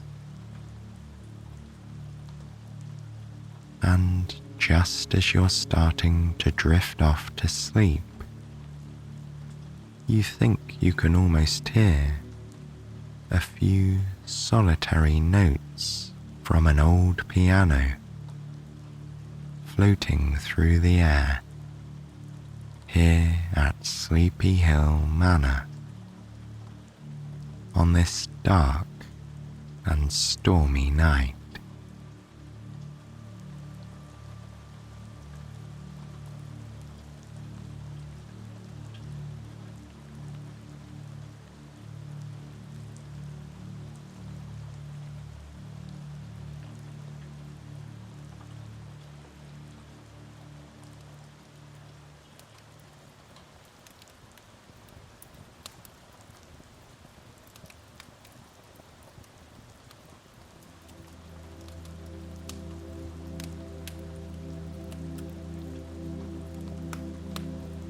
The late November sky is overcast on this cozy afternoon in the mountains.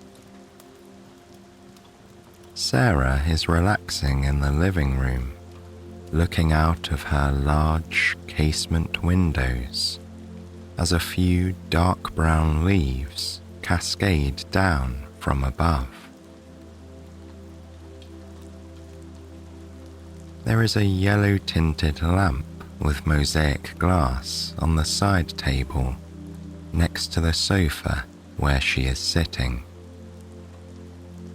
Also on the table is a book with a bookmark nestled roughly at the halfway point, and a fresh cup of chai tea with steamed milk. Sarah has enjoyed a quiet morning inside the cozy mountain cabin she calls home. While the weather outside is cold and brisk, and the sky is hinting at the approaching snow, the inside is warmed by the fireplace. The fire crackles passionately opposite the windows. The aroma of firewood fills the air, giving Sarah a reassuring and relaxed feeling. Memories of past holiday seasons drift through her mind. There is a stack of oak and maple logs by the fireplace, just waiting for their chance to fill the room with their inviting aromas.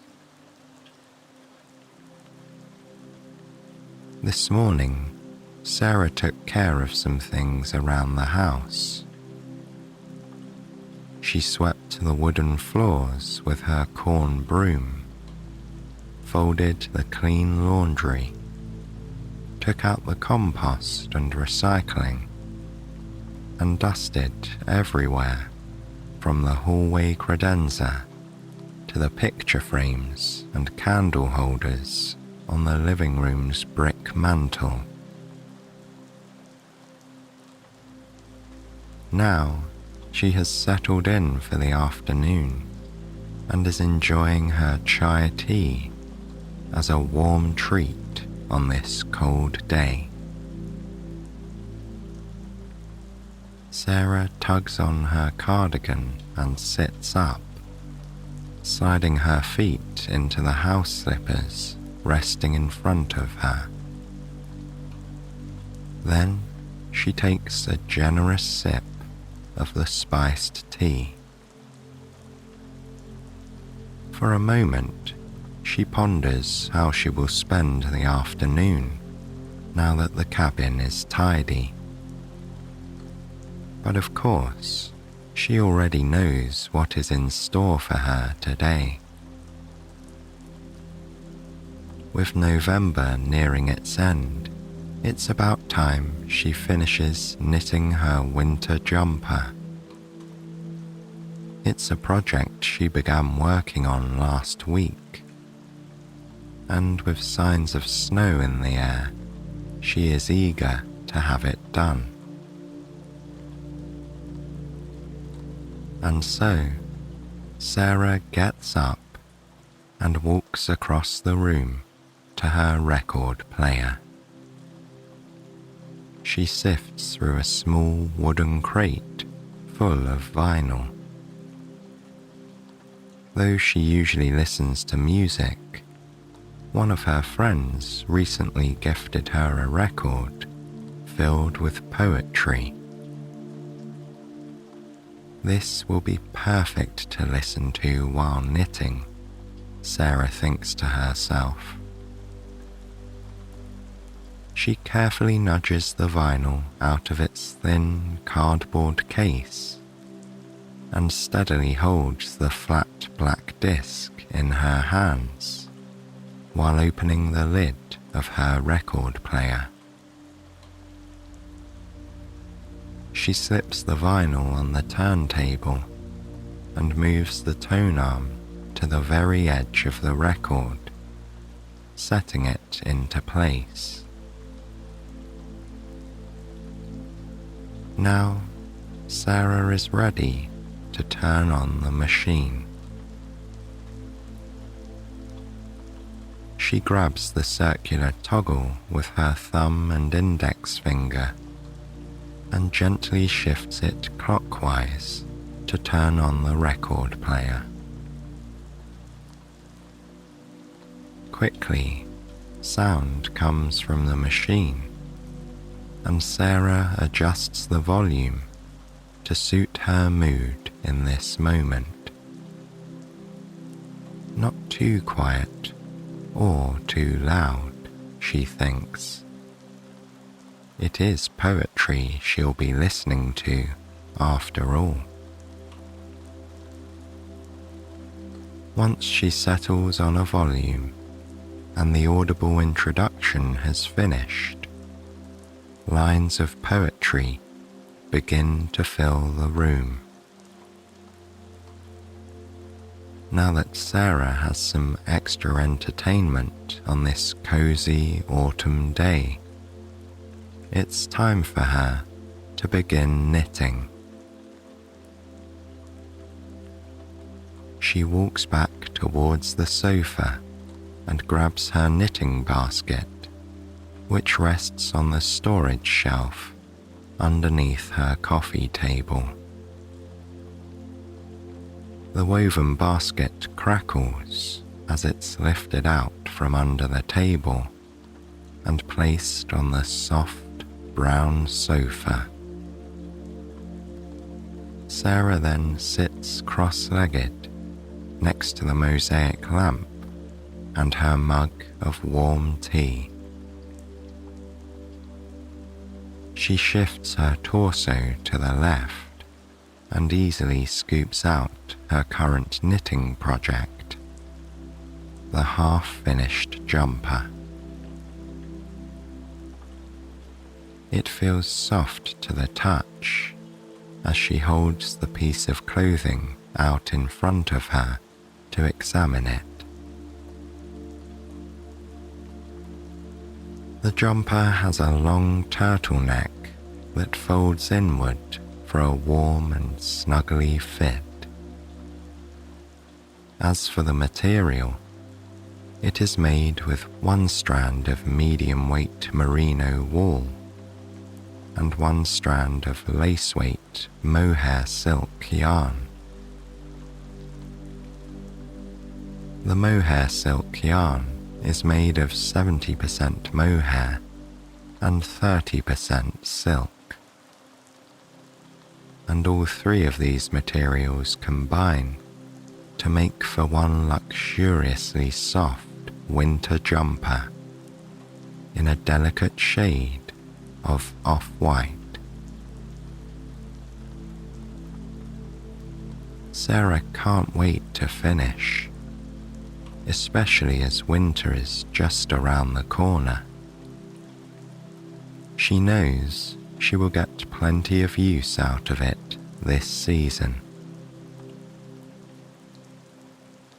Sarah lays the jumper in her lap, pulls the 2 balls of yarn out of the basket, and places them on the cushion next to her. To use wool with the mohair silk yarn, she must knit the jumper with 2 strands of yarn at a time. The mohair silk is a very thin, lacy yarn that pairs perfectly with merino wool. Sarah much prefers merino wool because it's one of the softest options for a warm and comfortable jumper. Merino is a breed of sheep. Their wool is known to be very soft and non-itchy, unlike that of some other breeds. Laying on a pile of merino wool would be like floating on a cloud. And thanks to its characteristics, it's a favorite for knitters who make garments like jumpers, socks, and scarves. The colours Sarah has chosen match splendidly with each other, and she takes a moment to admire her work in progress. A poem about the changing of seasons fills the room as Sarah fiddles with her circular knitting needles. It's a fitting poem for the day. The weather outside is shifting, and Sarah is looking ahead to snow-covered months in the mountains. For this knitting pattern, Sarah is following a design made by a popular Scandinavian knitter. Her styles are among Sarah's favourites.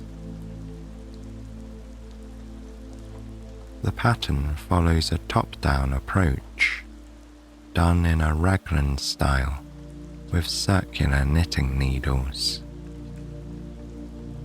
This means Sarah started at the collar, or in this case, the turtleneck, to form a tube.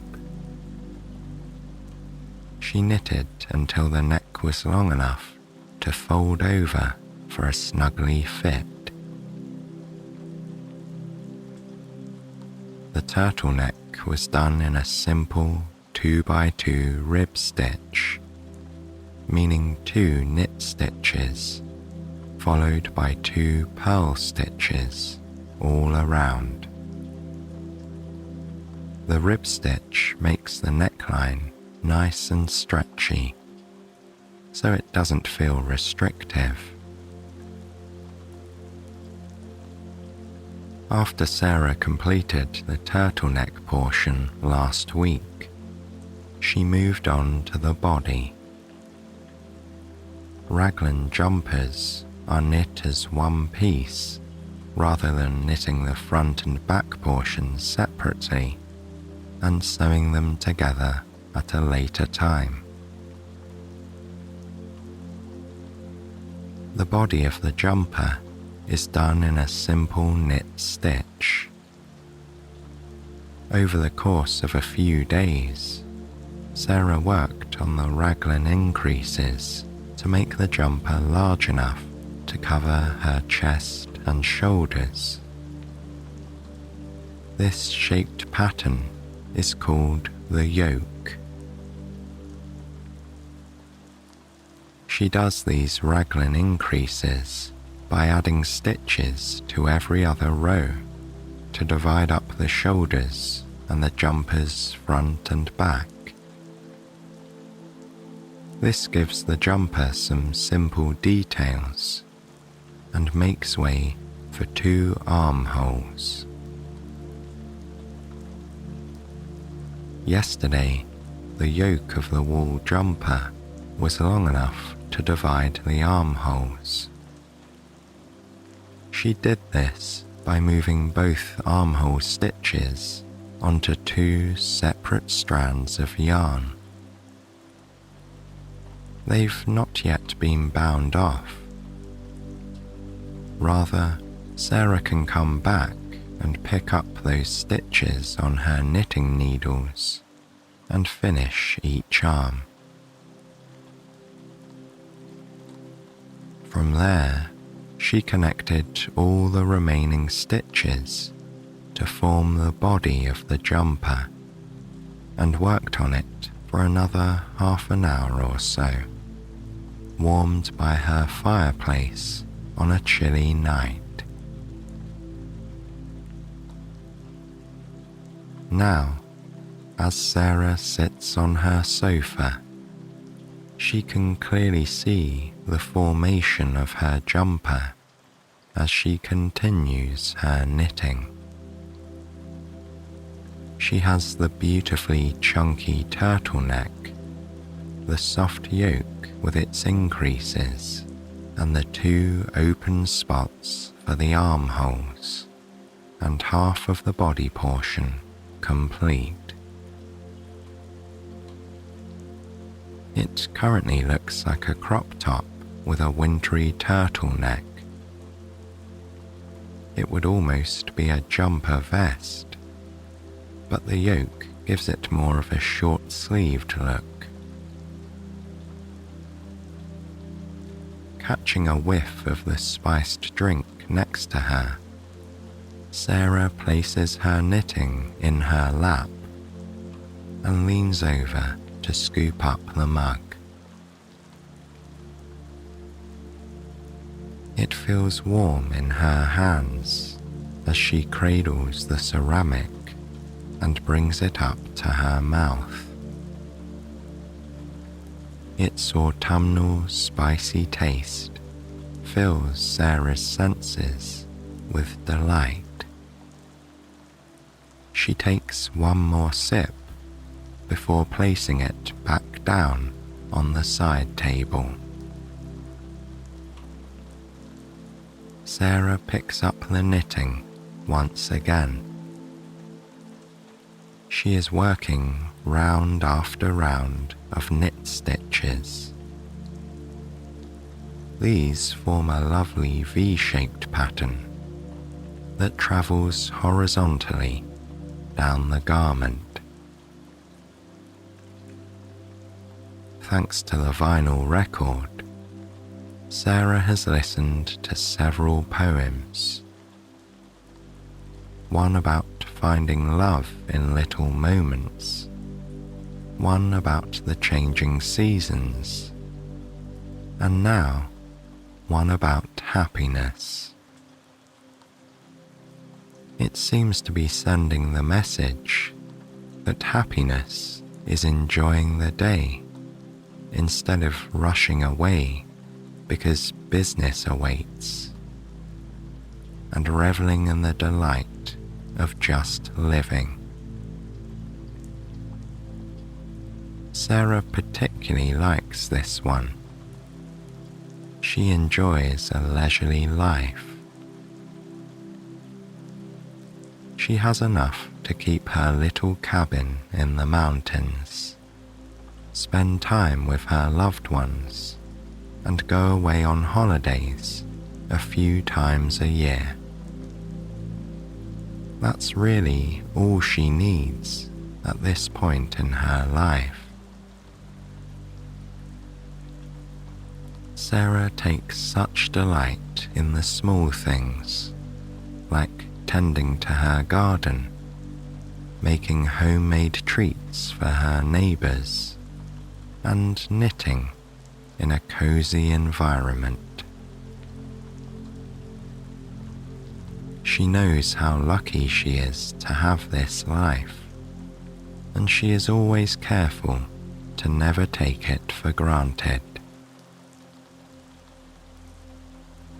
After a few more moments of contemplation, Sarah is ready to swap out the poetry for some relaxing music.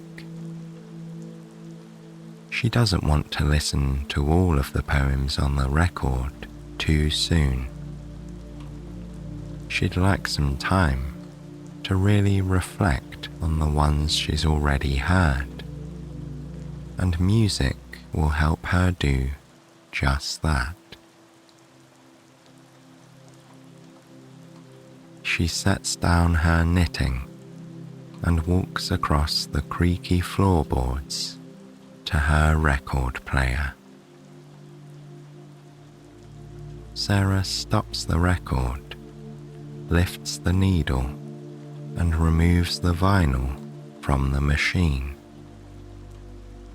Gently, she places it back into its cardboard sleeve. Once again, Sarah begins to sift through the wooden crate until she finds the section with the mood she is looking for. Music that feels light-hearted, calming, and perfectly suited for today's weather, she thinks.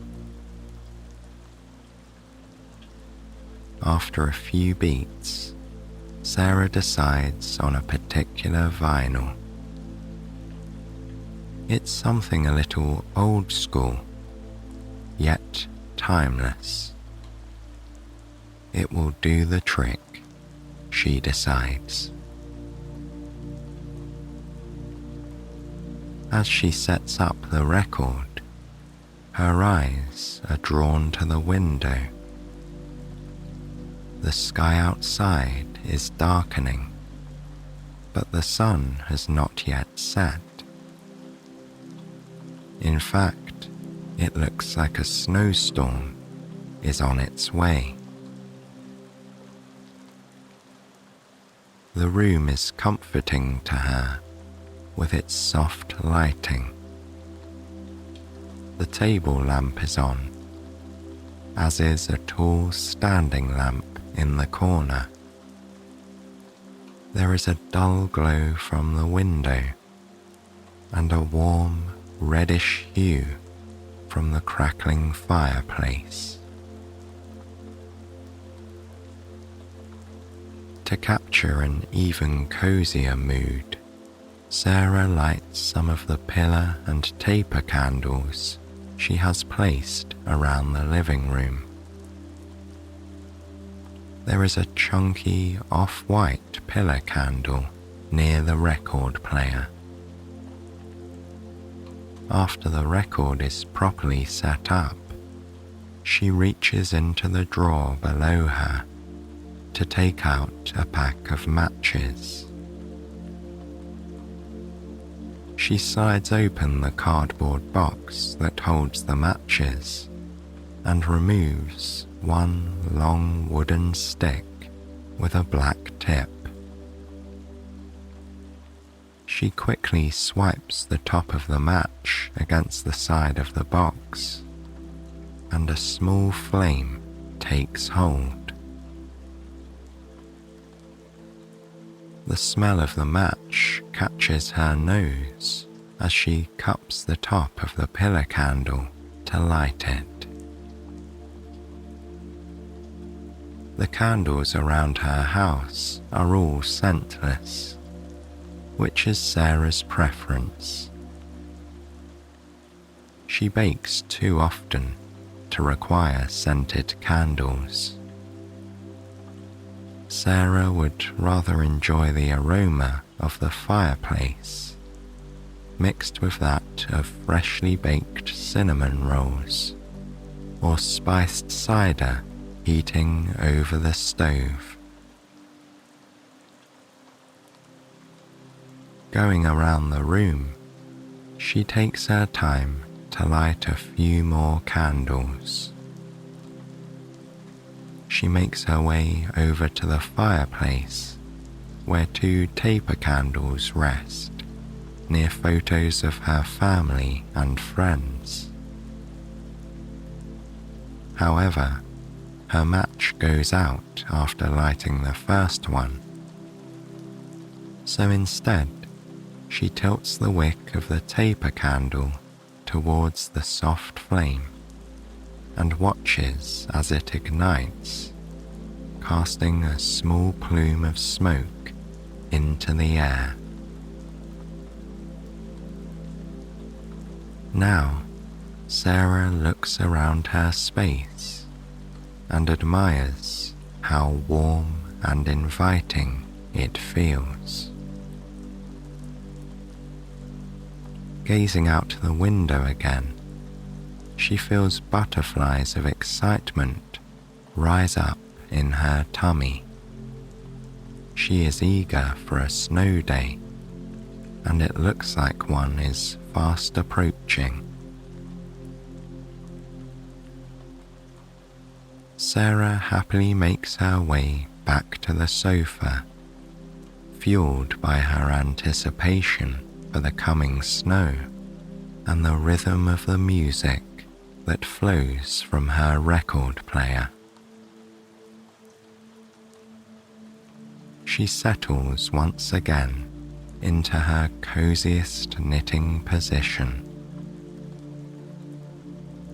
Then she leans over and picks up the jumper and needles. Her hands and wrists move in harmony. Sarah has perfect muscle memory when it comes to making these knit stitches. As she continues with the jumper, she hears the wind rustling the branches outside her window, a sign of the coming storm. A few fallen leaves are picked up by the breeze, but there is still no evidence of snowfall. Soon, she says, as she begins to ponder the poem about the changing seasons, which said, "Frost kisses the earth with its icy breath, a prelude to winter." Sarah considers how exceptionally frosty it was this morning. perhaps it is a prelude to the first snow. Time will tell. Before Sarah knows it, she is at the bottom of her jumper. It's time to do the ribbed edge. She thoroughly enjoys this part. After rows and rows of knit stitches, knitting the hem offers a change of rhythm. This section will be stretchy and about 10 to 15 rows long. The pattern will be the same as the turtleneck portion. It's a 2x2 rib stitch, 2 knit stitches followed by 2 purl stitches. It creates a perfectly stretchy pattern that will make the jumper easy to slip on and off. Sarah begins a new row of her project by making 2 knit stitches. She makes them by inserting the needle from front to back through the stitch on the left needle. She then wraps the working yarn around the right needle and pulls the loop through to create a new stitch. The purl stitch is slightly different. It is made by inserting the needle from back to front through the stitch on the left needle. Sarah does this and then wraps the working yarn around the right needle, finishing off by pulling the loop through to the front. This creates a bump or a purl texture on the fabric rather than a V shape that the knit stitch forms. What's interesting is that the knit and purl stitches are each other's opposites. This is most obvious as Sarah continues to work on the ribbing of the jumper.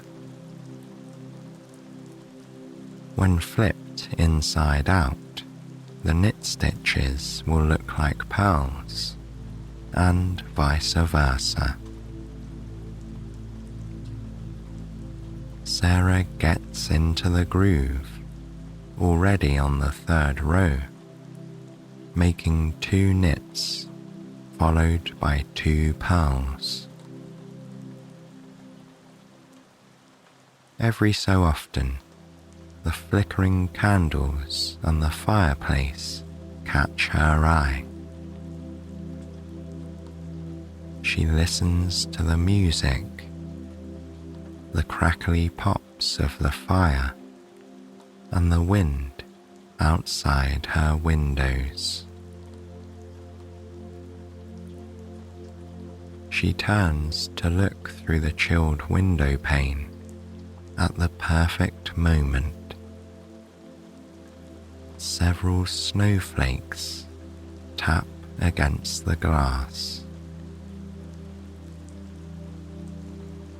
Sarah places her knitting needles down, jumps up excitedly, and slips on her house shoes. She walks towards the window and looks out to admire Mother Nature at work. The few snowflakes turn into several, and then dozens.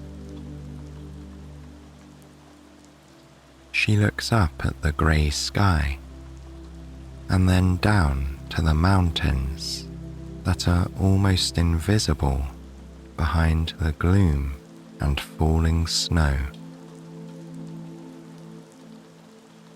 below the mountains, and at the forefront of Sarah's view, is an evergreen forest full of lush pine trees, as well as rabbits and deer.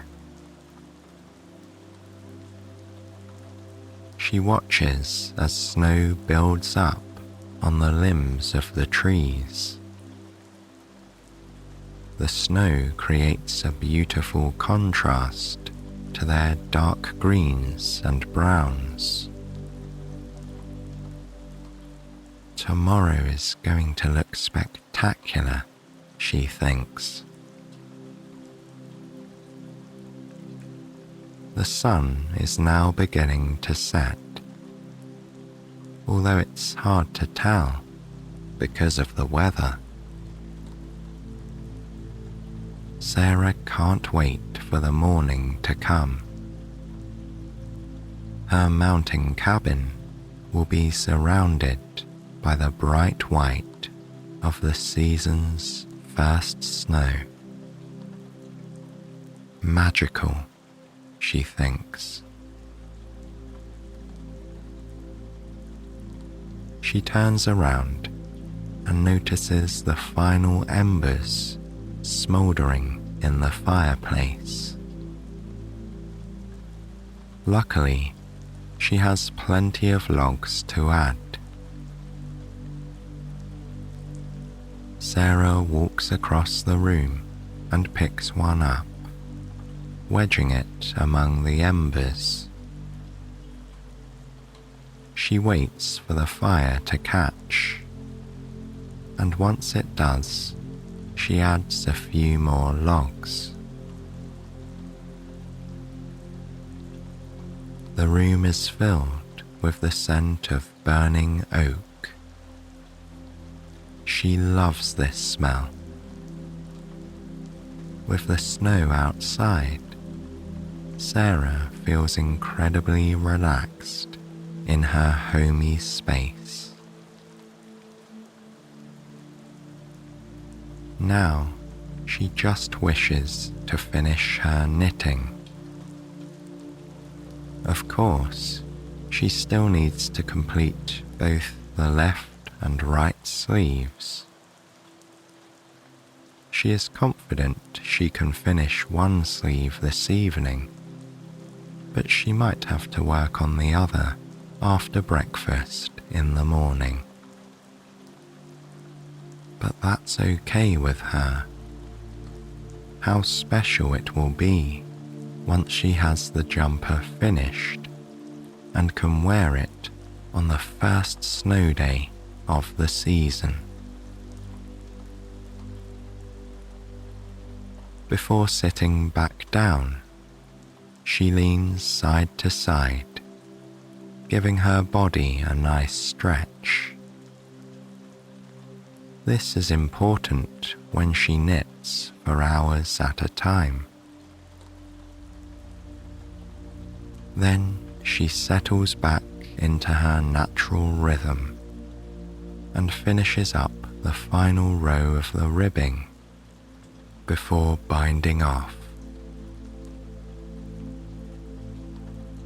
Curious to see how it fits, Sarah unbuttons and removes the cardigan she's wearing over a tank top. She then slides the jumper over her body.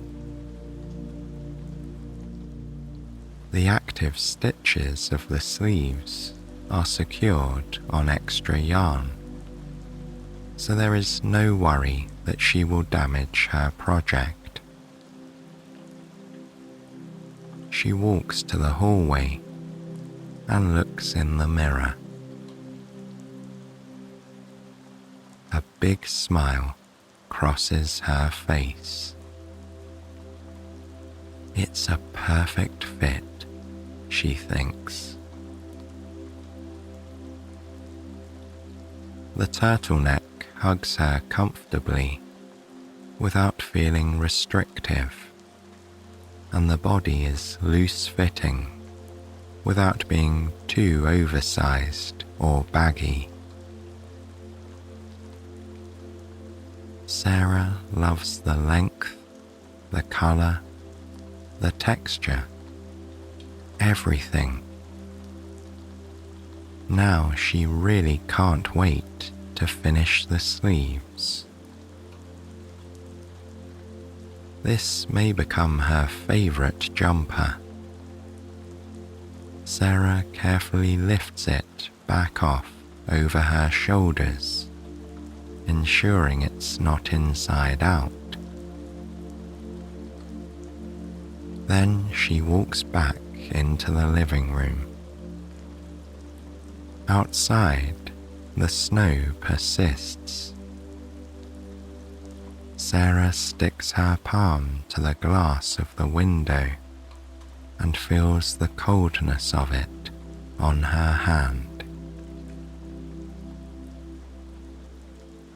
She slowly pulls away her palm, and the warmth of her skin leaves a little imprint on the glass. Finally, Sarah returns to her knitting. She places the active stitches from the right sleeve onto a pair of 6mm circular knitting needles, the same as the body. However, what is different about these circular needles is the length. She used longer cables for the body, but she needs a much smaller size for the sleeve. This is because the body requires far more stitches compared to the arms. So, Sarah carries on. The calming sounds of the snowstorm mix with the light-hearted music and roaring fire, and Sarah feels blissful. She's so looking forward to finishing this sleeve, having dinner, and then settling into bed.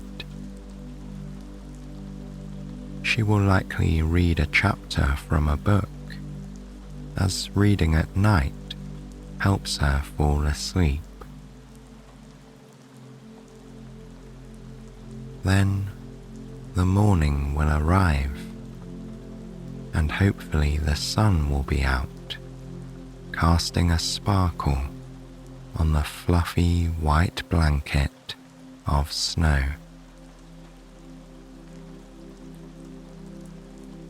She'll finish her jumper over a cup of hot coffee. Then she can wear it outside. A walk through the forest is a must. There's something fairy tale-like about the forest near her cabin. The friendly creatures that inhabit it make it feel extra special on a snowy and magical day.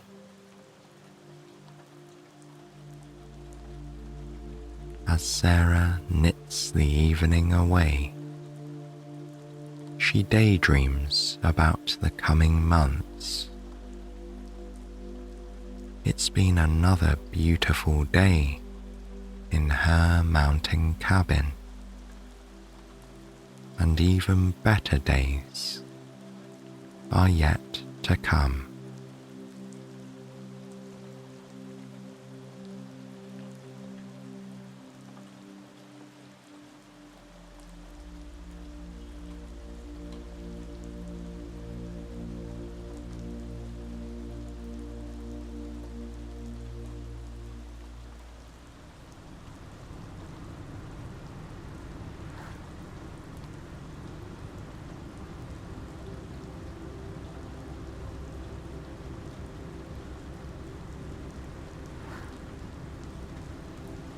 Jack sat in the front passenger seat of Melinda's car, peering at the heavyweight stationery resting in his hands. He muttered that he wished he hadn't forgotten his reading glasses, and then handed the paper back over his shoulder to Anne, who was in the back seat. Accepting the directions and her new role of navigator, Anne read the document in the golden light that warmed her car window. The pretty tones of the early autumn afternoon were subtly shifting from bright midday sunshine to a lush, rosy sunset. The three friends were following directions to a special dinner party at a farm. They had never been to this place before, and they were driving along back roads none of them had ever seen. Truth be told, it was glorious to be out there, breathing in the fresh autumn air with just a hint of coolness. The first days of the season were, as always, some of Melinda's favourite ones. Adding to the allure of tonight's affair, the whole thing was delightfully clandestine.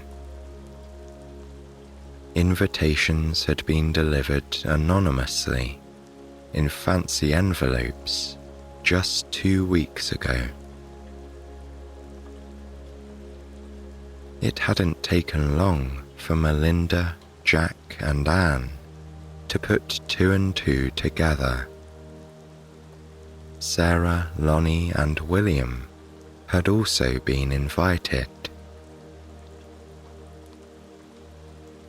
The number of people who knew all 6 of them was not very many. This had to be another old friend from childhood. They were nearly giddy with the prospect of a party in the country, where they could bid the summer farewell and greet the autumn together once again. Free of the responsibility to read the directions, Jack rolled his window down further and closed his eyes, inhaling the grassy scent from the fields. Meanwhile, Anne picked up where he'd left off, announcing that they would soon be turning and to look out for a bright blue shed. When they reached that intersection, the directions said they must go right. Jack's phone buzzed quietly, and he looked at it. A text told him that Sarah, William and Lonnie had already arrived at the secret location. A second text added that William wanted them to know that there was a scarecrow right at the end of the driveway, so they couldn't miss it. Having this helpful tip made Melinda feel quite relaxed, since she knew there was no question now that they would find their way.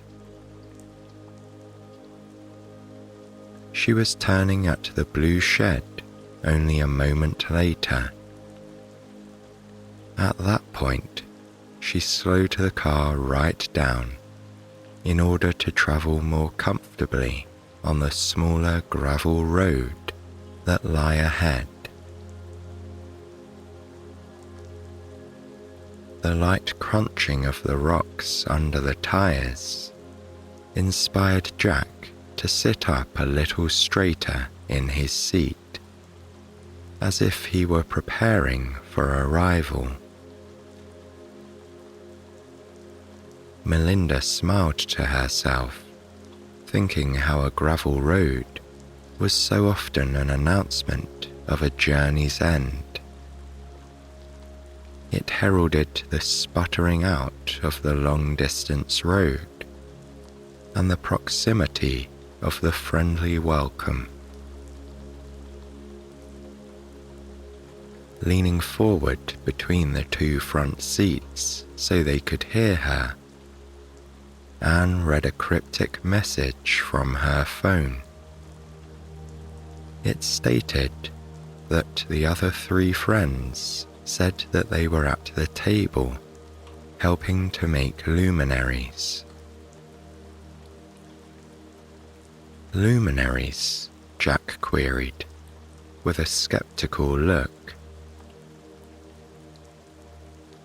Anne reminded him that this was the word for white paper bags with candles inside. She described the process of weighting them down with sand and lining them up to light a driveway for an outdoor party or Halloween trick-or-treating. At this, Jack nodded with recognition, grinning. He knew exactly what she was talking about now, and he was delighted by the prospect of making a luminary of his own. At that moment, Melinda spotted the scarecrow William had described. It was dressed in baggy trousers and a flannel shirt. There was a battered straw hat upon its head at a rakish angle. The cheerful likeness of a farmer was propped up against a split-rail fence with a few bales of hay and a couple of early pumpkins artfully arranged nearby. In unison, Anne and Jack chorused, "We're here," and all three of them laughed. After so many years of friendship, they tended to finish each other's thoughts sometimes. The sound of the gravel under the wheels instantly disappeared as they turned off onto a lightly worn dirt road. It showed the tracks of many past drives and had grass growing down the middle. In contrast to the noise of the approach, this country driveway felt like velvet under the tires, and a luxurious silence filled the car.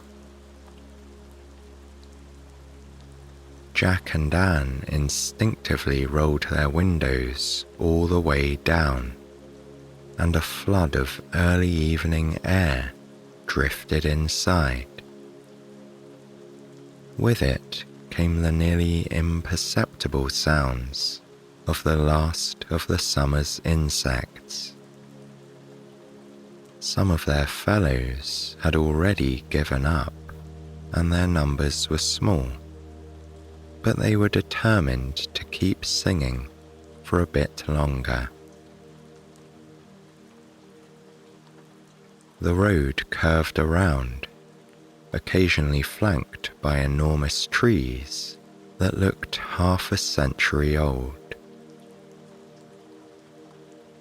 Then, finally, as if revealing a wonderful surprise, a large barn appeared. The building was a weathered red colour, and it stood 2 stories tall. In the very middle of it, wide double doors stood open, offering a glimpse of an airy, decorated space within. Up the hill to the right, a rambling white farmhouse was nestled quietly in the background. Best of all, a little way down the hill, there was a large glassy pond with a wooden dock that had several rowboats tied up to it. All three friends gasped with delight at the charming scene. They felt very lucky to have been invited to this place, and they knew that their evening was going to be a memorable one. There were a few other cars parked in a grassy area near the barn, so Melinda found a spot right next to them. She had hardly had a chance to unbuckle her seatbelt when Jack sprang out of the car with Anne close behind him. Having arrived, they were ready to begin enjoying themselves. They wanted to know which friend had arranged this surprise, and who else among the guests they might know. They had the answer to their question in moments, when their childhood friend Elizabeth rounded the corner of the barn with Lonnie, William and Sarah close behind. All four friends were carrying luminaries and talking with animated expressions.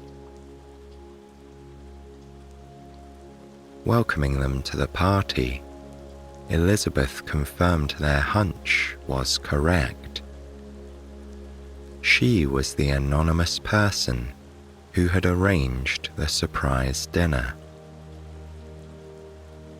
None of them had caught up with Elizabeth in over a year, and there was a lot of conversation, even as the luminaries were being placed in an orderly line down the driveway. Then Sarah and Anne linked arms, and Jack put his around Lonnie's shoulders, and they all trooped back around the corner where the rest of the luminaries were being assembled. As they did, Elizabeth disappeared to take care of some hosting duties, saying she'd look forward to talking more with them during dinner. Having already contributed their efforts to the paper bag assembly, William, Lonnie and Sarah took the opportunity to walk down the slope to the beautiful pond below. As they arrived at its edge, they stood in momentary silence, as if implicitly agreeing that some respect was required. The sunset was now in full bloom, and it was a gorgeous one. Shades of pink and orange filled the sky like layers of sorbet.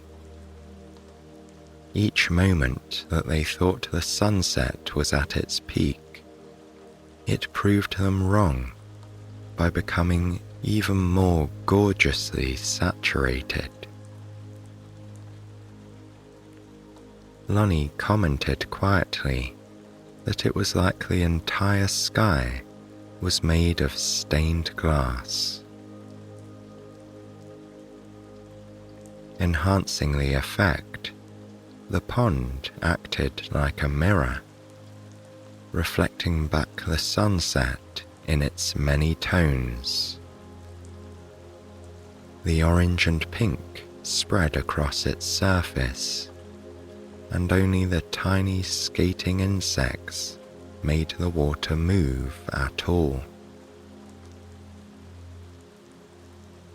Sarah commented that it was too gorgeous to capture in a picture. William and Lonnie agreed.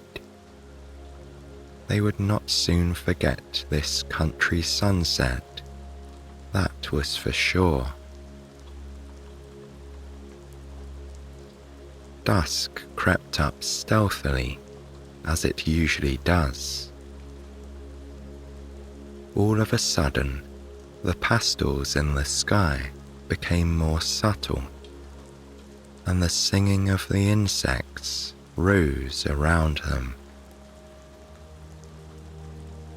The three friends turned and looked back at the barn to see Melinda, Jack and Anne waving their hands to get their attention.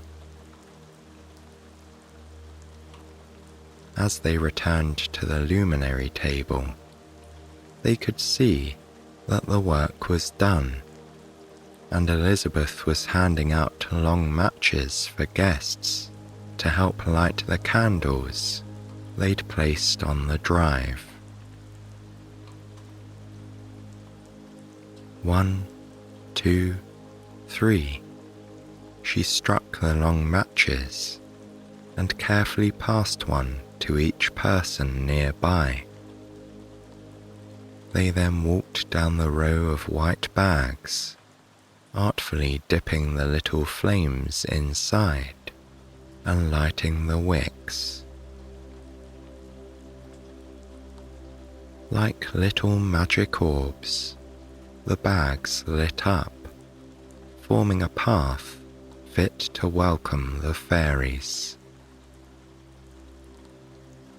The guests blew out their matches, and everyone clapped. Elizabeth called out that the party would now begin. To start, she directed guests over to a table laden with sparkling drinks and enticing appetizers. A server stood behind the table wearing a white shirt and an apron. As guests selected their favorite refreshment, he poured it into a delicate cut crystal glass. Melinda held her own fresh cider up to the light from the barn, admiring its old-fashioned facets. Their friend Elizabeth had always been so stylish, and her sense of vintage charm was impeccable. Melinda thought to herself how these little touches made all the difference. The elegant drinks were setting just the right tone for this juxtaposition between the country setting and the fancy entertainment. While sipping from their glasses, the guests politely chose from trays of cranberry and brie toast, adorable little mushroom tarts, and spicy roasted Brussels sprouts on cocktail sticks. Lonnie leaned over and commented to Melinda between bites that the dinner was bound to be impressive, if the hors d'oeuvres were any indication. There was to be no rushing off to the dinner table, however, as the evening was young, and each moment was to be savoured. Elizabeth had placed a few games here and there on the lawn, and the guests were quick to notice them. Putting down their empty glasses, Anne and William urged the others to come and try a game of badminton.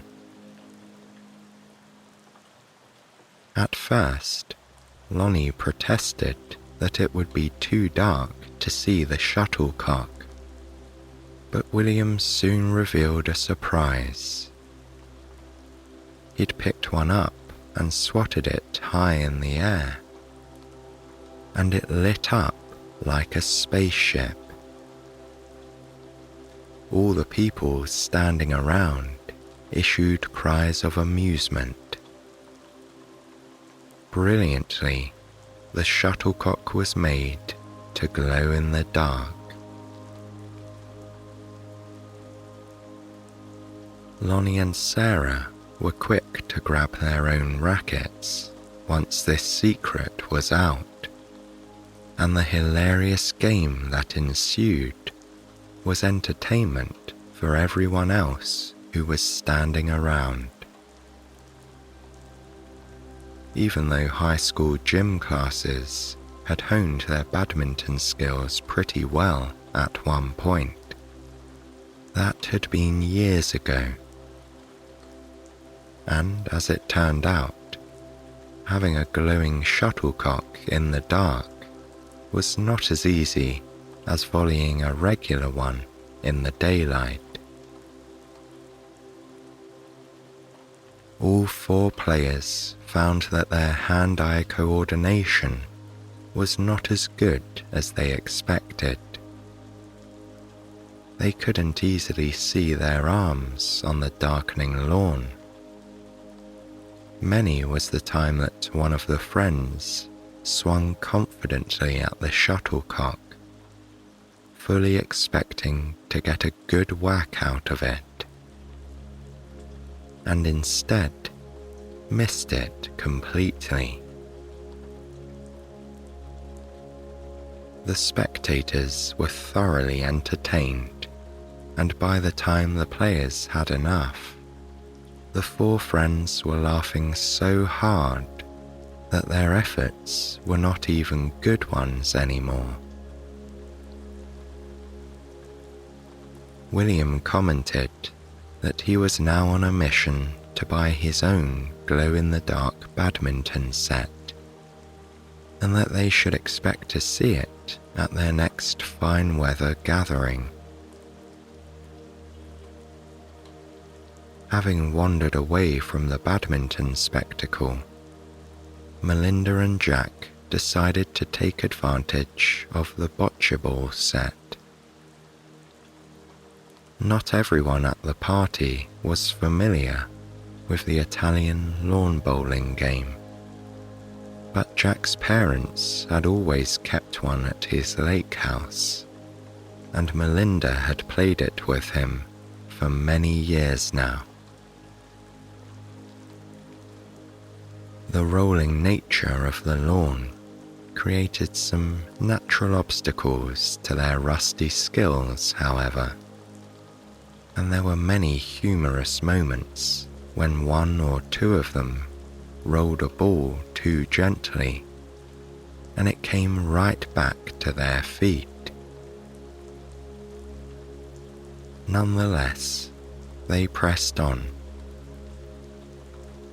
About the time that the badminton game finally disbanded, they completed their play and passed over the bocce balls to other interested onlookers. At that moment, Elizabeth appeared at the entrance to the barn and lightly clinked a fork on her drinking glass. It was time to be seated for dinner, she said. Each guest was to find their way inside and look for their name tag at the long table. The dishes would be offered family style, she added, so that each person might choose the food they liked best. Finding that they were surprisingly hungry, even after the delicious appetizers, the guests eagerly moved towards their seats. One by one, they filed politely through the barn doors, chatting with happy anticipation. Coming into the beautiful old barn was like a revelation. After getting used to the deepening twilight outside, the guests were dazzled by the hundreds of white lights in the rafters and the luxurious white tablecloth on the long wooden table. The building was truly a proper barn, with all its casual roughness, but it also felt clean and airy, and oh so festive. Sparkling glassware blended perfectly with weathered wood, dripping candles, and the smell of clean hay. Melinda closed her eyes and inhaled, feeling like this moment was the very essence of autumn in one big inhale. The 6 friends found that Elizabeth had seated them near each other, with an interesting mix of others sprinkled here and there. It was perfect, as they had a chance to meet new people, but still converse easily across the table to each other. They pulled out their chairs, all charmingly mismatched, and settled themselves to enjoy a fabulous meal. Elizabeth had engaged a team of personal chefs to cater the dinner, and they didn't disappoint. There was a delightfully autumnal dish for everyone. The table was laden with salads chock full of nutritious, hardy greens and grains. Little pot pies with their flaky crusts looked like they'd melt in your mouth. There was gnocchi drizzled with brown butter sage sauce, and other plates were laden with lovely potatoes or pureed squash that contained a hint of cinnamon and brown sugar. The list went on. Pitchers of fresh cider were placed up and down the table, next to carafes of ice-cold water. Melinda smiled to herself, thinking how, only a few weeks ago, she'd probably had her last freshly squeezed lemonade of the summer. Now, as if the second hand had ticked forward on an invisible clock, it was apple season. As always, she felt a little thrill of happiness in the observation. She picked up her fork and savoured her first bite of food. It was delicious. At some point during the meal, the diners were delighted to hear the sound of a classical guitar. Turning, they saw that a musician had been seated in the corner of the room, and he was now playing dinner music for them all to enjoy. Lonnie leaned over to the others, and Riley commented that this guitar music was almost as good as William's ukulele tunes. and William made a face, saying, "Thank you very much." The friends at the table chuckled, recalling well his very silly songs from their dinner picnic the year before. As the meal progressed, conversation was lively, and the time flew by. Guests who had been strangers to each other only an hour ago now talked like they'd known each other for years. With the summer just ending, there was so much to share. Stories of warm weather adventures and vacation exploits drifted across the table from one end to the other. Melinda heard a little excerpt of a story about a visit to Italy, and then someone else discussing a cruise to Alaska. One person had made a pilgrimage to the Grand Canyon and was trying to convey how awe-inspiring it had been. As she ate the last of her meal, she smiled to herself at the warmth and fellowship that filled the barn in that moment. Long after the dishes had been cleared away, the contented diners sipped at their water and their cider, quietly conversing and listening to the guitar player. At times, the six friends each found themselves leaning back and looking around the soaring ceilings of the barn, simply appreciating the moment.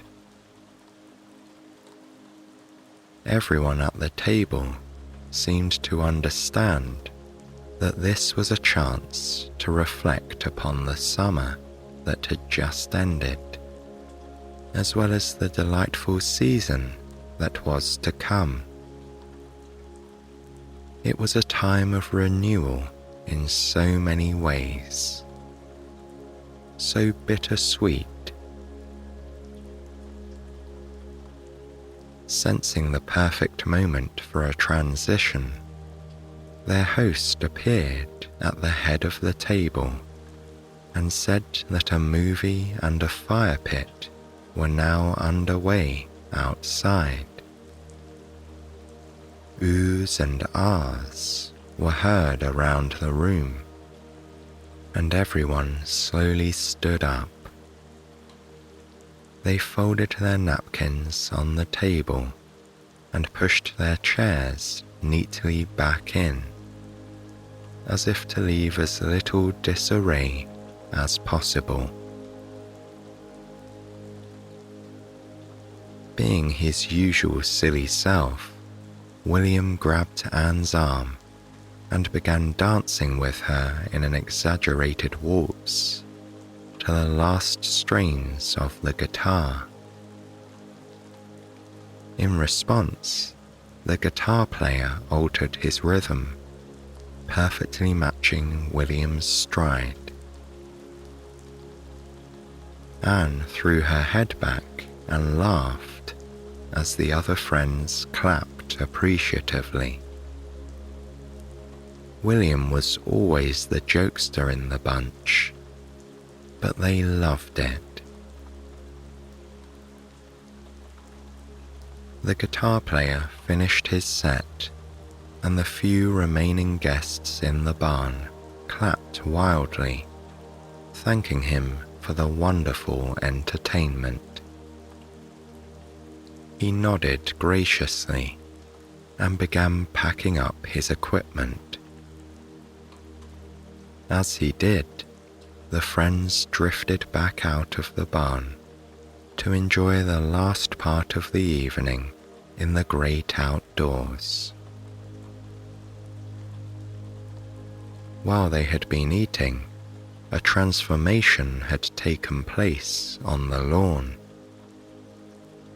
A large screen had been set up off to the side so that the view of the pond was still visible, even as the guests were seated in front of the movie.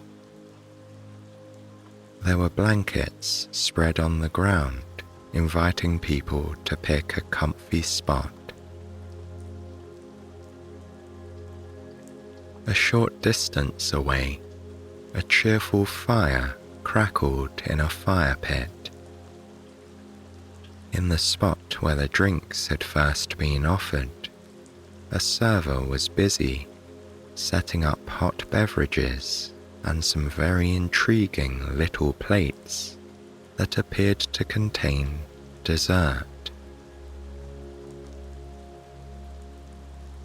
Jack rubbed his hands together like he was getting ready to take on the world. Then, with humorous aplomb, he walked among the blankets as if it mattered greatly which one he chose. He picked a festive blue plaid blanket and sat himself down ceremoniously, waving the others over to join him. As he did so, the screen lit up and an old black and white film sputtered to life. It was a reel of classic cartoons, and the tiny little crowd applauded with delight. As they rested comfortably on the blankets, the light from the black and white film flickering on their faces, Melinda had the feeling of living a moment suspended in time. She closed her eyes and listened to the special soundtrack of the party. Nearby, the gentle laughing of the guests as they watched the simple antics on the classic cartoon. A little further away, the popping and snapping of the fire pit, with the quiet murmur of a conversation from around its edge. In the pond, a quick splash. Perhaps a fish had come to the surface, or a bird had dived for an insect. Melinda kept her eyes closed and didn't look. She let it be a mystery. A little further away still, she could hear the irregular musicality of small porcelain mugs being placed together on a tray. They clinked gently in a random smattering of tones. Then a light rustling of the nearby trees as a stray breeze blew across the lawn. And then Melinda opened her eyes with a delicious little shiver as a breeze blew over her. That had been the hand of autumn she had felt, brushing ever so gently across the assembled company, as if to say, "Do not be alarmed, but I am arriving now." Suddenly feeling a bit chilly, she spotted a pile of extra blankets her host had left on a nearby chair. Just for a moment such as this one, she thought to herself with a smile. Taking care not to block anyone's view, she quietly stood up and walked around the movie watchers to the pile of blankets. She chose a small, very soft one in a forest green colour. Wrapping it luxuriously around herself, she strolled over to the fire and stood there, warming her hands. Away from the movie projector, she could hear evidence of nature a little more.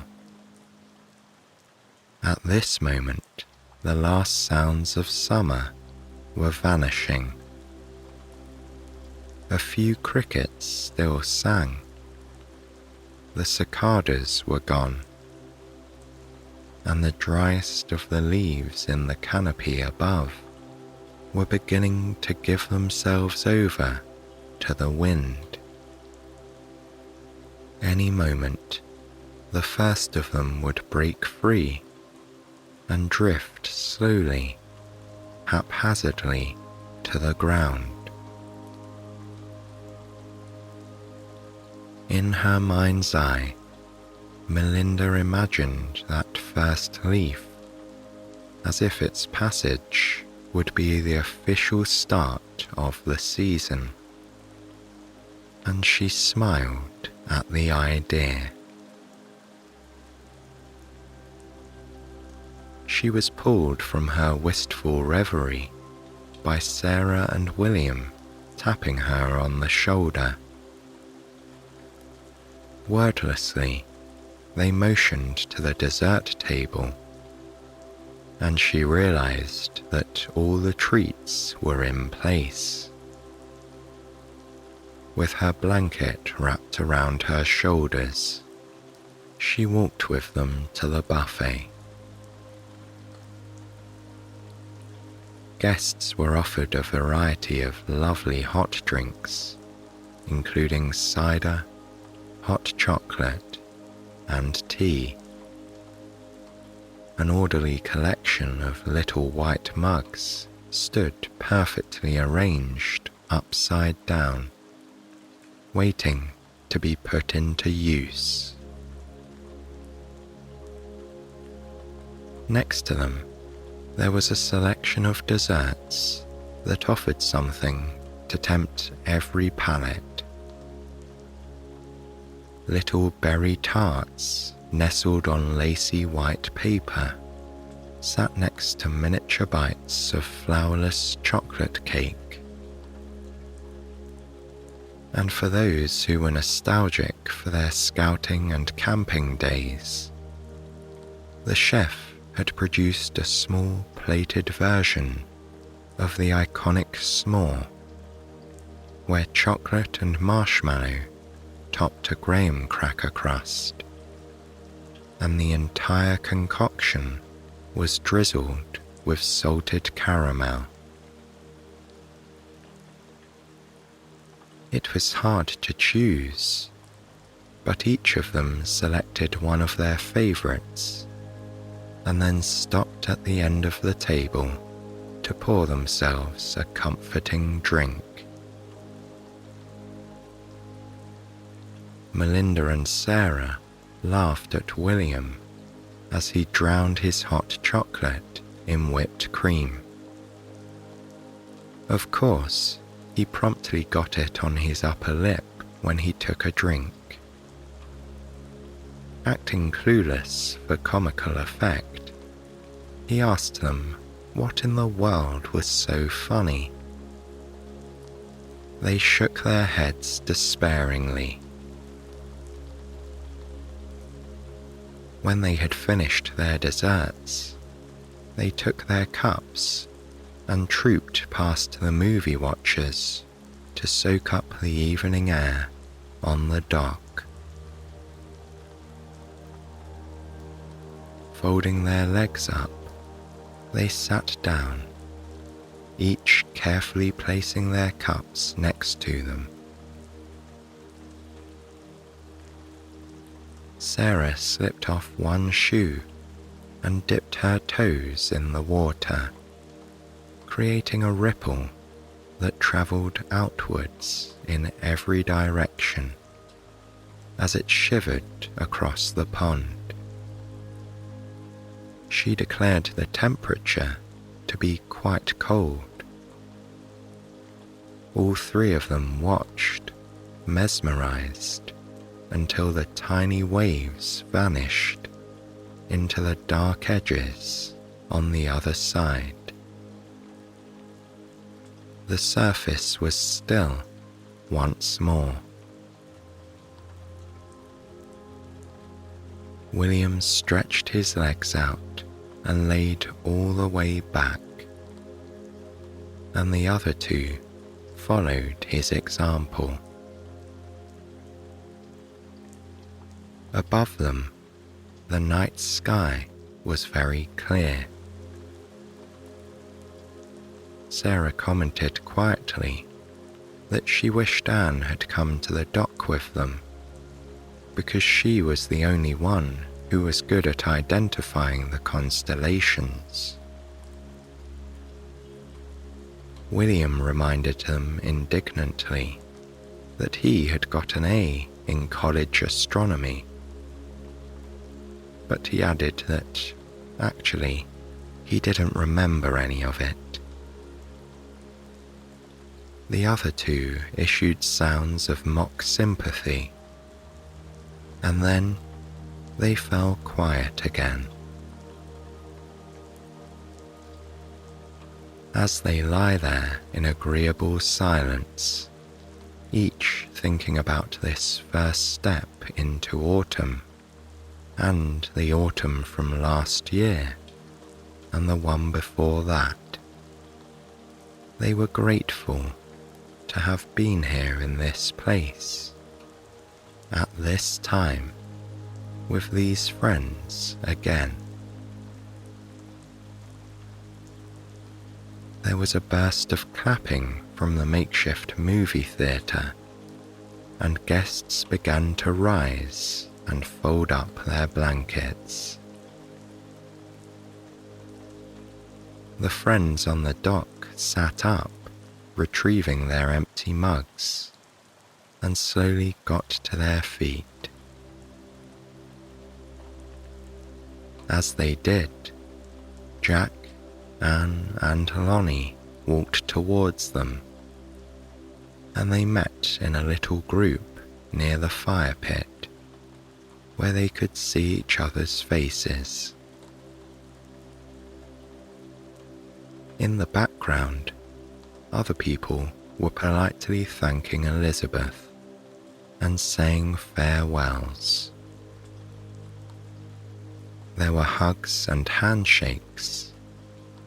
There was laughter, and many a small fragment of conversation appeared to contain a promise to get together, to catch up more often, to send a recipe, or to follow up on a new book recommendation.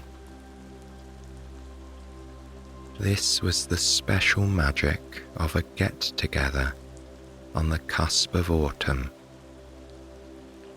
It inspired people to recommit to friends and loved ones who would keep their spirits bright through the cold part of the year.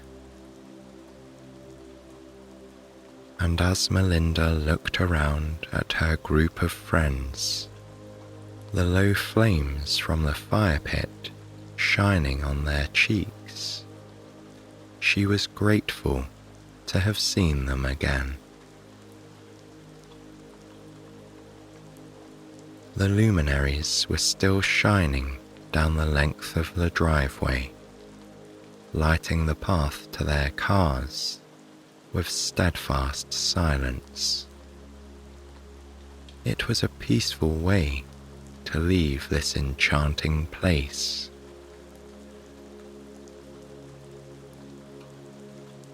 The hour was late as they got back into their cars.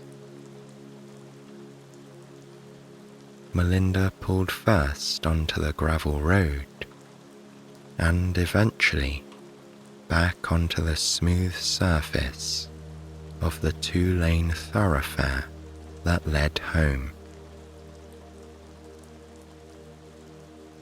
As is often the case on a September night, the warmth of the day had dramatically evaporated. Instead, the friends felt a crisp chill outside the closed windows of the car. For the first time of the season, Melinda actually found herself turning on the heaters and relishing its comfort as the soft air drifted over her fingertips near the vents. William and Anne sat sleepily in their seats, and nobody really felt the need to say anything at all. Instead, they drove homeward, each basking in the happy glow of their lovely evening together at the secret farmhouse dinner.